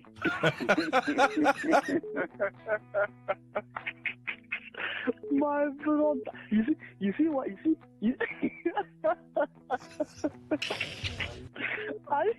Are you seeing that this man does not have if one single shape within they don't have? Which shape? Shape doesn't exist here. Shape is nonsense. Nothing like somebody was shouting, what's it called? Integrity. There's no integrity. Oh my God. Oh my God. Thank you. I just want to find out. Thank you. Narumo will never confirm. Today 95.1. Good morning. Yes, sir. Good morning, sir. Welcome. Good morning, sir. Good morning, my brother. My name is Sunday Koritubu from Port Harcourt. For me, I take this my state like not state. This my state now is now turned to private company. If you can remember, I'm the one that said you should message Governor Sim, because we are from the same constituency, to go back home, resign and go back home to take care of his family and his children. But he refused. So I'm really shocked for him to date him now. Thank you. Today 95.1. Good morning. Good morning. Welcome, sir. Please go on. Yeah, my name is Atani. I said before now, this is sharing formula in River State. Both the two parties are having sharing formula. Now, a fight that you come out to fight and you prepare to go for a fight. I even heard the governor say when the jungle mature, now the fight has gone to peace. River State will only benefit for the peace, while the follower of the both sides benefit for the pocket. Sharing formula. River State, kudos. Now continue. All right, Chief. Thank you. Good morning. Today 95.1. Welcome. Yeah, okay, good morning, sir. Morning. My name is Nebuka from Bugma. I'm very happy that River State is peace now. I want to say thank you for our minister to saying this. If nobody supports Tinubu for 2027, they will not support it. Win their own. I like that statement very, very well. Tinubu to win 2027. Come as contender. Thank you, sir. Yes, sir. If the minister's son want to come and go a commissioner, it's very good thing. It's not for River State. If River State, it's not a bad thing now. The minister's son is on the list. Right. Today 95.1. Good morning. Hello, good morning, Mr. Pelly, Chief Sunduko, and the best in the Mr. Kelly, are you there? Yes, Samuel, listening to you, please go on. Yeah, a blessed morning to you, and a bad one to all the bad politicians and shine, and men which don't capture River State. Mr. Kelly, you see, I'm very, very disappointed with our dynamic governor. For him to think he has reconciled with his Oga. Now the problem is that our resources will be at stake here in the state. And you say that peace will reign, whereby one group of people will be enjoying the money, and even the people that were the governor ally, you don't want to work with them. You say peace will reign. Lastly, Jagaban has been traveling around whereby people are dying everywhere, and we saw the Prime Minister of Canada. He's still mourning 9 people who were killed. But here, hundreds of people are dying every day, but Jagaban is busy going to Arogungu, going to London, and whereabouts. That tells you don't have the people at heart. Thank you. you. Should not confess again. Today 95.1. Good morning. Yeah, good morning, Kelly. This is Ogema from Ahoda. Welcome, sir. Yes. My take is just on that issue of the governor presenting the commissioner list and where people are saying the that is the minister's son, and George Nweke were inclusive on that list. You see, I discovered within me that the governor is going to resign because if he's there in the midst of such people, there is nothing that the governor can do. Let him just resign entirely and hide his face on shame, because this is a very big slap to the entire people of Rivers State. I never think the governor who said that when the jungle mature, that they are going to see. This is what we are seeing. This All right. is the jungle that mature. So thank you very much. Thank you, sir. Today 95.1, good morning. Kelly Kemejma, good morning. Good morning to your guests. My name is Honorable Blaguez, calling from Buguma City, outside of the government. Mr. Kelly. Sir. Quickly, any bona fide son and daughter of Rivers State, we appreciate that Rivers State is not developing. We are underdeveloped for the past many years. There is nothing like governance in Rivers State. And what are the reasons? The majors are the commissioner, budget, presentation of budget, here and there, pandemonium being the assembly and the executive and legislature. Today now, there is peace. I think we should appreciate that let there be peace in Rivers State. If you really love Rivers State, let there be peace. So that the peace, the nomination of the commissioners, okay, the presentation of the budget, let there be development in Rivers State. That is our prayer. In as much as I'm concerned, the list that they give the assembly should speedily look into it, screen them, and let there be development in my own local government too. That is my prayer. God bless you. I know Glad. Thank you. Thank you, Honorable, for calling and contributing. Today 95.1, good morning. Morning, Mr. Kelly and the guest. Welcome, Dr. Chris. Please go on. Oh, wow. Kelly. Well, let there be peace in River State, and let's pray that the peace will stay. Because when there is no justice, there can be peace. But when justice reigns, peace becomes the order of the day. That's one. For RFI, I like what the guy is doing, man. It's fitting my heart. He should check the government small. RFI congratulated Tinubu for winning, and later told us to do one, that they knew how they did it. And RFI has come up to make such allegation, and is still moving freely. If it is one governor from the southern Nigeria, no now. Former governor from southern Nigeria, like especially in the eastern area. Of course, it would have been on the net. But the drama should play. We are ready to watch. Thank you, Doctor. Nigeria will not be a scam. I pray this country won't be a scam. All right. Thank you to all of you. Thank you. Today 95.1, good morning. Hello, good morning. Welcome, sir. Yeah, I am still a from Aji Prairie of Nagot. Whether Governor Kumara is being peaceful or weakness. I myself attributed it to the weakness because you can't be peaceful always. If a peaceful man cannot be peaceful always, at times you will see issues, then you will react. Some people will know that yes, he has been peaceful, but this is very why he has reacted. But the governor has been so weak. We suggested that it has affected his governance, the governance in Rivers State. So the problem is fairly weak. Thank you. Today 95.1, good morning. Good morning, sir. Welcome. Wellington. Out. What I want the governor to do is to put serious-minded people there. We have no time again. The governor needs to come back. He needs to put serious-minded people as commissioners, creative-minded people. Despite the agreement, if they say, because I know they don't have any agreement, he needs to put serious-minded people there. You are laughing about the former governor's son. I think that is what those, sorry for using this word, who are myopic in thinking, said the former governor is the leader of the state. Thank you and God bless you. Today 95.1, good morning. Yeah, Kelly, good morning. Hi, Christian. Welcome. Please go on. Yes, for me, it's quite unfortunate that we have remained as a conquered people. I know that Rivers State is not the only state that started democracy, but if you check for the past decade now, some persons have tried to make Rivers State their personal estate in fighting of who is in control or the other. I think for me, the governor should man up.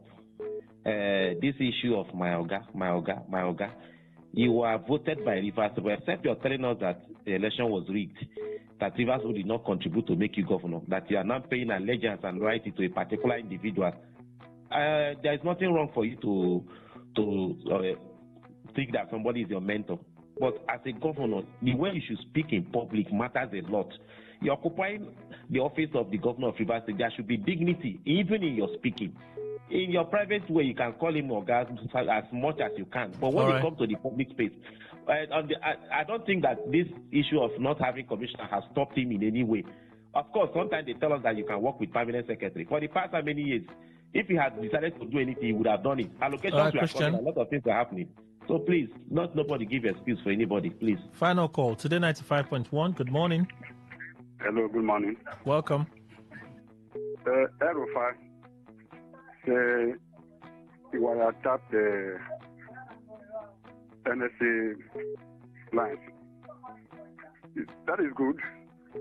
When he was campaigning for Tinubu, nationally told of Buhari, who arrested him.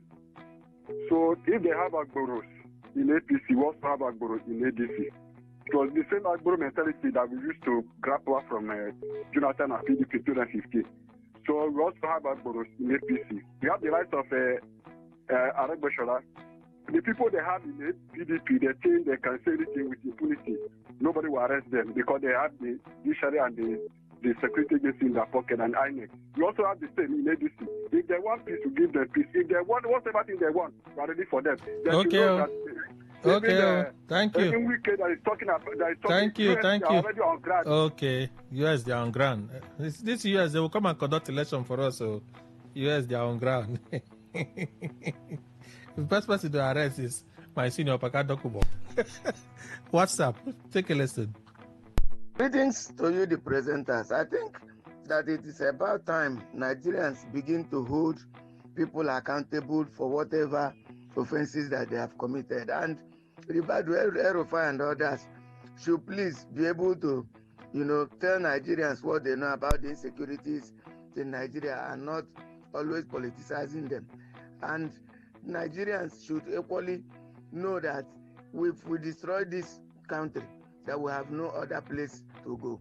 And for the governor of Rivers State, I think that is on the right path, being on the side of the people, and I know that God will see him through because he has always been different from what the past administration was. My name is Sedachi Ledu.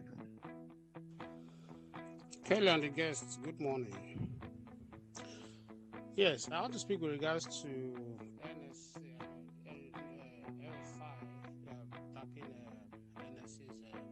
phone conversation. In Erufai's remarks, he said even the government taps people's phone without court order. So my question is, why did Bayo Onanuga didn't talk about that? He quietly avoided that aspect and focused on the fact that Erufai needs to be investigated. If Erufai needs to be investigated, the federal government also needs to be investigated for tapping into people's conversation without court order. So it's a two-way thing, but like it will always be, the president has chosen what to do, what to neglect, and what to act upon. Unfortunately, that's the situation where we find ourselves. Thank you. Good morning. Good morning, Mr. Kelly and the big bros in the house. My name is Tony Chinonso from Port Harcourt. Power in Tuskegee. An absolute power in Tuskegee, absolutely. Mr. Nyesom Wike saying that he will not allow any party or individual that does not support Tinubu to win election in FCT. Underline the word, he will not allow. He is the voter. He is the person that decides the fate of those who are contesting election. You see the abuse of power between these men, the Senate President, NSL, the chief judges, especially those of Federal Capital Territory, Mr. Nyesom Wike and Mr. President. It's alarming. And they will not stop until they get what they want. And that time, the system will also swallow them. Because you are dealing with human beings, there is time for everything. Good morning, today's FM. My name is Maazi Onyenuchia Stephen. The FCT minister, sometimes he acts as if he's God.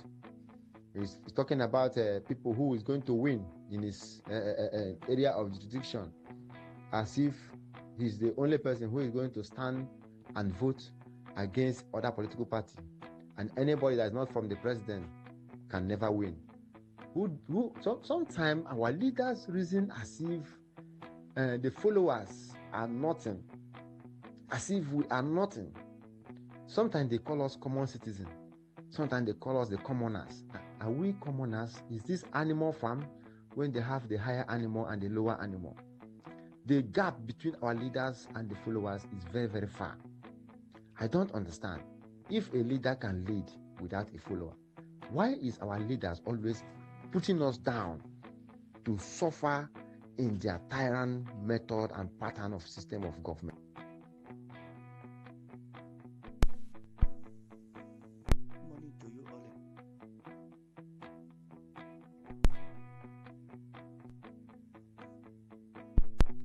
Nafubra for his peaceful disposition that did not translate to any development in the state.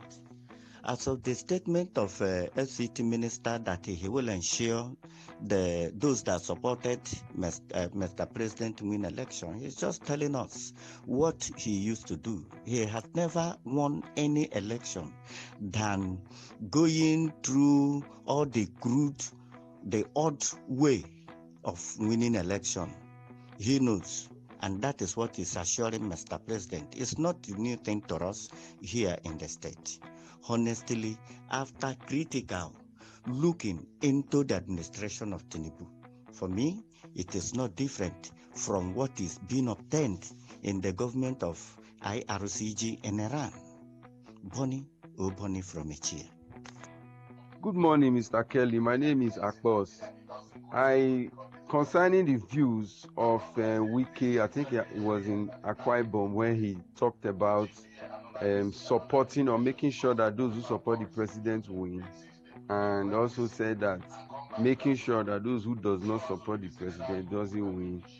I think it's the same statement, just like looking at one thing from one view and then going to the back of it, like looking at it from the reverse.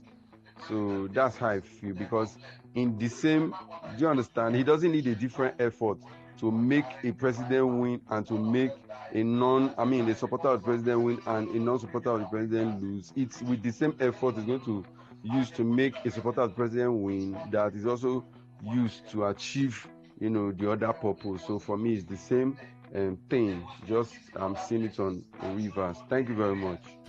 All right, thank you all for the contributions so far. Listen to voice messages. Let's read a few text on WhatsApp.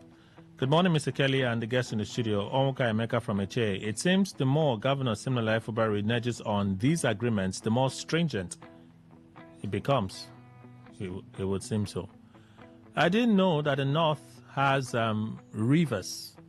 Imagine such big fish in Kebbi State. Ernest from Woji. Perhaps a plus from the president attending the Agugo Festival, because if he had not gone, they won't trend and he wouldn't have known.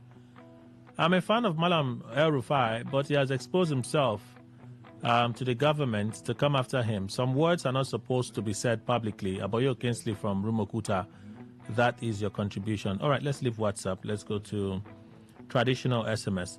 Very good morning, Kelly and my respected guest. Peter Obi announcing his plans for 2027.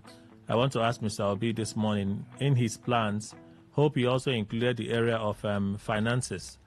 Because if he feels that he's going to win the primaries without spending in Nigeria's kind of elections and votings, then I'll advise him to just park one side. Austin George from Rumomoy, you sent that message. Thank you. Good morning, Kelly and the panelists. At least I agree with the governor of Rivers State for being weak for peace. Let's see how it goes with El Rufai if the federal government will be bold to prosecute him. Mr. Dennis, your contribution. If it takes 3 years to just paint this road, how long would it take to finish the Lagos-Calabar Coastal Highway? Basi. Good morning, Kelly and all our guests. Governor Fubara, I chose to be weak in order to survive. That's the option because you don't have the assembly on your side. Also, political AI has said it all. Anti-Jagaban won't win FCT polls. God's time, Port Harcourt. Your contribution. Adams texting, FCT minister and his comment, I don't blame him. Why will he not make such utterances when he's getting away with everything that he does wrong?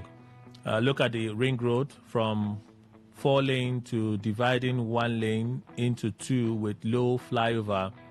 He now owns the entire state and the governor. He should enjoy while it lasts. Adams, that's your contribution. We thank you.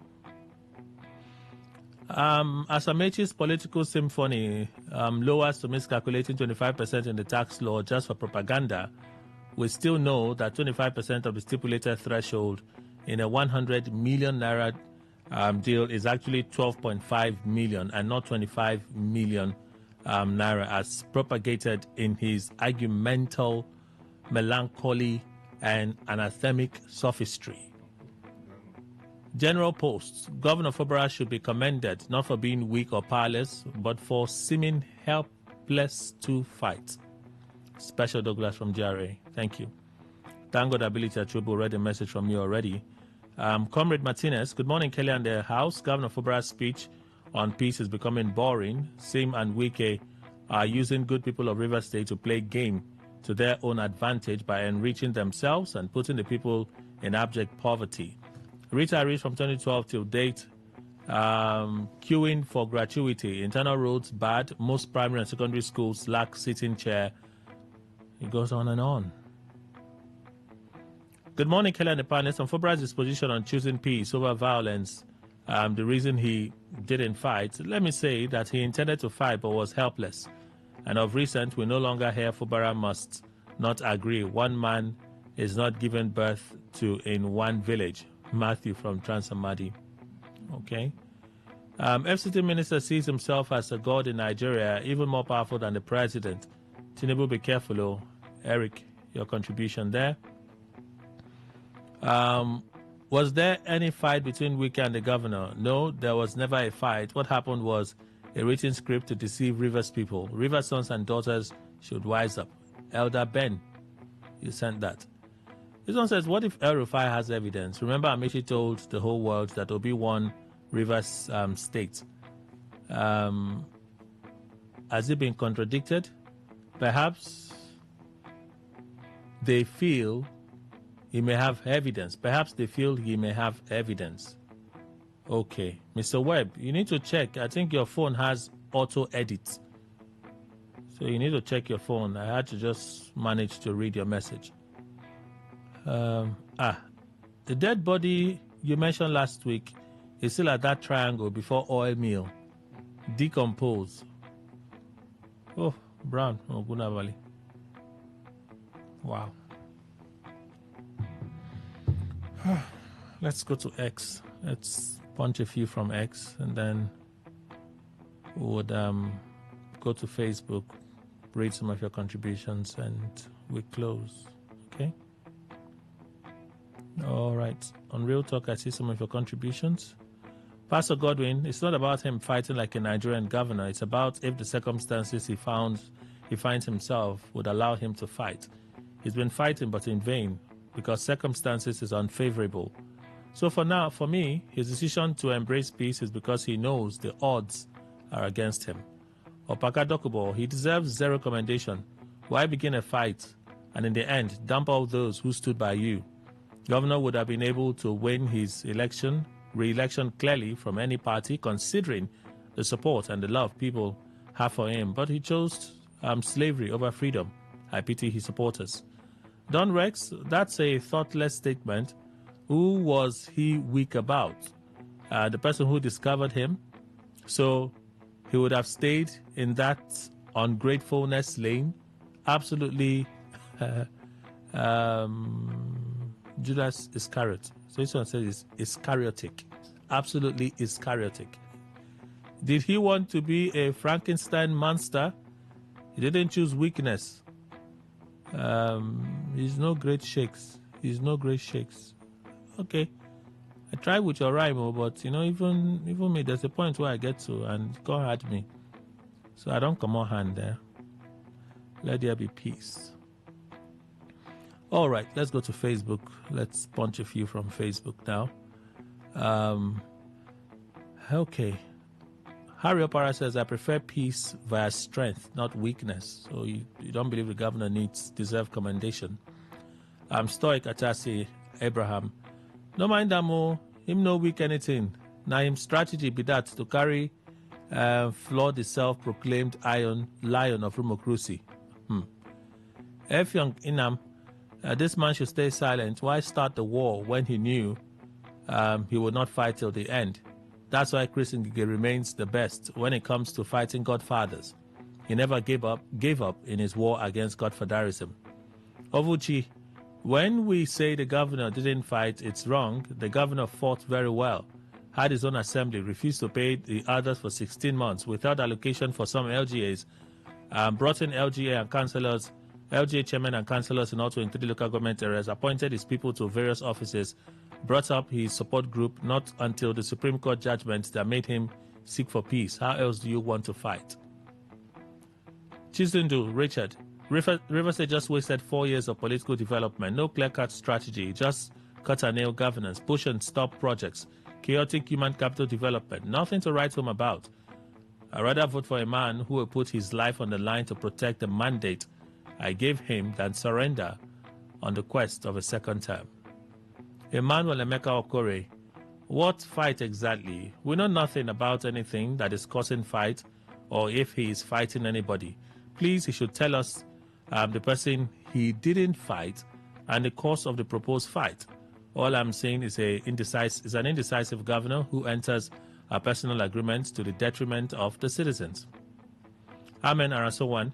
The governor tried fighting back when he was pushed to the wall, but Mr. Quality Projects did not back down. All right. Izu Daniel, what commendation? Is Port Harcourt better than he met it? I really don't understand this governor. If he hasn't counted the cost, he shouldn't have declared the war. All right. Amity Prince, I'm tired of any news that has to do with you and Wike. So let me move to the next item. Wow. It's a bitter pill. But then, Dr. Mrs. Sima Libera from Warri, every new day comes with heartbreaking news and not heart-mending ones, and Mr. President keeps saying they are winning the wars. He should desist from all these rhetorics. Imagine how people are being sent to their untimely death daily in the most gruesome manner, and the president is still speaking English. Not be smart, write script for him, find script for him, go appear and go read them. If he make mistake, go start again. Go edit them, play them. Chukudi Buanugo puts it this way. Good morning, presenters. Presidency, we should tell Peter Obi is not yet our turn. Umahi, okay. The last time I checked, Umahi is not spokesperson for the Igbos, nor has he the capacity to speak for them. All these comments are because of his personal interest and not for the interest of the Igbos. I want him to know that he doesn't have what it takes to be president of Nigeria ahead of Peter Obi. Skifu Puro, Hotel Umai is not yet our turn. My question is, when is their turn? I don't understand some Igbo politicians. We have to go now. Thank you, everyone, for making the time to be part of our conversation today. Dr. C.J. Chinwo is a legal practitioner, author, public affairs analyst, law teacher living in Nigeria. He left already. Chief Engineer Kadom Richard Dekai, MNSE, 2019 governorship candidate. He's a publicity secretary of the concerned patriotic ex-governors candidate, River State G1. Thank you, sir. Thank you, Kelly. Thank you, Today95.1 FM, for the very wonderful opportunity. All right. Thank you very much. Dr. Paul Waller, senior lecturer, River State University, Port Harcourt. Doctor, thank you. Thank you, Kelly. And Opaka Dokubo, Vice President, NUJ Zone F South. Thank you, sir. Kelly, thank you so very much. And when you make it Please give a little back to your constituency. Since they find trouble, though. And Mr. Emmanuel Indukwe, our in-house analyst.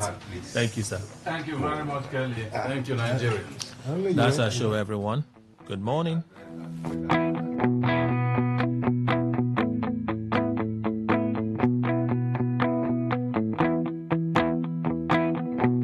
the court, are you ready? Today, 95.1 FM, the voice of the people.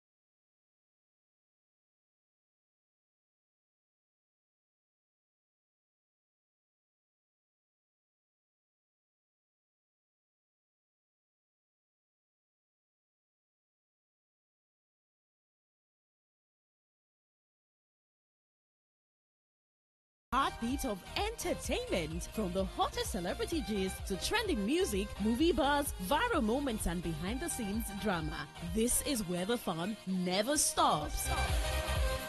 Tuning to Entertainment Today, only on Today95.1 FM, Voice of the People, your station for pure entertainment. Weekdays, 11:30 a.m.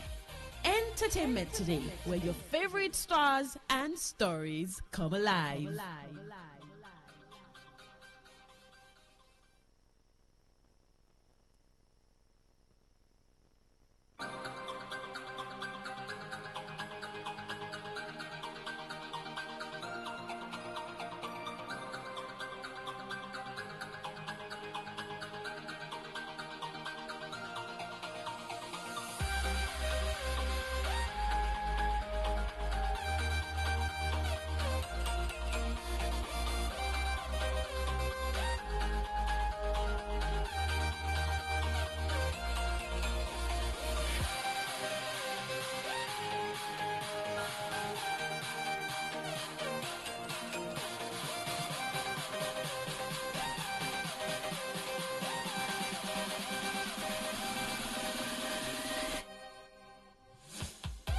Entertainment Today on Today 95.1 FM, Voice of the People. It's good to have you join us. Monday, February 16, 2026, 11:31. My name is Queen Chima.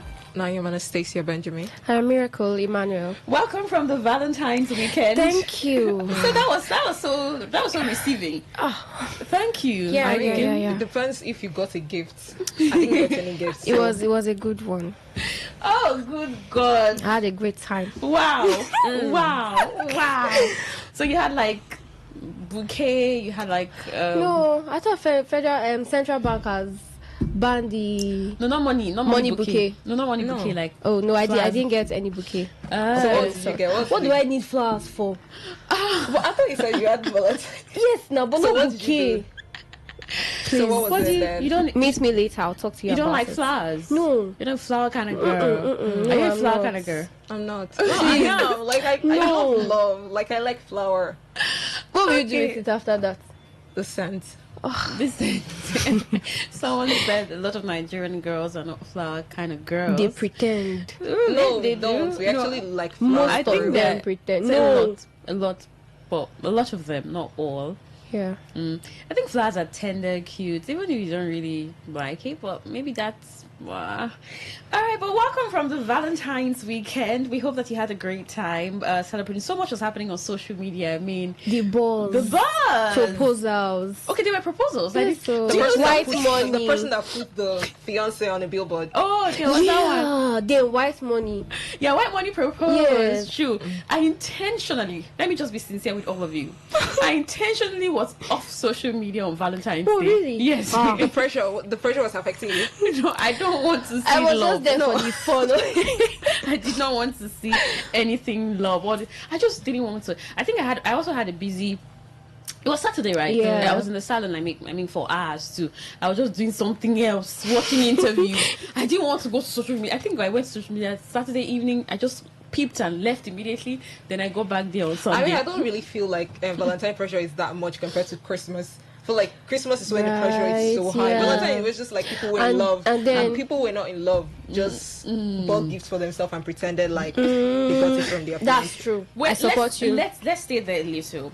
We see celebrities a lot of times. I mean, put out gifts and said, "Oh, he got me this, he got me that." They're not going to tell you the partner. Some of those people, especially those of them whom we don't know their partners. Yes, right? They're not going to tell you their partner. And sometimes people say, "Are you sure you did not get this thing for yourself? You're telling us your partner got you for you." Yes, most of them did. But some other people still, put it out and say their partners got it for them. Why would they even lie? But whatever narrative, the thing is, when you put it out and say your partner got it for you, you got it yourself, people will say, no, a man got it for you, especially for a woman.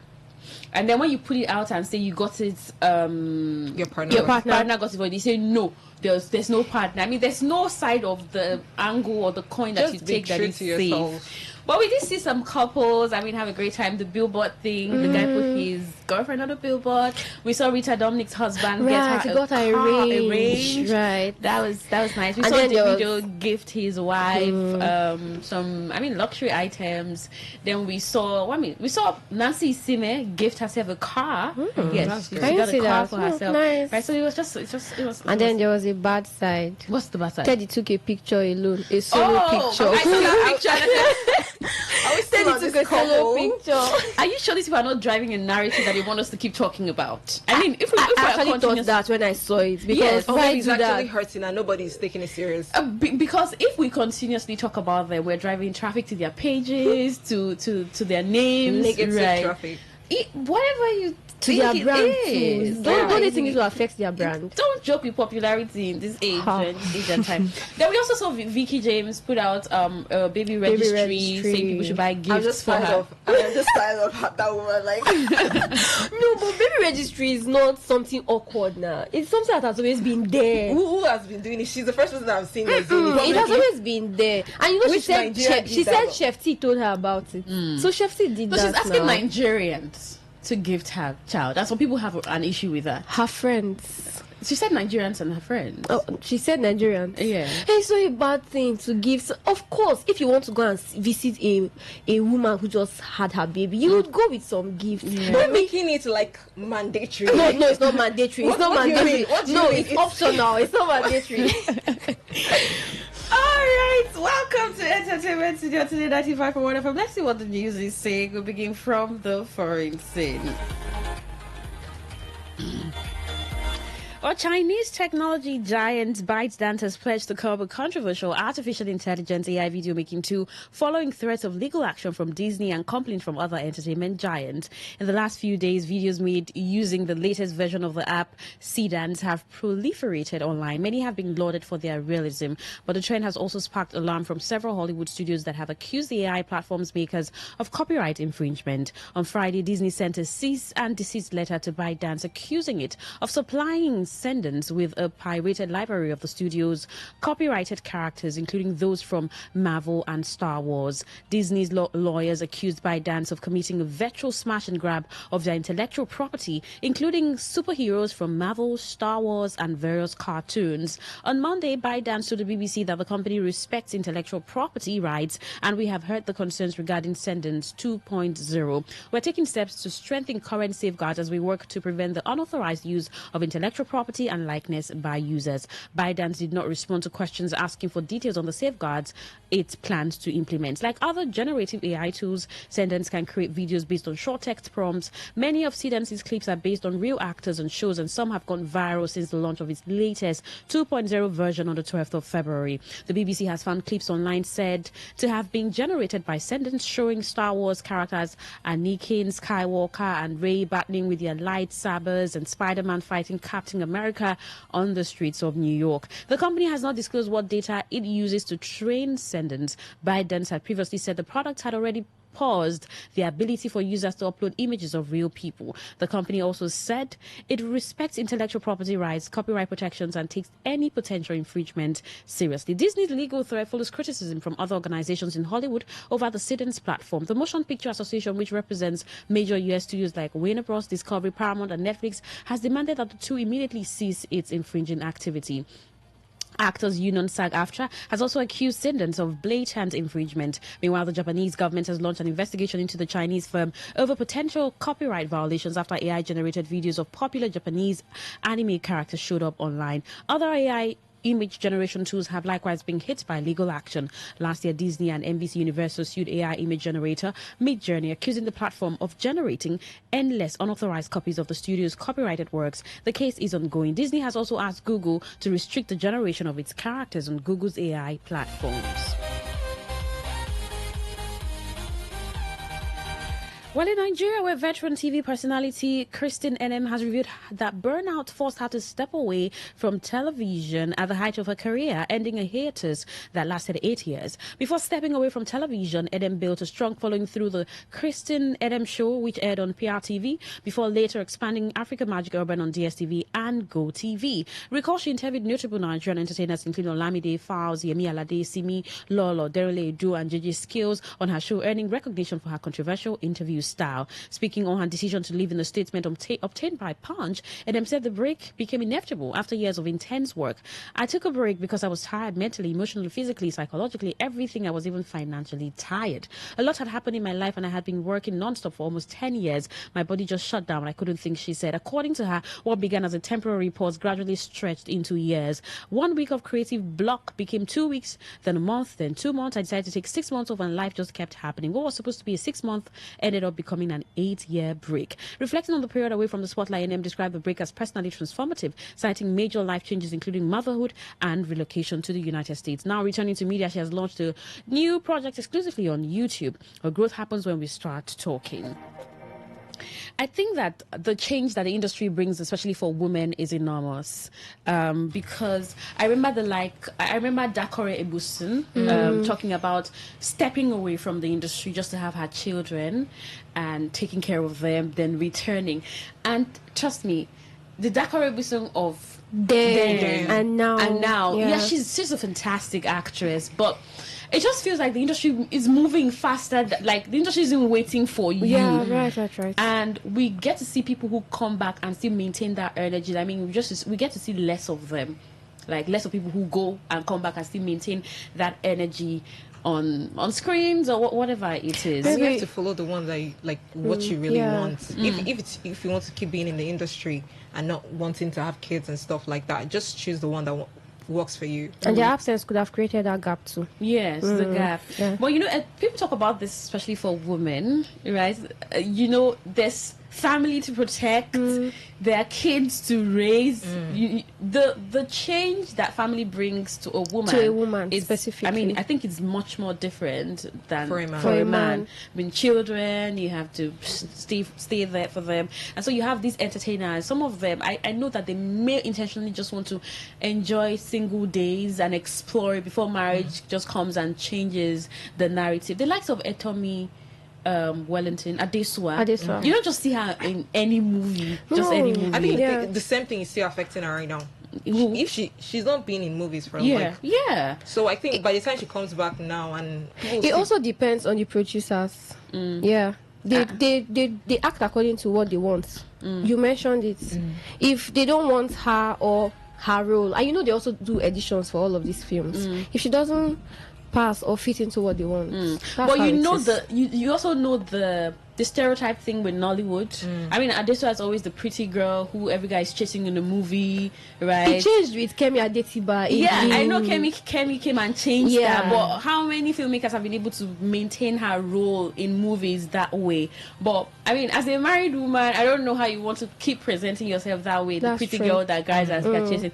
It happened to Mercy Johnson to Okoje. Yeah, I mean, when she got married, there was just a lot. But I think she can still play this role if she wants to. Mercy Johnson. Yeah, actually. It's always if you want to. But I mean, society questions if you should really do it. It's not their money. Nigerian society, the patriarchal system, it just questions, should you do it? You don't see what's happening with Daniel Etimefeong and the wife. Everyone's questioning why he's kissing. Meanwhile, he's just an actor. He's acting. It's their job for crying out. They can't separate the act from the person. Yes. So it's their job. Africans will ask questions, they'll talk. It's their job. But the thing about the woman is, the way society is, you have to, for the woman who wants to really take care of her family, it's necessary to just step back. You step back. And that could affect your career, possibly. Maybe.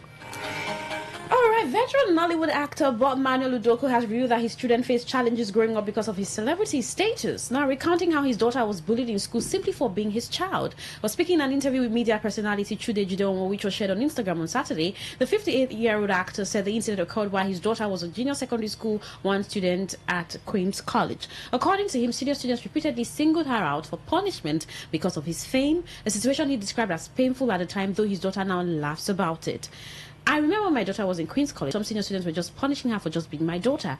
Udoko explained that he and his wife deliberately chose to raise their children in public schools so they could experience a normal upbringing and avoid distractions linked to his public image. He noted that the decision was influenced by his own background, and I did not want to be in their face so that I do not distract them. We agreed they were going to go to public school because I also attended public schools. He later earned a Bachelor of Arts degree in Theatre Arts from the University of Port Harcourt in River State, but the actor rose to prominence from starring in the 1992 classic Living in Bondage, widely regarded as one of the foundational films of Nollywood. Udoku currently serves as a special assistant on entertainment, tourism and culture to the governor of Anambra State. He's married to Cassandra Joseph and the couple have 2 children together. I mean, I think I miss him on the screen. I was surprised when I saw him on today's screen, on today's podcast. Yeah. It was so surprising. It was so good to see him again. Yeah, it was. I had forgotten about him. Bob Manro. Yeah. The lover boy who's always not picked. But I don't think that thing that he said about his kids that's not always the case of famous people's children. I think people admire them, like Destiny kids. They were kind of admired, not hated. So for the kids to be hated or not bullied or something like that, because their father was popular. Yeah, it sounds strange. Maybe it could be two sides. I mean, it could be extreme sides of a coin, right? While people want to associate with you, depending on what you do. Now, for Destiny kids, they were the ones that were popular. They were the ones in the limelight. Not their parents. Not their parents. So people would probably wanted to associate with them. Now, this one is, my father is the popular person. I'm just his child. And I want to understand what was going on in their mind when they were punishing them. Yeah, I mean, bullying is real. It's true. It happens in schools, and why kids bully other kids it's just a number of reasons. It may just be we don't like the fact that your father is an actor, or we don't like the fact that your father is a popular. It may also be because you're from a bitter home. Yes, maybe the father visits, maybe during visitation days, and the father does a lot, and all. It could just be. And they went to public school, so I don't think it's the case here. Oh, there's no visitation. Public school. It was a public Queen's College. Was it not Abbey? I mean, they allow, but that kind of attention, describing that kind of money or something. I don't think he was doing all of that.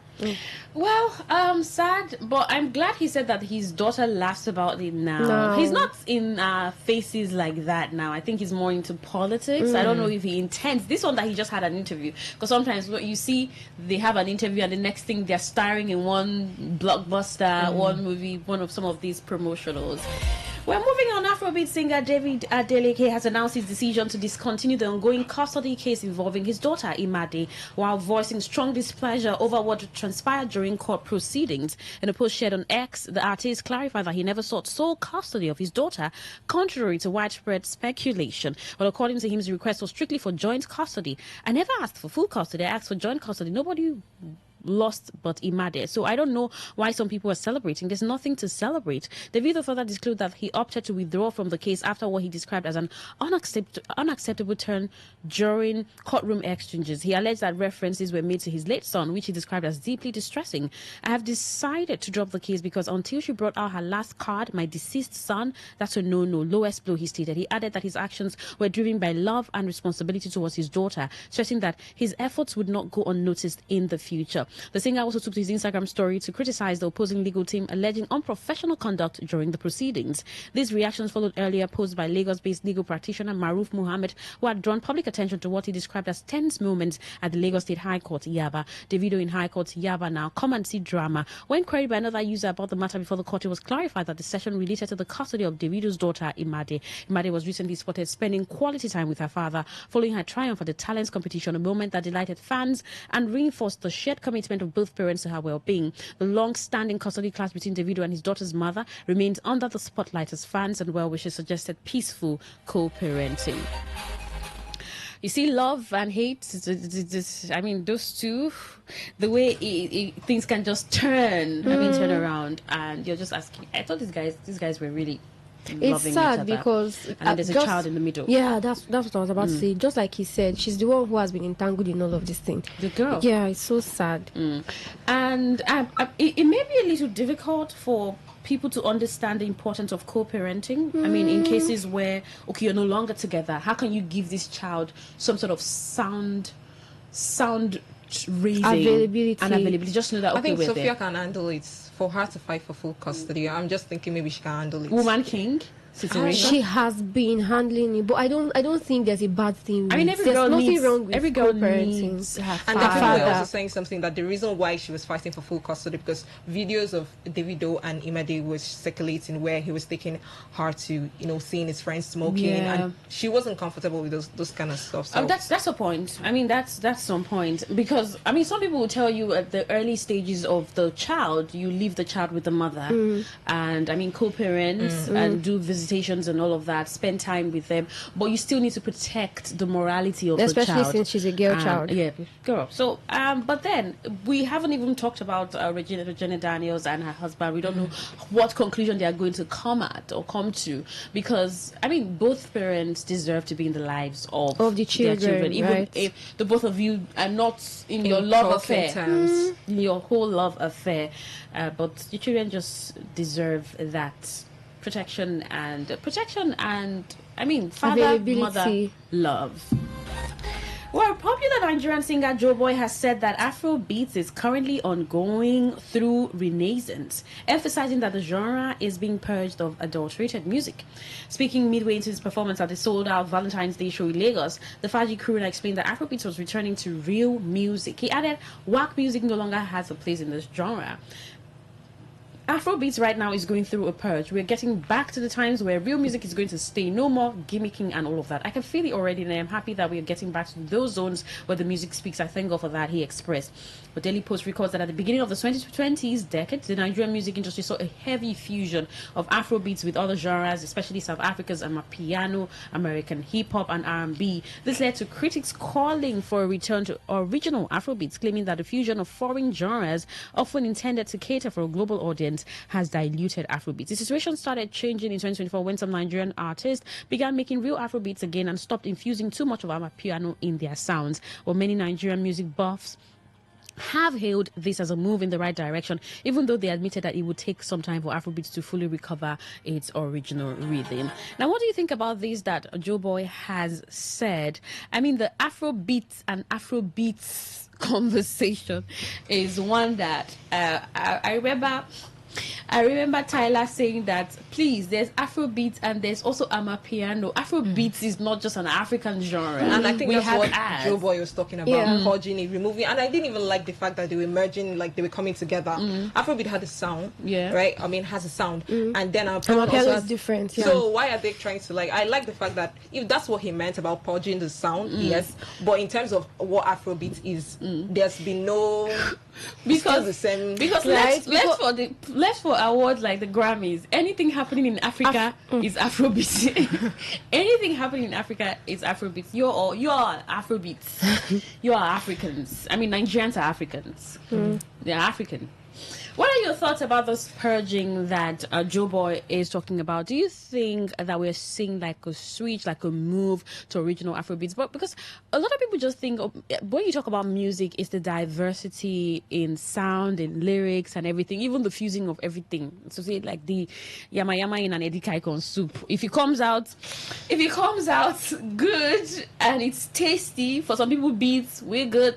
Lyrics, we're good. We're just gonna vibe to it. But if you're going to describe the purging of Afrobeats, how would you describe it? It's entertainment today on Today95.1 FM, voice of the people. Please send a text responding to that to 0701 9339 962. A text or WhatsApp message will do to 0701 9339 962. You're still listening to Entertainment Today on Today 95.1 FM. Do stay with us.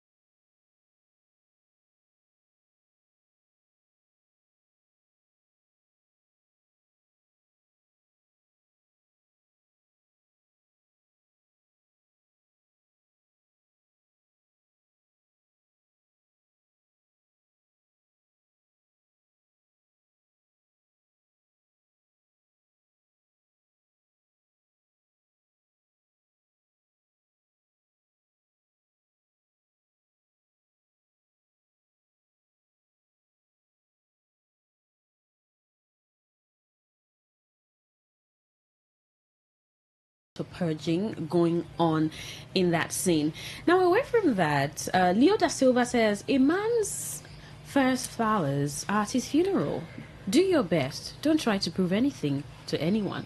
This man here is not general. I think he's the gender men. Yeah. Masculine. Yeah. Do they even take flowers? That's actually deep. Really deep.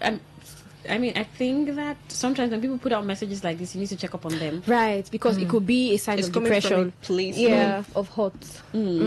But a man's first flowers at his funeral. Do your best. Don't try to prove anything to anyone. Now, these flowers can mean a lot of things. I mean, you know when you say give people their flowers. It's like, okay, until you've left, that's when people remember you. When you're here, people may not remember you that much. Right, until you're no more. That's when they will remember you. And then it could also be that, I mean, women. I mean, it also calls for how do men even receive love? Yeah. When was the last time they felt loved? They're actually going through a lot. Men? All of them? Yeah, most of them. And they are doing a good job covering it up. I don't like this moment that we are having for men. Anastasia, just give them grace today. Oh my God. So men are going through a lot. Just give them grace. Oh my God. Men should do like 1 minute of silence. Should do like a peace walk for justice for men. Justice for men. I mean, I think modern age now, men are beginning to learn to speak up. I mean, they're beginning to tell them speak up. It's okay to cry. I don't know how many of them cry, but it's okay to cry. It's okay to talk about what you're going through. I mean, crying is not just a woman thing. Right. Strength is not just in shouldering pain.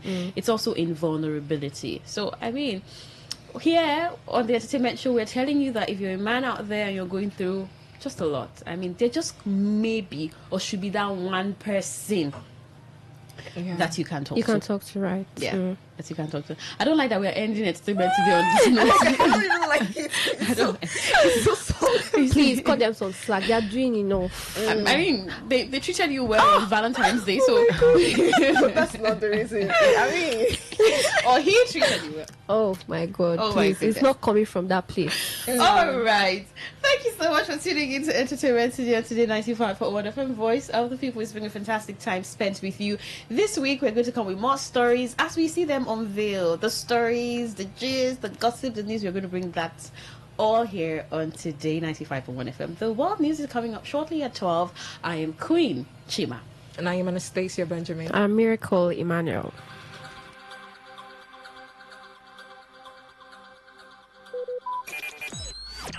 Talk radio. I listen to a lot of talk radio. 95.1 FM.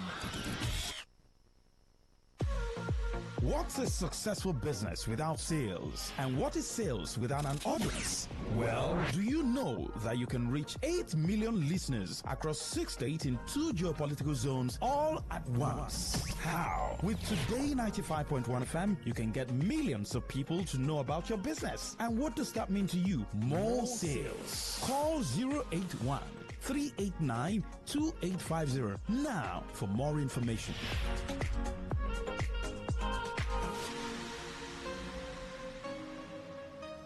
Whether it's happening in Port Harcourt, South Sound, Nigeria, or around the world, we've got you covered. On air, online, delivering balanced news and unbiased analysis. Today, 95.1 FM.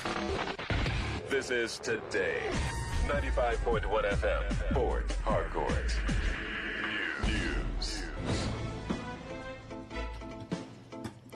Good afternoon. This is the World News on your premium talk radio, Today 95.1 FM, Port Harcourt. I'm Queen Chima. The headlines. Presidency accuses former Kaduna State Governor Nasir El-Rufai of deflecting from corruption allegations. Senate defends discretionary e-transmission of election results in electoral bill review. U.S. freezes assets of 8 Nigerians over alleged link to terrorism. The foreign scene, Iran's Iranian Foreign Minister Abbas Araghchi arrives in Geneva for second round of nuclear talks with the U.S. Now in the detail. The presidency has accused former Kaduna State Governor Nasir El-Rufai of attempting to stir political tension in the country and divert attention from corruption allegations in his home state. Senior Special Assistant to the President on Media and Publicity, Temitope Ajayi, who made the remarks in a post on his X handle, alleged that El-Rufai was deliberately spreading misinformation to undermine the administration of President Bola Tinubu and portray himself as a victim of persecution. According to Ajayi, the former governor's recent public statements were aimed at creating an atmosphere of fear and unrest while shifting focus away from what he described as serious corruption allegations in Kaduna State. He added that El-Rufai was attempting to nationalize his personal challenges, knowing that public opinion may not favor him over the claims against him. The development follows El-Rufai's recent criticism of the ruling All Progressives Congress-led federal government during a television program after his return to Nigeria. The presidency maintains that the former governor's actions are politically motivated and intended to distract from issues arising in his state. The Nigerian Senate has defended its decision to make the electronic transmission of election results discretionary rather than mandatory in the ongoing reform of the country's electoral framework. The upper chamber said the move was guided by empirical data and consultations with key stakeholders in the communications and power sectors rather than by public sentiment. Senate leader Opeyemi Bamidele clarified the position in a statement issued through his media office, explaining that lawmakers reviewed Clause 60, Subsection 3 of the Electoral Bill 2026, which proposed mandatory real-time electronic transmission of results to the Independent National Electoral Commission's result viewing portal.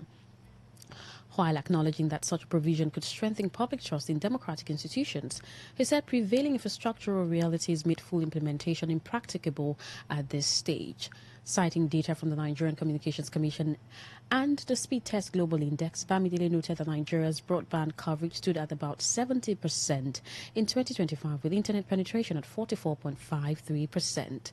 He added that the country ranked 85th out of 105 nations in mobile network reliability and 129th out of 150 in fixed broadband reliability. He also highlighted significant power sector challenges, with an estimated 85 million Nigerians lacking access to grid electricity and national distribution capacity far below generation levels. Nigeria's Minister of Works, David Umahi, has said concerns about marginalization in the southeast have been addressed by President Bola Tinubu, expressing confidence that the region will deliver overwhelming support for the president in the 2027 election. Umahi made the remarks while inspecting ongoing construction at the Alaoji axis of the Enugu-Port Harcourt Expressway, where he stated that the southeast geopolitical zone has benefited significantly under the current administration, citing key infrastructure projects and federal appointments as evidence of renewed federal attention to the region. According to the minister, the appointment of a southeastern as Minister of Works marks a major shift, noting that the zone had not previously held the portfolio. He noted that extensive road projects across the region, including major rehabilitation works from Port Harcourt to Enugu, describing them as part of the administration's legacy initiatives. Umahi also argued that it is not yet the turn of the southeast to produce Nigeria's president, urging political stakeholders in the region to adopt what he described as a strategic approach ahead of 2027. The federal government has warned Nigerians against recruitment to participate in foreign wars. The Ministry of Foreign Affairs disclosed that Nigerians are being recruited through deceptive offers, including promises of high-paying jobs, security positions, educational opportunities, or fast-tracked migration. Victims have reportedly been coerced into signing military service contracts, often in foreign languages, and transported to conflict zones with their travel documents allegedly confiscated upon arrival. The federal government said it is taking steps to counter this threat, revealing that Nigerian missions abroad have been instructed to strengthen consular vigilance. The United States has frozen the assets and properties of 8 Nigerians accused of links to Boko Haram and the Islamic State of Iraq and the Levant as part of its counter-terrorism and security enforcement measures. The designations were contained in a publication by the U.S. Department of the Treasury's Office of Foreign Assets Control, detailing actions taken against individuals placed on its specially designated nationals list. According to the Office of the Foreign Assets Control, the sanctions block all property and interest of the listed individuals within U.S. jurisdiction and prohibit U.S. persons from engaging in financial transactions with them. The agency said the publication serves as official notice of enforcement actions under its sanctions programs aimed at combating terrorism financing, cybercrime, and related threats. Among those listed were individuals alleged to have ties to Boko Haram and Islamic State of Iraq and the Levant, as well as others linked to terrorism financing activities. The move follows recent recommendations by members of the U.S. Congress calling for visa restrictions and asset freezes against former Kano State Governor Rabiu Kwankwaso and certain Miyetti Allah groups over allegations related to violence in Nigeria. You're listening to the World News on Today 95.1 FM, Voice of the People. After the break, more news, foreign and sports stories. Do stay with us. Every day, every hour, when the big stories break, depend on our 24-hour news team to bring you the latest. Today, 95.1 FM.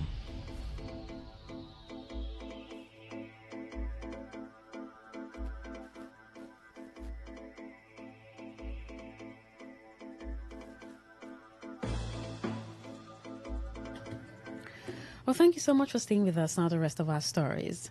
The chairman of Rumukurushi Town Council, Chief Osi Wusu, has condemned a tragic incident that occurred along the oil mill Eleme Junction, resulting in loss of lives and destruction of goods. In an interview with Today FM Sandra Kenneth, Chief Wusu clarified that the incident did not take place inside the Rumukurushi oil mill market, but in a privately owned market facility along the same axis. Expressed displeasure over the event and urged leaders of all ethnic groups in the community to call themselves to order, maintain peace and avoid further escalation. Chief Wusu noted that while crimes cannot be attributed to any particular ethnic group, they must be addressed collectively. It took the intervention of Nigerian police, the military men, to come and bring the situation to normalcy. It's quite unfortunate that people who that came to the states, to our community, to do business, have now turned the place to a war ground, to a situation where they will now use our community, our market, as a settlement ground. The incident actually took place in a private market, not oil mill market. There is these adjoining markets around oil mill. And then all over the social media, the people keep flying falsehoods, saying that the information, the oil mill, it's not oil mill. It's on this strength, therefore, that I am warning any other community that are doing business should please endeavor not to turn the place to a war zone. We will not allow that. If it continues, we are going to ban that community. He also stressed that the council is committed to unity and hospitality, but warned that legal action, including the banishment of any criminal element, will be taken against anyone threatening community peace. Chief Wusu commended the Nigerian police force for their swift response, while also calling for enhanced security measures to prevent future incidents. Thank the Nigerian police force, other military that intervened yesterday to quell the situation. In fact, I want to thank them and then encourage them to continue to be on top of their game. I use this opportunity to warn the outside community. Enough is enough. Recently, it happened in Igruta. Yesterday, it's in Rumukursi. Enough is enough. If the outside community refuses to address this matter and stop this act of violence, we are going to ensure that we ban them from our community. Some of this is, like I said, is avoidable. You cannot at all times take up arms to kill your fellow citizens. It's unacceptable. Controversy has erupted between the Ekinigbo Council of Traditional Leaders, Chiefs, Youth and other stakeholders led by His Royal Majesty Gift Ezenwo Johnson and the faction-led Ezechika Nwoluwodu over the placement of a new structure within the premises of Rumigbo Civic Center along Ikwere Road. Kinigbo Council of Traditional Leaders, Chiefs, Youth and other opinion leaders led by His Royal Majesty Gift Ezenwo Johnson, after citing a building foundation within the premises on alleged directives of Ezenwo-Oluwodu, drew the attention of the security agencies and threatened to resist any move to erect further structure at the Rumigbo Civic Center by an individual or group of persons.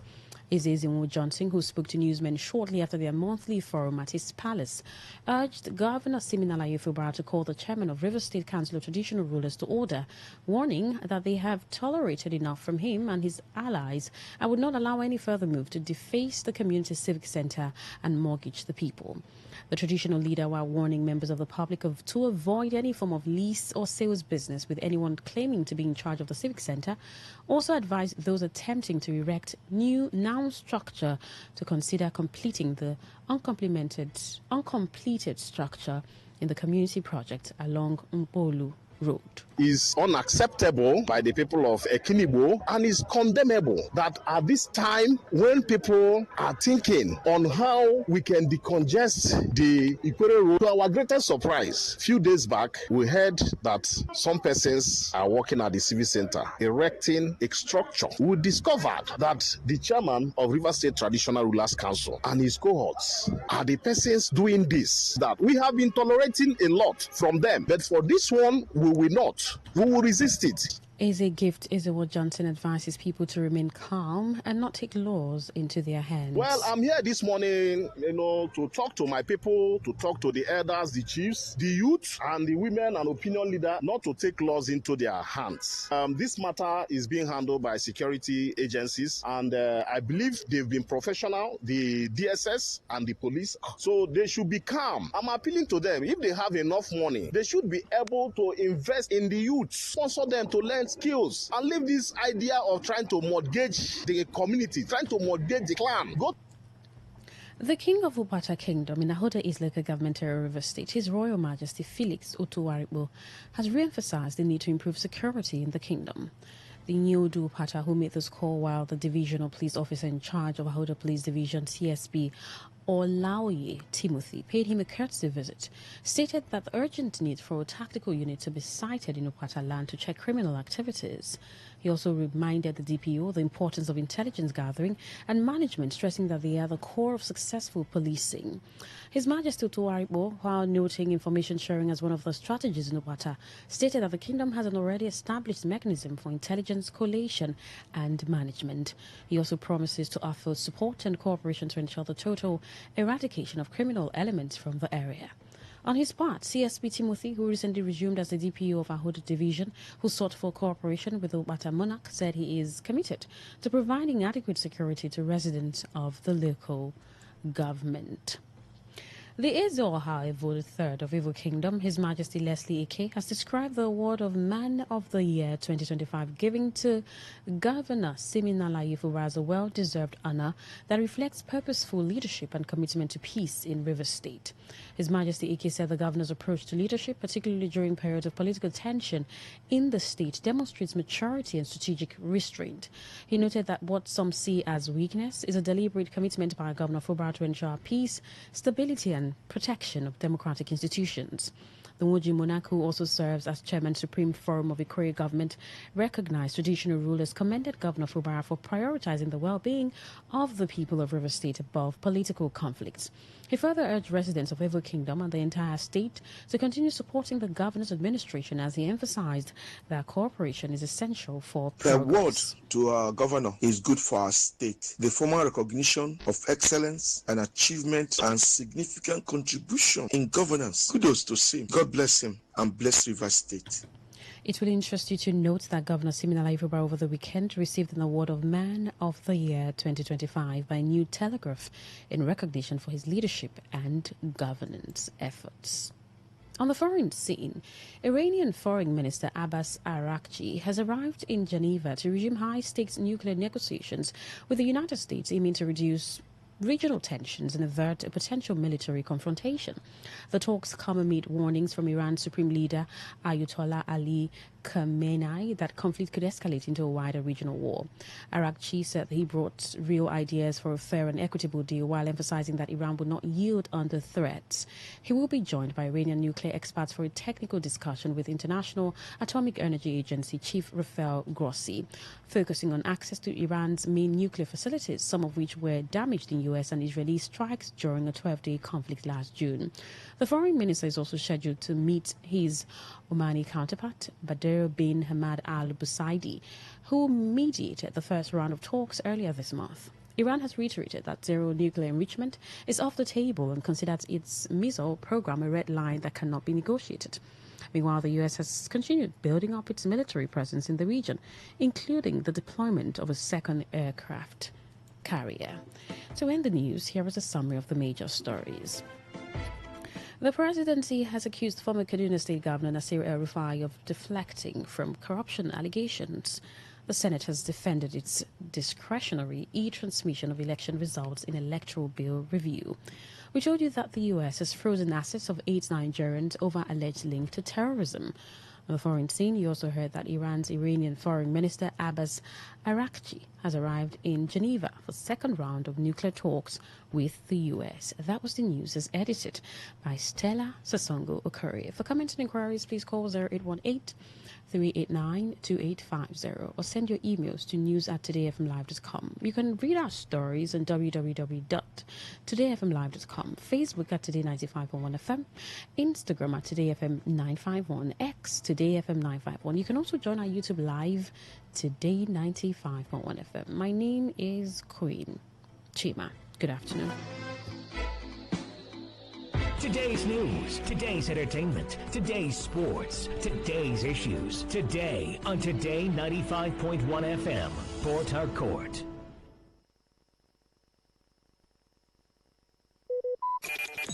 Talk radio. I listen to a lot of talk radio. 95.1 FM.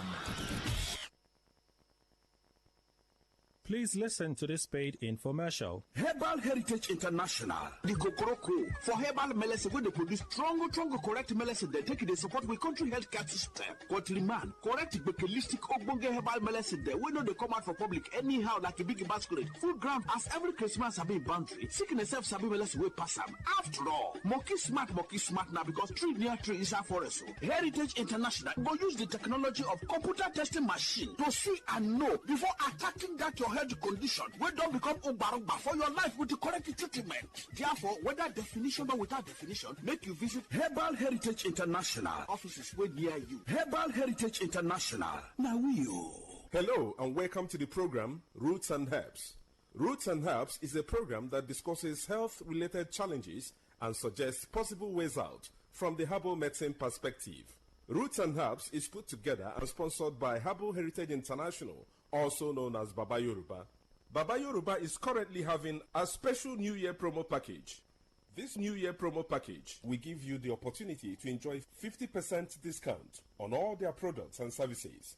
This offer runs while the stock lasts. And at the same time, it will give you the privilege of meeting Baba Yoruba himself at number 24 Ikwere Road, Mile 1 by Education Bus Stop, Port Harcourt. For details and inquiries, 080-33-111-946. I repeat, 080-33-111-946. 080-33-111-946. On today's edition of the program, our topic for discussion is staphylococcal infection. And I have with me in the studio, Dr. Otumba Abiodun. Sir, you're welcome to the program. Thank you, Mr. Moderator.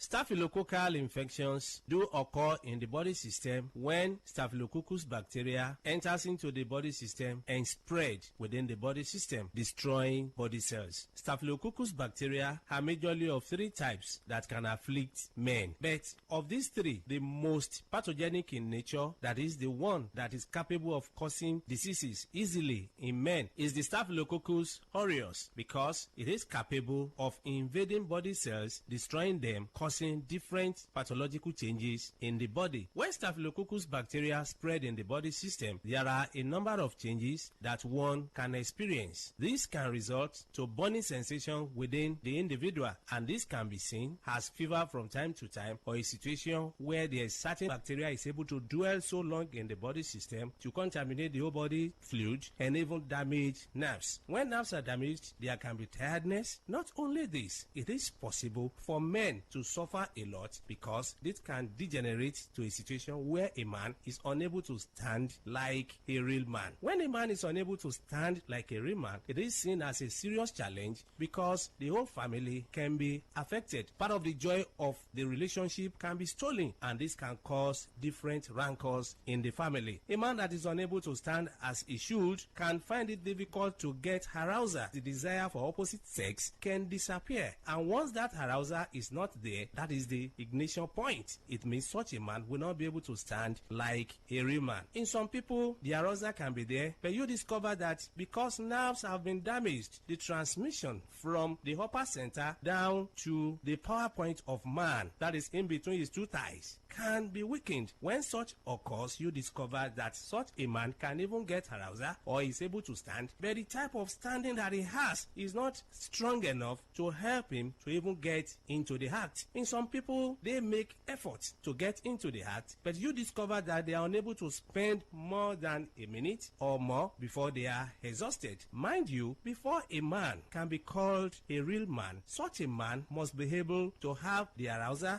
as desired and also be able to sustain the energy he has been able to gather for a considerable length of time. That is when such a man can be able to make his partner happy when it comes to man-to-woman interaction. So such men do suffer from this from time to time. It's after knowing the root cause of the challenge that one will be able to know the right step to take for one to be totally free. Whenever you experience anything that we have been able to mention or other things, it's very important for one to visit a competent healthcare giver who will be able to run tests on one and pinpoint where the problem lies and provide solution. For more enlightenment and advice, the number to call is 080 33 111 946. 080 33 111 946. I repeat, 080 33 111 946. Thank you all. All right. You've been listening to the program Roots and Herbs. Roots and Herbs is a program that discusses health-related challenges and suggests possible ways out from the herbal medicine perspective. Roots and Herbs is put together and sponsored by Herbal Heritage International, also known as Baba Yoruba.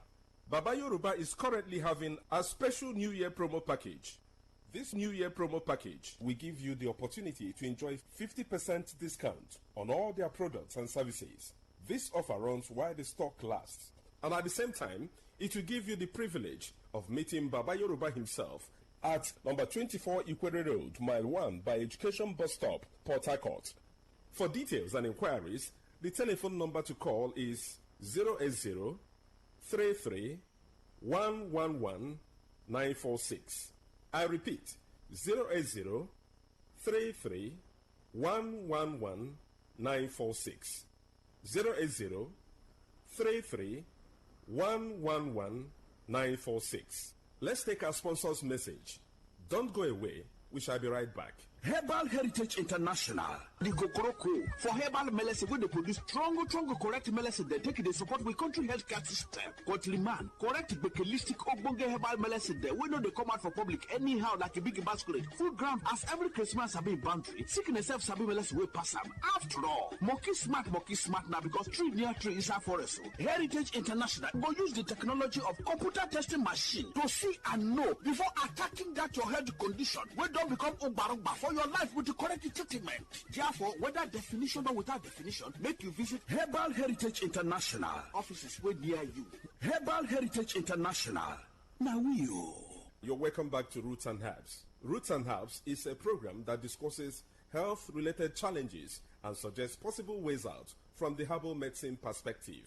Baba Yoruba is currently having a special New Year promo package. This New Year promo package will give you the opportunity to enjoy 50% discount on all their products and services. This offer runs while the stock lasts, and at the same time, it will give you the privilege of meeting Baba Yoruba himself at number 24 Ikwere Road, Mile 1 by Education Bus Stop, Port Harcourt. For details and inquiries, the telephone number to call is 080 33 111 946. I repeat, 080 33 111 946. 080 33 111 946. Until we come your way again, remain blessed. And that was a paid infomercial. Today 95.1 FM, where news meets insight, sports meets passion, and entertainment meets excellence. Expert analysis from seasoned professionals and our top analysts, informing, educating, and entertaining you. Your voice, your station. We are the voice of the people.